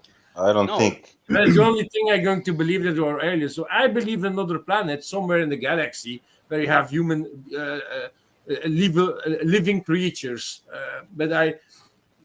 So that is the only explanation that I'm going to say why that aliens are going to be real. But an alien can also be a Mexican crossing the border over the United States. Did you guys see that documentary, The Principle, it's called, where they interview several, astrophysicists or physicists and scientists in general about the theory, is the sun moving around the earth, or could it be, is is our system know what you're referring to. geocentric or heliocentric? You know, and the scientists couldn't say that by visual, you know, visually from Earth, we cannot prove that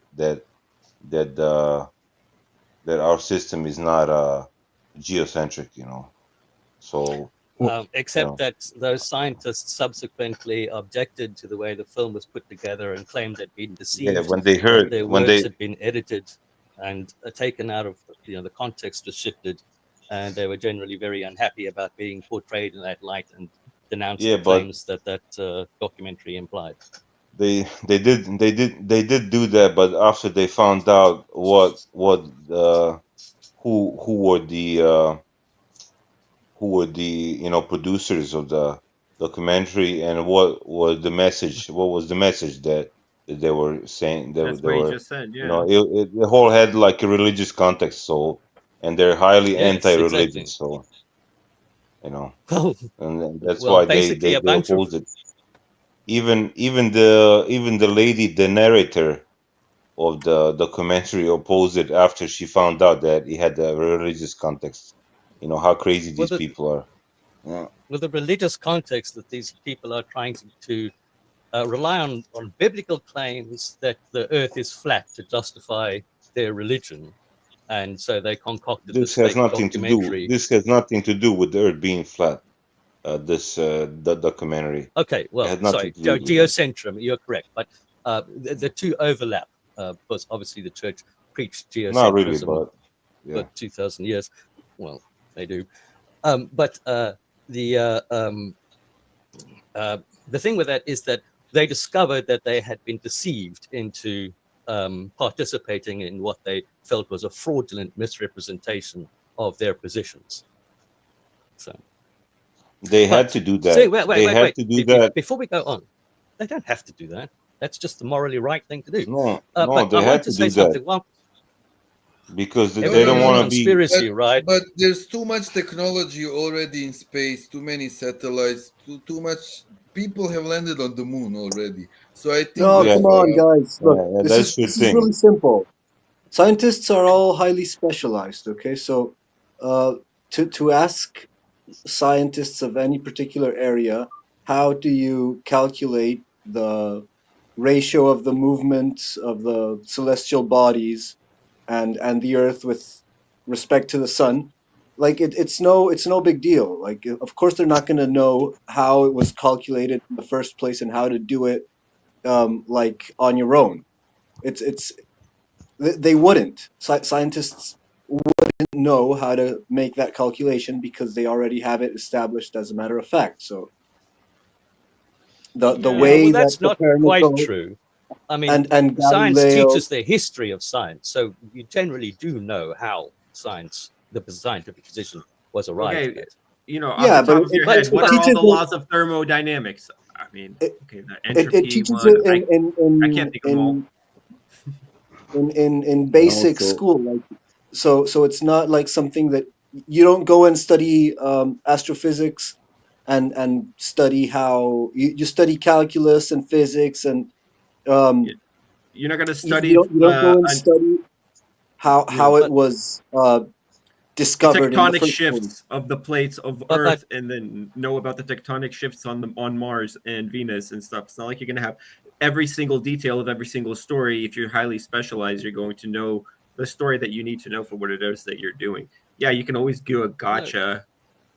Well, the thing about it is, I believe strongly that some of the most powerful people on the planet, obviously by now, can understand what's going on with the planet. Like they kind of know what all this is about, right? And what is it about? And they don't know care. what you're talking about. And they don't care, huh?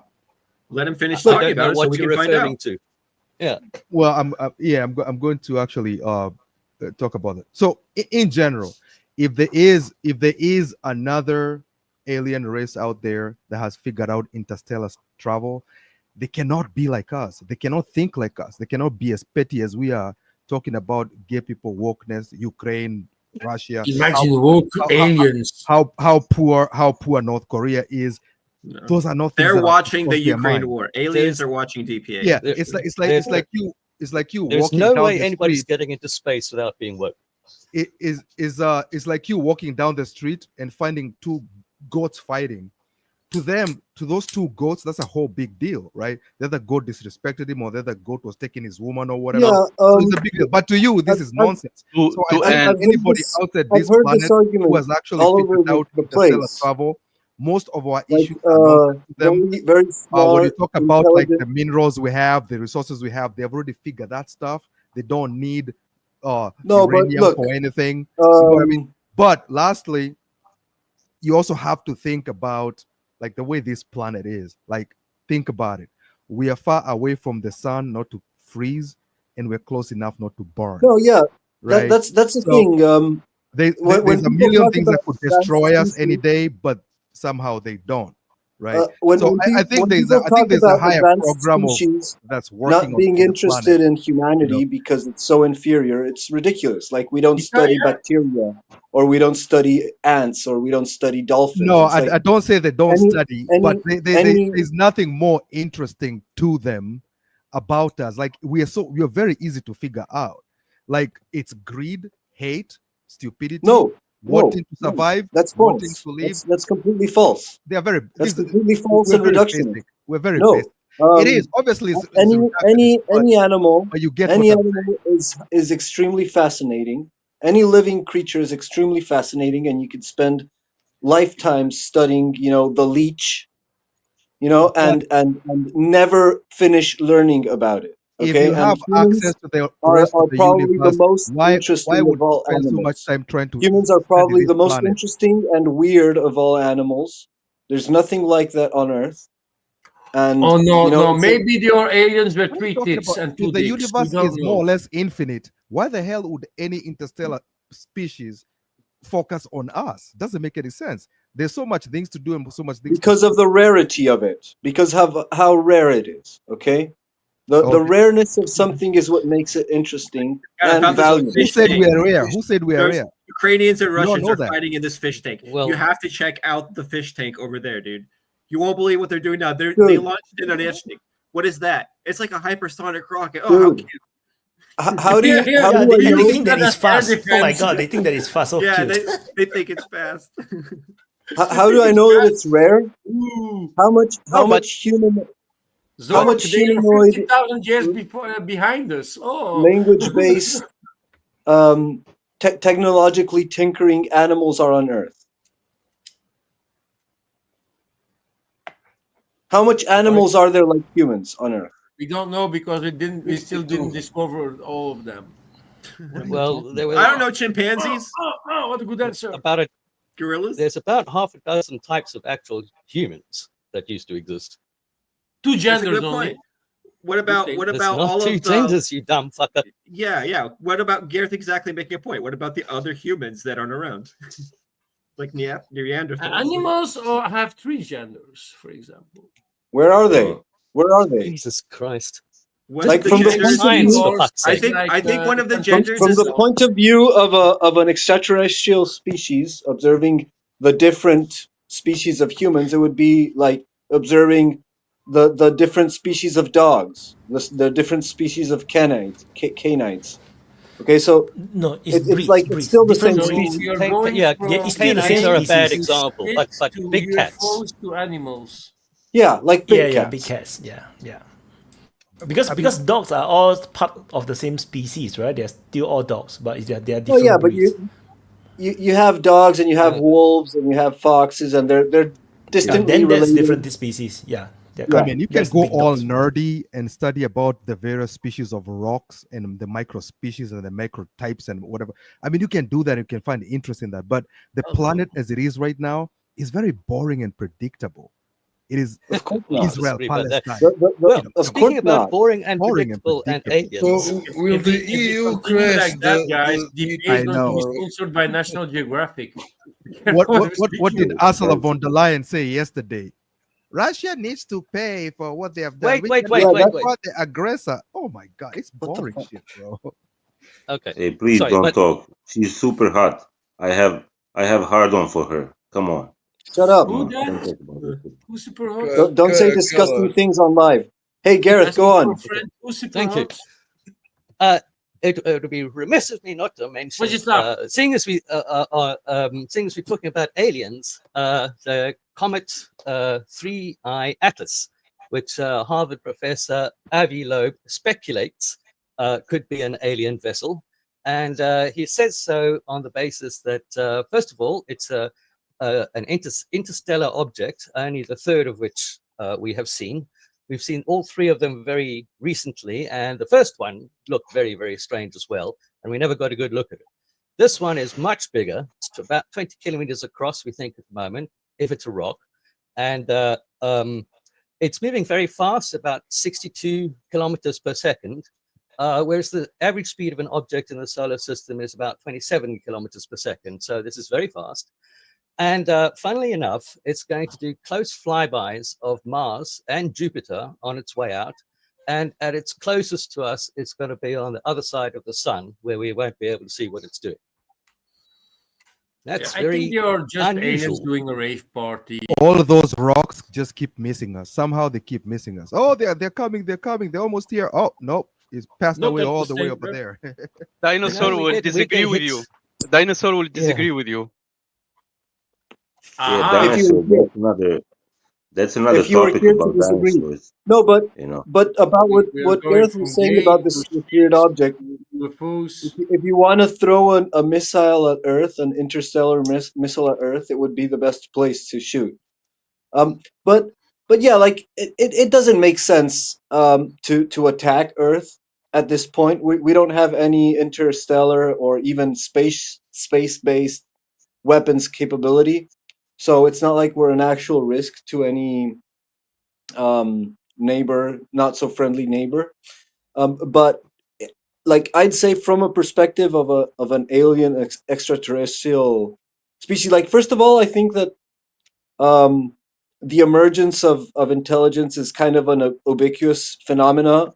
Like complexity emerges wherever you have extreme quantities, and so like there's all sorts of species out there of different levels of complexity, and the only species that would have a very particular interest in interaction, in hostile or non-hostile interaction with humans, would be an equivalent. You know, it'd have to be more advanced because it needs to do space travel, but it also has to have enough proximity to humans to be able to actually interact with it. Like you could argue that there are all sorts of frequencies in which complexity might emerge, and so we need a physical, like not interdimensional aliens.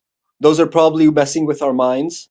It needs to be like physical equivalents, analogs to humanoids, and you know it would have to, like there definitely would be an interest in like a particular planet that has complex life and technological development. That would be extremely interesting, and it should be monitored and probably surveilled and probably even controlled to a certain extent. Yeah. Go on, Borislav. yeah. I don't want to sound like a flat earther, but you know, when you really think Show me the about it, curve. there is no image of Earth from space other than that blue marble. Yes, there is. And There's many of them. there is no There's there video there is footage. no like what was that? There's thousands of photos, at least, No, of no, Earth everything is from the Photoshop. ISS. Yeah, There's no but there's I'm no not image going from to space. believe anything. I'm not going to believe Okay. anything that Gabriel is saying, Anyway, because his father, God, created the world in 7 days. So he's talking propaganda to us, Gabriel. okay. Well, Gabriel okay. knows Well, that for his father, God, 1 year is as 1,000 days, or whatever the thing is. 1 day Yeah, from something 1,000 like that. years. look, we Whatever all the thing. look, guys. Gabriel, what is We your dad? all What is that thing that your dad says? we all we Can we change it's topic? it's accepted worldwide that we evolved, right? That we evolved from the monkeys, from the fish, whatever. You I know, don't know that's about by that. Darwin. That's like what Darwin was like, what, 150 years ago? Yes. that came up with that. For- So for- so And after we have so, God in I the don't- chats I don't calling think so look, Jews. He's I saying don't so know, look, man. I don't think after that's what Darwin came up. I think Darwin came up with okay, the. look, yeah. so okay, we- this was 150 years ago. So after all this time, and after all this technological development, molecular biology, science, we still have that. We still support that idea. Even though scientists, have repeated, It's, time after I, time that there is no changing kinds. I mean, humans did not change. There is That's no ridiculous. evidence. Of course we There do. is There's no abundant. Yeah, they have There's blue there is no hair millions of evidence. now. fossils.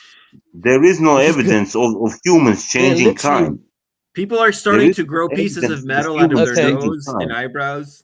Your use Yeah, of and kind. they have blue hair, haircuts like There is that. no So DNA change changes from the your human that race lived also. 10,000 years ago and now. There is no evidence of any No, of course any there difference. is. Yes. There is That's no Oh difference. my gosh. completely untrue. Yes, That's there I don't know. completely I don't know. false. This is a whole different can of worms An that I don't think average it's useful to go down. What I would say instead is, what is your overall point? We understand your perspective. What is the point that you're trying to make with that? Because we're going to get I'm tangled in saying the weeds that here. if The only the science evolved this far, they don't want to accept.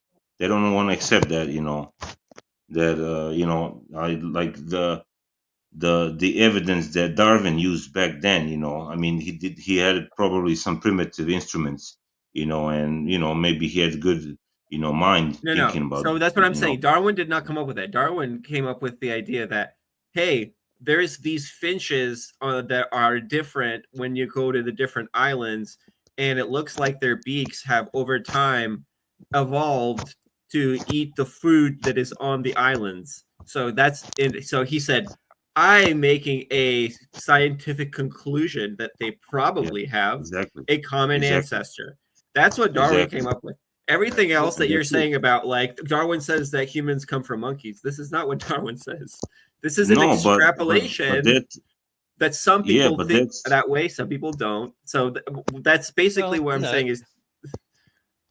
but that's what is officially in the school books. Okay. Well, obviously, That's because what there's it such is. abundant evidence for it. No, I have I the think most that important I think the misunderstanding is the Boyslav most is that important scientific discovery in the last century. I really have to tell you this. The average height of a Holland guy increased by 7 centimeters in the last 70 years. Yes, that's true. You need Tallest to people check in that. Europe. Yeah, I but mean, everybody that's grows, and the life, the people live longer also, but that's because we are Because healthier, repair they ourselves. shit in Holland.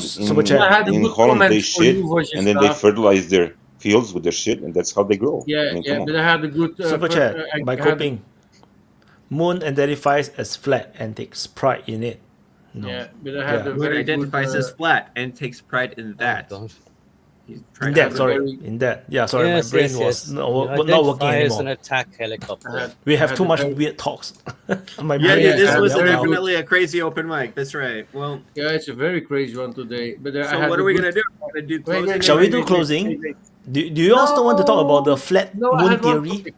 I have one topic I left. gotta go, because guys. it was a I want to ask that was a if the good question. Europeans going to crash the summit and destroy peace, because I don't see the interest. I don't understand the capability. I don't understand if NATO wants this enemy to be Russia or something like this. So, Yeah, here's- that was actually, but I had just a good comment for Vojislav from Deuce, so Jesus on the chat. No, G's father on the chat. For fuck's sake, look at Google Earth. That was a good one for you. But the outcome for I have a question for you, Wyatt. So the outcome for Monday plus your timetable for what's going to happen on the front line, is it still on track for you? And then Yeah, the same, outcome same. for Monday. No, I think no change. Because No change? even if the Ukrainians counterattack, I mean, they are using whatever they have to counterattack. Because if they have such an effective force, on hand, then there shouldn't be a breakout at the first place. They shouldn't be losing grounds all over Ukraine. The fact that they are losing ground all over Ukraine, and then there's a breakout, they managed to stop the breakout. That means they are plugging the hole with whatever they have. So I believe it's still pretty much on track. Once this forces attrition away, I do not know whether Ukraine still have any more effective troops left. No, they are losing a lot of people everywhere. So no. But of course, the Russian soldiers also die, because this breakout, they got counterattack, still die, they are still humans. So, nothing to. To me, there's nothing to celebrate about. People just keep dying. I just I just keep monetizing their death. Even guys, even the even prediction though for Monday with Zelensky meeting Trump, we know that You're Europe so is evil, going Wyatt. to You're so evil. Yeah, sorry. I have no god, so. We are knowing that Wyatt is some fighting European Wyatt. presidents are coming to with Zelensky to the United States to meet Trump. But Trump already said it's going to be separately with Zelensky and then European bullshitters. So I don't know what's going to come out of that one. There was a question in the chat. I just want to see that. The rumors was that they say that Zelensky must wear a suit. If not, Trump will not meet him. That's the Will he do that? Will he wear a suit? He will. If he wear a suit for the NATO summit. Remember? No, I think he got commanded by Trump that if you don't wear a suit, you're not allowed to join the summit. I don't get why he's stuck on that freaking green camo thing. Like he has to. It's a branding. It's the branding. It's a branding. It's like wearing Versace. No. I think he's changed his voice, the way he Heads talks. of state wear military uniform in times of war. That's completely normal. No, it is not.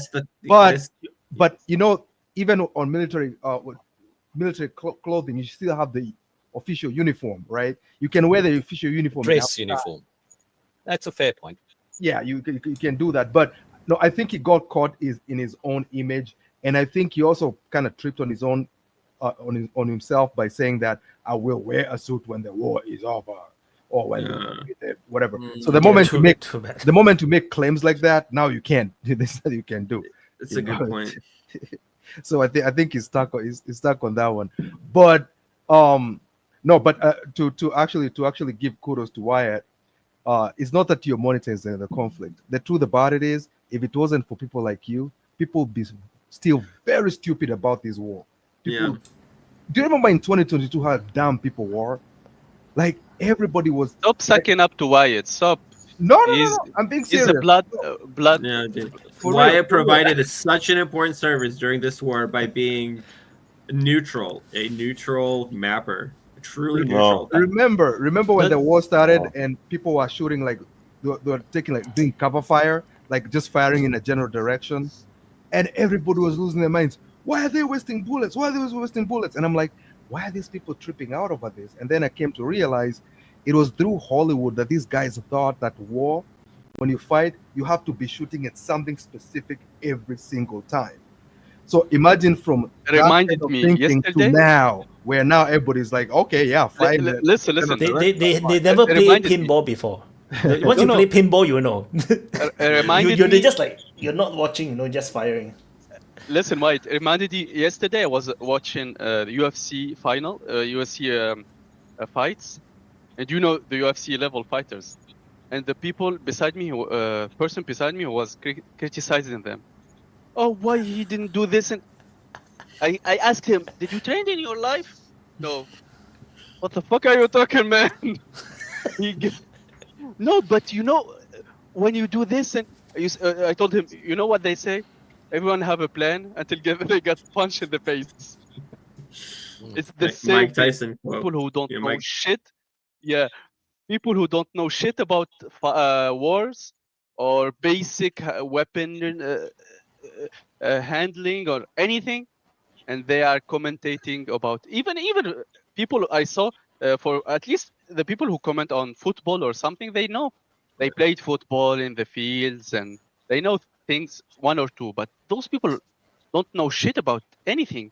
They maybe I swear the majority didn't see a gun with their own eyes or even touch one.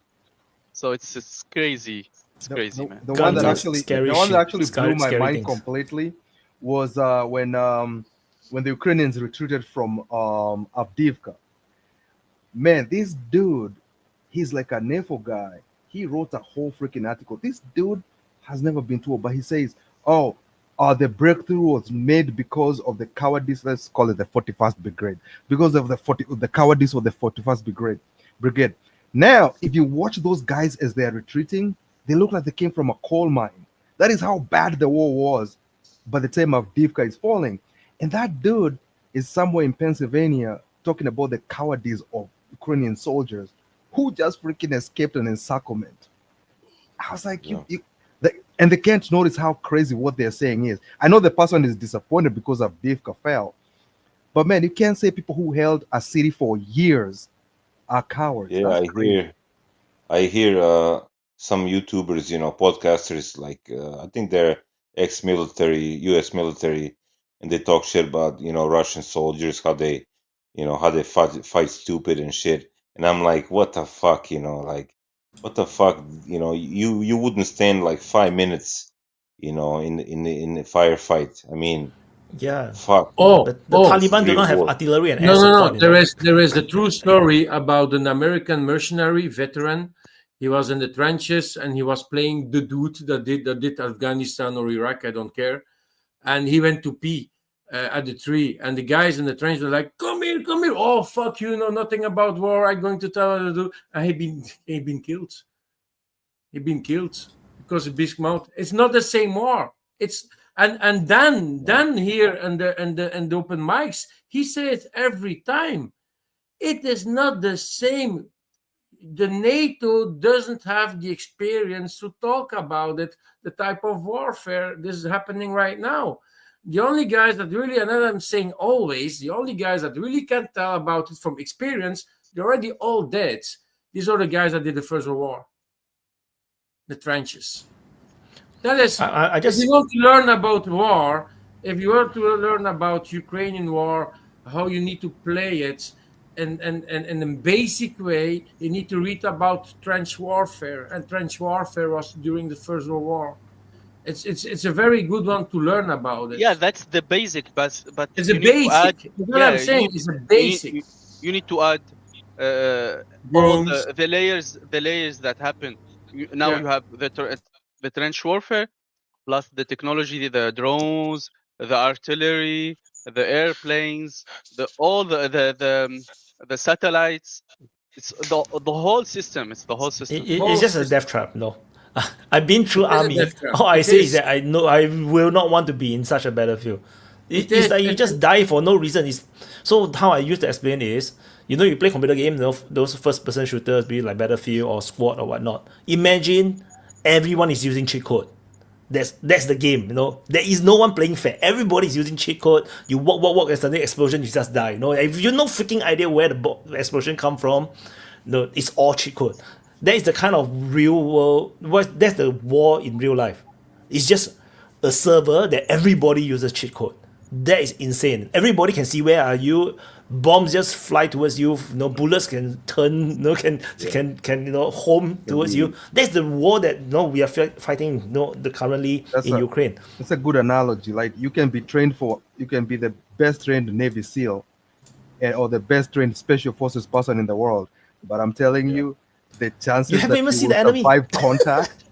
Holy crap! An artillery shrapnel will kill you just the same as anyone else. Yeah, so what if your mouse, you have super good mouse skill, but then the moment you appear, you spawn in, then the explosion just explode in your spawn point, because people throw a fat bomb at you, you just die, you haven't even have a chance to do anything. I have a good gear, good PC, but when a grenade is thrown out close to you, you will die either way. It doesn't matter with your gun or whatever. Yeah, that's what I'm saying. Like a stupid artillery shell, which we are like watching the Russians make in astonishing numbers, which we thought we didn't have to make them and those numbers anymore because they would have been so accurate. The artillery shells that we have instead, what we're saying is those stupid artillery shells. Kat, you're going to turn my computer off. So those stupid artillery shells, that shrapnel, it just flies everywhere. And I've seen highly trained special forces guys with a GoPro just dragging their buddy back, and an artillery shell lands and just a piece of shrapnel just like gets him under the neck, and highly trained dude gone. Yeah. So in a game setting, people will complain, "Oh fuck, man, this game is broken, man. What kind of game balance is this?" Or they say, "Oh my god, this freaking server is full of cheaters." Everybody com scans, or they have the hack right straight away, Russian can see through buildings and whatnot. That's literally real life war right now. No, people literally know you are behind that freaking building, you're behind that freaking wall, and then bombs just appear out of nowhere and then you just die. That's real world. That's literally just cheat infested server, It is. So I say I don't. I as a trained soldier, I cannot imagine fighting in such a war, because the what I trained for versus what the real world is it doesn't match. The war that I was trained for is already no more. That is like it's like the Donbass Civil War. It's like the Civil War in Ukraine. That was the war that I trained for. This Ukraine war is not the same shit anymore, Nobody gathers together like 20-30 people in one place and talking shit about the Grad launcher, it's so inaccurate. Nobody talks about this kind of shit anymore, It's nuts. And I also want to comment about Makeri just now was thanking me, doing the reporting. What is more shocking is that if you look at the English speaking, YouTube, let's say I didn't do. I was like lazy, at the moment of time. I didn't want to do the reporting. Then there will be no Whip Union, because Whip Union is actually my follower. Before he started his own channel. Then there will be only military summary. Can you imagine how insanely one-sided the entire Ukraine war reporting would be? There is almost everybody is pro-Ukraine in that sense. And I'm not even sure if military summary will do what he do. If I didn't start first, because I inspired a lot of people to do the same kind of reporting. If you look at the Russian RuTubes and stuff, there's a lot of military summary knockoffs. There's just no English. Right? But yeah, there's not. He does English, but there's a lot of ones that just do it straight up in Russian. So there's too many Russians, because you got to think there's conscription, right? So too many people have gone through the army. They have a casual interest. They can look at a map and talk about what's going on. So they have enough of that. But the thing is, what you do is you're very neutral. You really are very neutral. And that's the thing the whole time. Even in the animal kingdom, if there is a niche, a certain species will fill that niche. So I think if White wasn't doing it, maybe someone else will take the scene and globalize the area. Maybe, but you are. Other people have. That's what I'm saying. This has happened. Other people have. But Wyatt has been neutral this whole time. It doesn't really matter. You can always rely on. I think and I think DPA is the only one that started from day one. So that is on itself very unique. Like I started the mapping the war from day one. So it is. It's weird. I expected more people to be doing it, but because it's not very lucrative to be in the Russian side. That's the main issue. Well, he's not on the actually, I do not know. He's neutral. The thing is, you don't even know the market size. Actually, when I started, there is no idea of what is the market size. I only know that there will be a lot of bias in the reporting, because Western world, right, will support Ukraine. So I did it because I know there will be fake news. Because in the West, if you are neutral, you are pro-Russian. If you are pro-Russian, you are pro-Russian. If you are neutral, you are pro-Russian. That's the West ideology. So for them, there is Ukrainian and pro-Russian. There is no neutral. Yeah, that's true. And by the way, have you guys seen these videos of all these pro-Ukrainian YouTube channels? And all they talk about is, they're extremely pro-Ukrainian, right?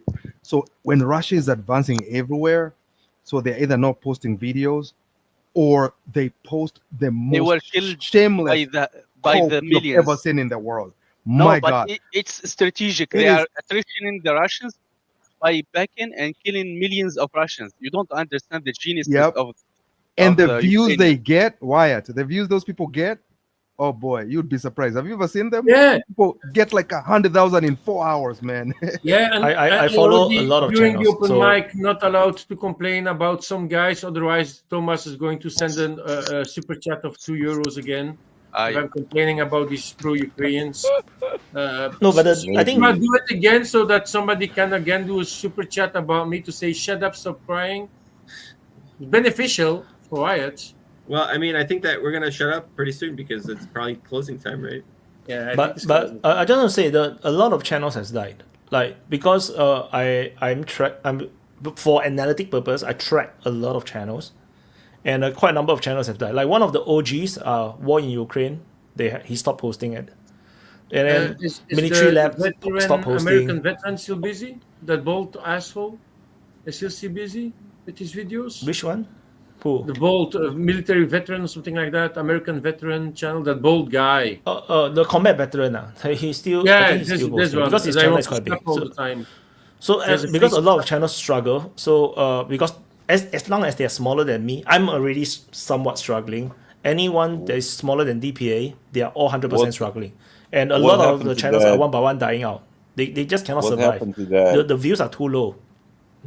What happened to So that there's Brian Macbeth? Was it Brian Macbeth? He's Ryan pro-Ukraine. Macbeth is huge. His channel is huge, so he's doing well. He's, I think he's losing subscribers he's somehow super for some reasons. pro-Ukraine. He's super pro-Ukraine and super biased.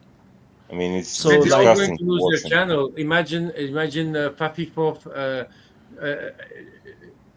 I was already with Pokrovsk. I was already thinking like that breakthrough. He's going to be struggling, and he actually tried to admit. And then suddenly he had reinforcement. No, you're winning. Huge. Millions of dead. But there's going to be an end of it. There's going to be a moment that if the war continues, that Russia is going to walk in, and then I'm very curious about what they're going to say. And what sucks about these people is that they know they're lying. That's the thing about it. That's the thing. They know, they're close aware. You know, sometimes you can be confused And by I'm even data. thinking he's but not they living in know. Switzerland anymore because he's saying at my time. So I'm living in Basel, I'm not so far away of Switzerland, so there's no time difference. The guy says good morning at 8 p.m. I was watching. I'm still watching. Someone is very Ukrainian biased. He's an American. I don't want to promote this asshole, but I'm watching him, and they filter their comments sometimes. Some comments slip off. I think some people here know, but lately I was like shocked. They were promoting for Azov battalion, as if like they are. It's crazy. They know. I'm 100% sure they know the history. They know the agenda. They know the ideology, and they are promoting Azov battalions, and they are collecting money for them and sending money for a military pro-Nazi. But maybe the guy is pro-Nazi himself. You know? What I mean? He's not. I know who this he's not. is. Yeah, you know, but we will not promote that asshole. Sure. The thing Absolutely. is, he's pro-American, but neocon. Satan. No, hold on a second. No, I don't want The to. Americans. Don't tell the me. I Americans- want to look him up. The Americans have been allied with Nazis since the end of World War II. They immediately allied with the Italian fascists, and But then to of say course, it out loud, in No, the Spain, drones and rockets. Chile. Von Braun and that bullshit is They've all Nazis. been actively engaged in promoting the far right all over the place. And when I put a comment, when I saw this for the first time, I did a comment. A comment disappeared, and but he posted an image of the reach that how much money he gathered for the neo-Nazi battalion or group or whatever. Yeah. I commented but I saw like a lot of people commenting the same thing. I was amazed how they kept those ones. Anyway, it's crazy how much your hatred to a country will make you do. By the way, also, even if he steals those donations, you know there's no accountability, right? If I say right now I'm collecting money for Ukraine and don't donate it, who's gonna come for me? Like, so most of these people are it's stealing. Ukraine. Most It's of these going to people are Ukraine. stealing. You go send it to Ukraine. You're going to skim off 30%, and the guy that you send it to is just going to take the rest of it and say thank you for And I your tell you the donation. more funny thing. So let's say I lie about it. Let's say I do collection to say support Ukraine. I collect the money, and then I took it. I took it for myself. Then the Singapore police catch me. The Singapore government will take it. They will not give it to Ukraine. It's just and then absorb into the Singapore budget. I just think about it. It's like so funny. I love it. The money will still never reach Ukraine. Oh, this is stolen. Oh, that means it's okay to steal it. What? Yeah, it's just like Singapore. You can't be cracked the mad. You stole it in the first place. We just stole it from you. Because Singapore had this a massive case, you know, $1 billion money laundering operation in Singapore. Nobody asked where the money went now. It's all taken by the Singapore government. So I got canceled from YouTube from comments. You know, I can't comment. Like they erased me, and I talked to like several other people, and they're like, yeah, you know, we got canceled too. You know, but you need to be smart in your comments. So that's why you don't need to be. You cannot, because like you said, like same thing you said earlier. If you're neutral, if you're not pro, same thing. So basically, but you need to be smart. For example, they say they were like shitting about Russians. I think it's a hospital or something. They bombed the hospital. They were like, oh, they bombed the hospital. I said it's Hamas underneath it. That's why they bomb it. It's normal. So you know, dude, you need to do. I don't think that you need to be smart. I think you need to be dumb. Because if you're, I wrote a limerick about how John Bolton looked like a walrus in a YouTube comment, and it instantly got deleted. And I didn't even say anything bad. I just said he looked like a walrus, and he grunts. But see, most of that censorship, I don't know that it's censorship, because I've also had comments disappear that were completely banal. I mean, like just good one or something like that. So, can you rule out some kind of technical defect in YouTube? I don't think you can. I think it is too easy to just assume that you're being persecuted. It's very random. This auto delete by YouTube is very random. Yeah, and I can tell you, my own comment is deleted by. I use the DPA War channel to comment on DPA's channel. The message never ever get through. So you know, we do not know how. So here's what you gotta do. You have to check if the comment is still available. If you filter it by newest. So if you filter the comments by newest, and your comment is still not there, and especially if you post it, it's there for a second and then it's gone, and then you post it again, it's there for a second, then it's gone. Or you change the letters around slightly and it starts to post, you know that there's some kind of auto filter going on. So I'm just upset that I wrote a limerick and they deleted it and nobody ever got to see it, and it was funny. So when I said censorship, I was not saying it in a dramatic way like that, like oh YouTube. Most of it is an algorithm, like if you say shit, most of it is an algorithm and whatever. Trigger the auto censor. But the point I was trying to make was that it's interesting, so the censorship was there at the beginning of the war, like straight up. It is still, for example, there's no question about it. It was so bad, it was crazy. But the post, one second, the post that I was talking about, I'm seeing it now. There is no negative comment, and there is no. I was like seeing it like few hours ago. There's plenty of comments about Nazism and stuff, and I commented about being even I used like some symbols to not like spell Nazi or those things, and it's disappearing. But that can be that the YouTuber himself canceled your comments. And people like can report your comment. Like as well. I told I am owning several YouTube Facebook groups, and I as administrator of the group can put some words in the box. And if that word comes, I'm going to get a notification.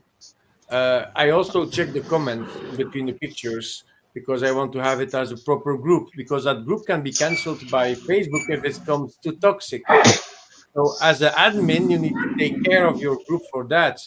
But the people like that owns a YouTube channel, some people are going to look every day like who's commenting, and he's going to read the comments. He's going to pass the comments.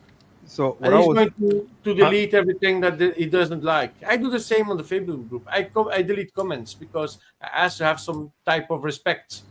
If you're commenting on somebody's possession, you need to be respectful about that. It's his choice, it's his money, he decided to buy it. So I don't want to have that bullshit comment like, oh, fucking ugly, oh, things like that. But I can 100% assure, I don't do censorship on my channels. Like, I actually remove all the moderations. Also, but I just respect to the owners because it's a car group. I just respect the owners. I mean, in DPA's case, right, all the moderation setting I turn off. I turn off literally everything, allowed everything. There's no disallowed word, everything, but YouTube will still just do whatever they want to do. So, which is why I encourage people to join the DPA forum or join the I've done Discord, this. you see. And it's the same. It's the same on I've Facebook. done the experiment.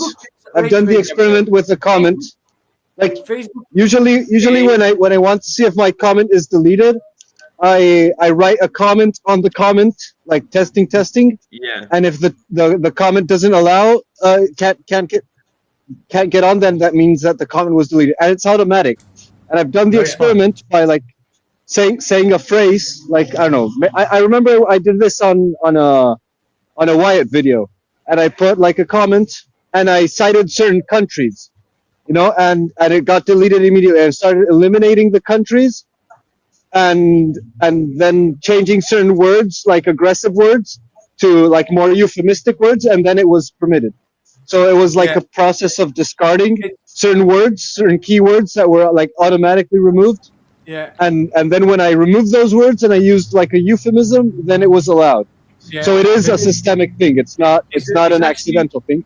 It's actually the That same is on all that social not media. is to say that it can't also happen accidentally, like as a algorithm failure.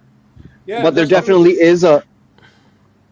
So what I was saying before Gareth and Nika interrupted me was that I was so busy. in 2022, and so what I was saying was that with the whole censorship thing, right?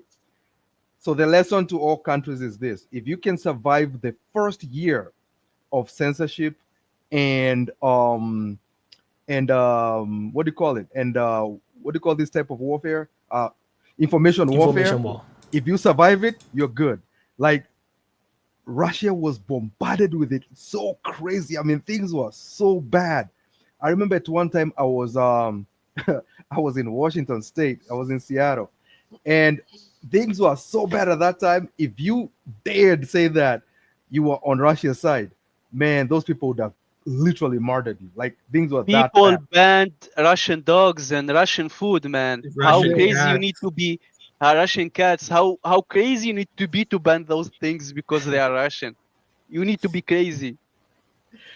And at that time I was saying, oh, why is Russia not doing the same information warfare as Ukraine? You know what I mean? Now I was wrong. All they had to do was wait it out.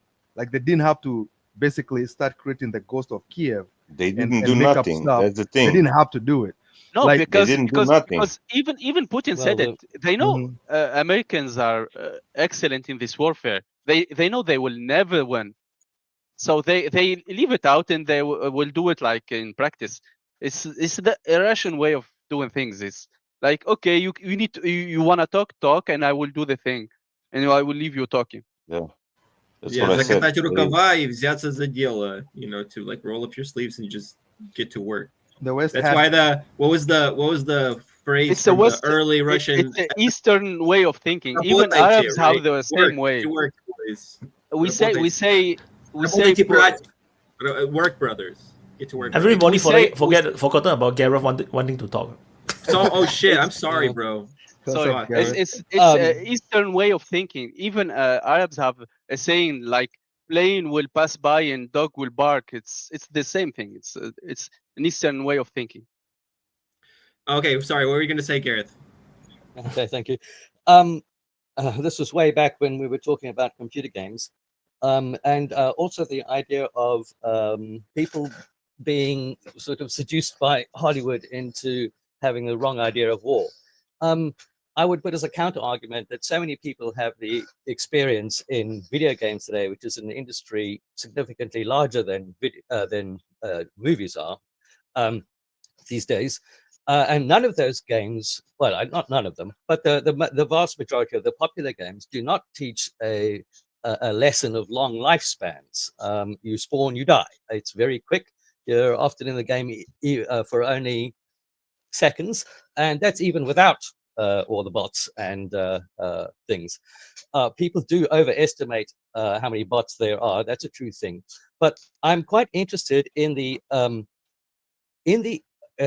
after the war, if we look back to see if the experience with computer games made any difference to the acclimatization rates of the soldiers. because when Russia announced its partial mobilization, the number of Counter-Strike players dropped by 300,000. And there were a very large number of the participants in this war have experience with war games, and it'll be interesting to see if that made a difference in their performance. It would, because like I said, the whole freaking server is cheating. You just go there and die, you know. Like, you know, all these foreigners went to the NATO base in Western Ukraine. Yeah, they instantly die on spawn, you know. they go there and they just sleep and then they just die from missile strike. You know, you will never meet that kind of situation in Counter-Strike. You know, you never meet that kind of situation in Squad or Battlefield or Call of Duty. You know, nobody spawn camp in that kind of way. So yeah, you don't have any artillery because the artillery shells were blown up in the logistics train way back before by an Iskander. It's like in fact, I would say that is not even spawn camp. You know, you're not getting destroyed at spawn. You literally destroyed when you just enter the game. You're just looking for a server to join and you just die. You just instantly die before you even enter the spawn. You know, your computer crashes. Like as soon as you press the server, you don't have the logistics to pull this off. Boom, your computer crashes. You haven't even reached Donetsk Oblast. You know, you just literally just start the game. You're just looking for a server to play, and you die. You die. That's the thing that came out. I'm actually also. It doesn't say you die. It nukes your processor. Your processor dies. Your computer dies.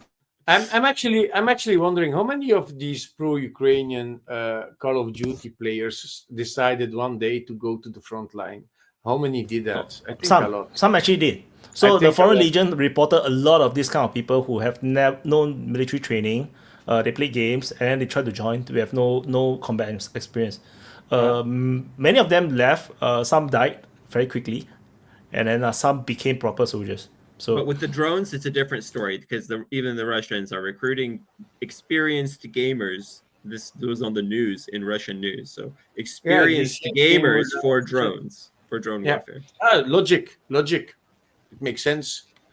If you're a fanatic in computer gaming and you know how to fly with computers, you're going to be an excellent drone operator. That is my point. You know what it reminded me of? It reminded me how in the Soviet Union they decided that Asians and women must be better snipers, and so you ask like why would Asians be better snipers? And the reason was because they have like narrow eyes, so they're already kind of aiming. This was the logic. Truly, America is the most indoctrinated country on earth. You think oh my God. Okay. Anyway, you know, but I think there's something else to this war is that I think if you survive long enough, your chances of surviving long increase. There is. Oh, well, that's true of all war. There's a steep learning curve, but if you can make it past that steep learning curve, you can learn. Yes, that's what I'm saying. Because I have a buddy of mine who, back in the day, we used to mod games together. Back in the day, he's in Russia right now, and this guy has been fighting for straight 3 years. But what he was telling me was that first of all, they strictly move at night. And it takes a long time. Like you have to be, whatever you do, you can't be in a hurry. You have to be very careful, and you have to, take your time. So I think also the commander, like if you have an idiot for a commander, then you're screwed. There's no way around that. If somebody wants you to rush across an open terrain, well, you're screwed. I mean, at that point, it's just luck. It's you and your dirt bike. It's just luck. But yeah, I think if you survive long enough, you get better at it. This is why I say, in my Frontline changes report, if there is a 2 kilometer change across one day, that is already considered the enemy is not there at all. If you're in the front line, you can instantly die by sniper fire or anything. It has to be really slow. And 2 kilometers is actually not near, Like you look out, 2 kilometers is actually pretty far. Yeah. If you try to walk, you don't even know where is the landmines, where is the booby traps. Gareth? Thank you. I'm powering down, so I'll just leave on this. I've also heard that the Russians have an expert Europa Universalis 4 player in their general staff, Paradox strategy game. And games should not be dismissed as trivial things for children. the older societies we know of have game boards. They are as much a feature of human society as something like music. And we've been using them to teach war through chess and like that for a very long time. So it's not a light question. But anyway, thank you and good night. Thank you, Gareth. And I agree. Recently, this year, I came upon the game called Open Front. So it's a world map. It's a free browser game, and then it's all nuclear. I wanna check out. I'm falling asleep, and it was nice talking to you all. And till next time. All right. Bye, the same, I think. Yeah, we're going to do closing now, but I just want to finish my point about the Open Front. So Open Front, right? Is basically it's just a very simple game, but then they use nuclear weapons, and then you see how the game goes, and then once people start to use nuke, you can see how nuke is actually being used in the real war situation. It's insane, it's insane. So and of course that's just a game. In real life, a lot of people is gonna die. So it's I just thought because I played Europa Universalis a lot. I like to play that. And I play a bit of Hoi 4 because of my server, my Discord server. Yeah, I played Open Front. War is insane, man. And closing. Let's do closing. Lambo. Yeah, about gaming, I put it the name on the private chat. You can put it in the chat, and it's on Steam. I didn't play it, but I watched a lot of reviews on YouTube. The game is already 2 years old. It calls the Great War Western Front. So it's First World War. And I give you an example of meat waves. So it's trench warfare, like Germany against the Allies, or you can choose which one you play. And you have few resources, so you can spend to make your trench line, to put some cannon pits, and you have also the number of resources to use reinforcements, and you need to send you need to send your troops to the other trench and try to destroy the other guy's trench line. These are real meat waves, and it gives you an example about how it was in First World War. You can't compare it with Ukraine, but the bullshit about meat waves, where we're still waiting for videos to see real meat waves. In that game, you can, after you don't get playing your game, you're going to have the results, like how many soldiers you lost and how many soldiers the enemy lost, and it gives you a realistic idea how trench warfare working. How you need to have the effect is with your type level 1 trench, level 2 trench, level 3 trench, like stronger and stronger and stronger. How long your trench will survive, because you can also do bombardments, all that shit, and working with artillery. It gives you a very good idea how the basic. I really speak about the basic of trench warfare is working, and you can use it for the Ukrainian warfare. The only difference you don't going to see are the real meat waves, because like in First World War, they're suddenly sending 1,000 troops to the other side, and normally almost everybody died or not. But you really have a good idea. It's actually a very interesting game to have a little knowledge about how trench warfare is working. And I continue to say, read history books about trench warfare, because people don't understand that it's still happening in Ukraine. People are commenting so easily about war and they don't understand, and then they're comparing like, oh yeah, but in Afghanistan, blah blah blah blah. No, it's bullshit. It's big bullshit. It's not the same. You can't advance like that, and certainly not if your opposites. So your enemy, like for Ukrainians is Russia, decides to not push very hard anymore, to just take their time to advance, to just first try to weaken the defense lines and then to look to advance. It's not the same like Second World War. You just can't compare these two wars. First World War and Second World War are two completely different wars. Even before that, you had also the great wars like with Napoleon and that bullshit, and it was like we're just meeting a meeting point and we're going to kill each other, and then we hope at the end who's going to have the people left alive are going to be the winners. that's war that is evolving, and now you need to consider drones, gliding bombs. That is actually next to the artillery, because the Russians are using the gliding bombs as artillery. So they're also attacking trenches with these gliding bombs. It's fucking nuts. It's fucking nuts, but people just don't have the understanding about it. And but that game, The Great War, Western Front, is a good example about the basic about trench warfare. Now for the future of the war, I don't see any agreements. I just think Zelensky is going to waste his time in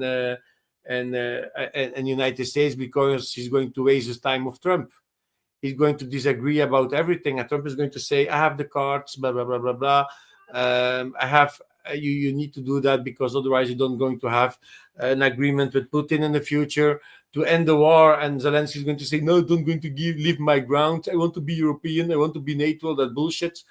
And I just thinking he's also going to listen to the European leaders that are going to say, "No, we don't need to stop that war. We put a lot of money in you, and we're going to lose a lot if you not continue. We need to win it. We still need to win it. We are desperate." That's what I'm feeling about Europe against Ukraine, and Trump doesn't give a shit. He just wants to end the war. And that is the thing that I hate about the pro-Ukrainian channels on the internet, is that they are hating Trump so hard, and they just show by themselves that they just also want to continue the war and see their own people dying, while they are not even anymore in Ukraine as a Ukrainian civilian, if they are that. The thing is also, if I need to say, next to DPA, one channel to follow is really who I am. He started as a pro-Ukrainian, and he changed it completely. The guy is realistic. It's not the same as DPA. I like to watch different channels, and of completely different type of channel is really who I am channel. The guy deserves also all the support and all the views, like Wyatt also does. I am very happy that Wyatt reached 100,000 followers. It's a lot. I am very happy for that. And these are the channels where I am evolved.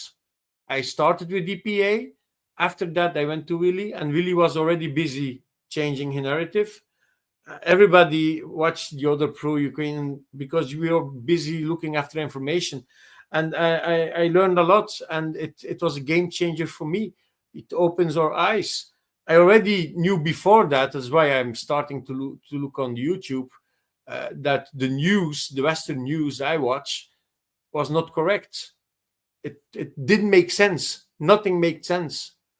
And you make your research, and then you follow people like Wyatt, people like Willy, people like other guys that are having good channels. Some are too pro-Russian, sadly, but I prefer the neutral ones. I prefer to have just the objective about everything. So yeah, I'm still happy to be. I am very proud to be a DPA member, and I'm encourage everybody in the chat or that watching the videos of Wyatt to join the DPA army with us, to become an open mic speaker even, and to have access to everything actually, and to discover these other channels, even like the mappings, AMK mappings, Syriac maps, and all that other stuff. Than making good maps and that showing what's happening in a better way compared to others.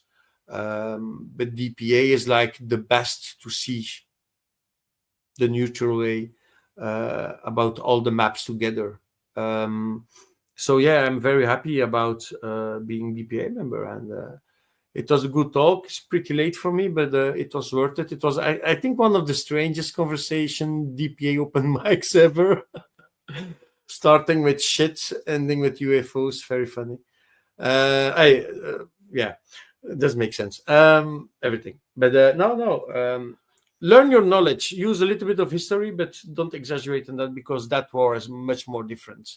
And I also, to end, I made a remark to Nika. Nika said, yes, normal, because there is more and more Israeli on streets protesting against the war in Gaza. And apparently today there were like more than 100,000 on the streets. So I hope for the Palestinians that the Israeli citizens are finally waking up, and that the protest next week is going to be 1 million on the streets instead of 100,000 today. So I really hope that conflict also ends. Just waiting and see. But yeah, Ukraine, follow DPA, like and subscribe, and maybe join us to the DPA Open Mic also, and maybe now the Discord. I'm not a fan of it, but it's my problem. Good. Guys, bye-bye. Thank you, Mr. Lambo. Nika, closing.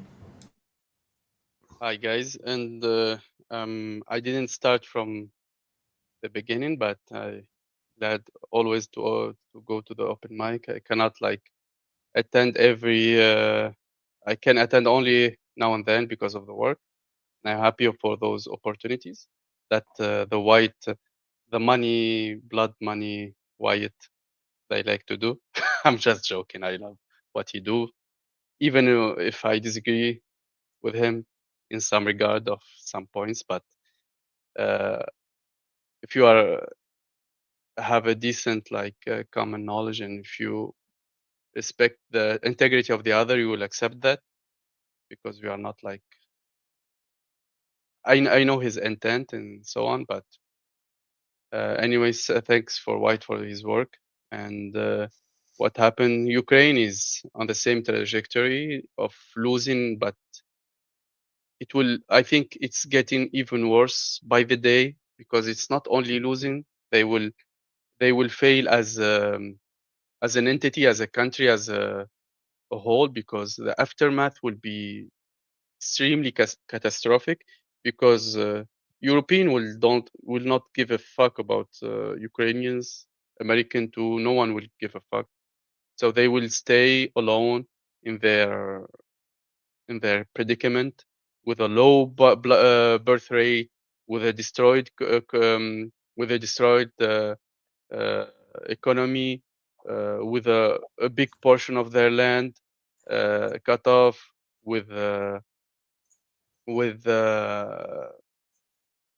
armed crazy people like neo-Nazis. So it's going downhill, and I think it will be a mess. It will be a mess.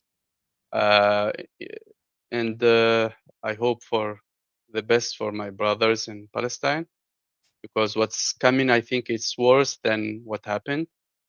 We saw the killing of the late killing of the journalist. I think it's a bad omen, because why you kill the witness only if you are going to do something. You kill someone who will watch only if you are prepared to do something even worse than what you have done.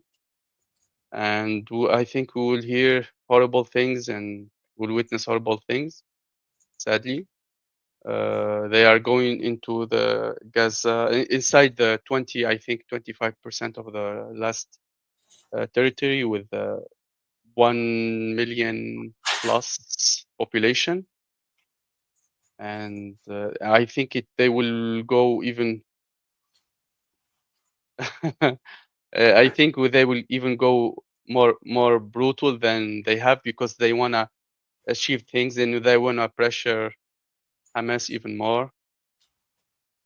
But hopefully it will get better. And I don't know if you guys discussed the Great Israel discussion that Netanyahu did, and I always said that it's not only about Palestine, it's about the craziness of that ideology, the colonialist ideology. And it appears now the prime minister is speaking of this loud and proud. I don't know if you guys saw it. He was speaking about he referred about the great Israel, how he's willing to achieve it and stuff. And it will not make the traitors in the Arab leader traitors wake up. I don't think it will be. They are sold, and they sold their souls. Hopefully the population, the people who are blinded, will wake up for it. And that's it. Thank you, White. Thank you, Nika. Super chat by Coping. Here, have some blood money. It's good for you. and he said that he cannot type blood in the super chat. Kept getting rejected. Oh, Vaughn, wow. super chat. Closing. Yeah, I just want to always thank Wyatt for this platform, and I want to thank everybody that subscribed and got him up to 100K. Let's try to get it to 200K by next weekend. That'd be nice. I mean, if the Russians can take land willy-nilly, we should be able to take subscribers, especially from trash like Dennis and Willie, the Johnny-come-lately. But, you know, I don't think the tomorrow, watch what happens with Zelensky. I think the Russians may decide to go hard once the deal isn't taken. But if there's some kind of agreement, maybe you'll see a slowdown this week. But I don't think you will. I think once the deal's rejected tomorrow, you'll see a tempo increase by the Russians. And we'll go from there. And on that protest, you know, 1 million's nice, but I don't think it's going to matter until you get 6 million in the streets. Y'all have a good week. Take it easy. Thank you, Vaughn. Bradley, closing. All right. Well, so definitely this defense politics Asia open mic, we ended up discussing the really important subjects, the really important hard-hitting topics. Like, so at some point in time, some people suggested that the aliens wouldn't want to have anything to do with us because Earth is boring and predictable. And I don't know, if the aliens could just observe DPA Open Mic, they would get an unpredictable schedule, unpredictable conversations, unpredictable panelists, unpredictable topics, except for Ukraine. You can always predict that somebody's going to talk about Ukraine. That's pretty predictable. But other than that, I'd like to just say thanks to our awesome audience, especially the super chatters, our great panelists, and of course the tireless Commander Wyatt. Oh, also, yeah, I don't know when Nunya is going to be back from vacation, but as soon as he's back, we'll be doing another episode of Hell in a Handbasket. There's a bunch of news that we missed, and it's like a real bummer, but hopefully we'll be back on schedule soon. So anyway, other than that, peace, everybody, and be back. Make sure to be back next week for more conversations like this, etc. Bye-bye. Thank you, Bradley. Macchiati, closing. Yep. So I'm always listening to DPA even when I can't make it. I'm always listening to you guys, and obviously this is an awesome channel. I've never interacted with any YouTube channel as much as I interact with this one, like ever. Like I've never found any reason why. But you know, my interest actually did come from a video game in this conflict. I used to play a lot of Steel Division, and I've always said, man, if somebody can actually read maps and study maps and know what's going on, oh man, not only is that person like smart, but that person can actually be a good officer, because maps are very difficult. You know, you guys put maps out there for people to watch. The average person from nowhere, oh man, they have a difficult time understanding what the map like. That's why I see Willie OEM saying Kiev is on this side to basically remind people where any city is at, and they understand where they are. But yeah. But other than that, I know these. I have a feeling this war is gonna end in a way that nobody likes. I don't think anybody will be happy with how it ends. And I have a feeling it's either gonna end this year or early next year somehow. But hey, who knows, man? Anything is possible. And hopefully we get something dramatic from the Trump Zelensky meeting. God, I can't wait for that one. That would be awesome. But it may not be as dramatic. But oh my God, I wish it's dramatic. This planet is boring. We need some drama. Anyways, thanks guys, and thanks Wyatt. Thank you, Macchiati. And super chat by TechDip. Congrats on 100,000, and thank you for hosting the open mic. You are welcome. It's my pleasure and honor. So thank you everyone for the open mic. Have a great week ahead. It's my time to do closing. Bye guys. Bye. So that's it for the open mic episode 141. Today's open mic is super weird. Really weird session. I think it's because there's actually not that much happened over the week. Everything that happened is very predictable. Like the Alaska meeting is predictable. I think the the wars, the even the breakout, the war, like, just don't know. I don't know. Everybody just feel very meh about the week. So the open mic sounds a bit funny today, and we just went into black holes and black holes. Super chat by Coping. DPA Open Mic. And hard. Wyatt panel chat and peeps. Salute by Coping to everybody. And Coping didn't come up today. So that's it. So thank you everyone for watching. Have a great week ahead. Happy birthday to you if you guys are having birthday today.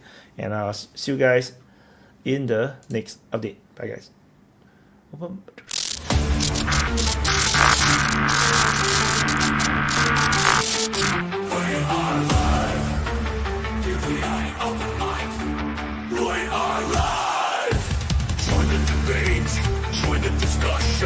Share your voice, share your opinion, swallow your ego, expand your mind. DPA Open Mic, free speech so.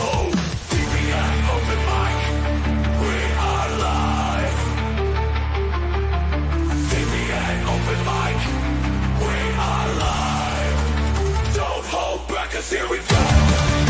Let's go, let's go. We are live. Let's go, we are live. DPA Open Mic, we are live. We are live. We are live.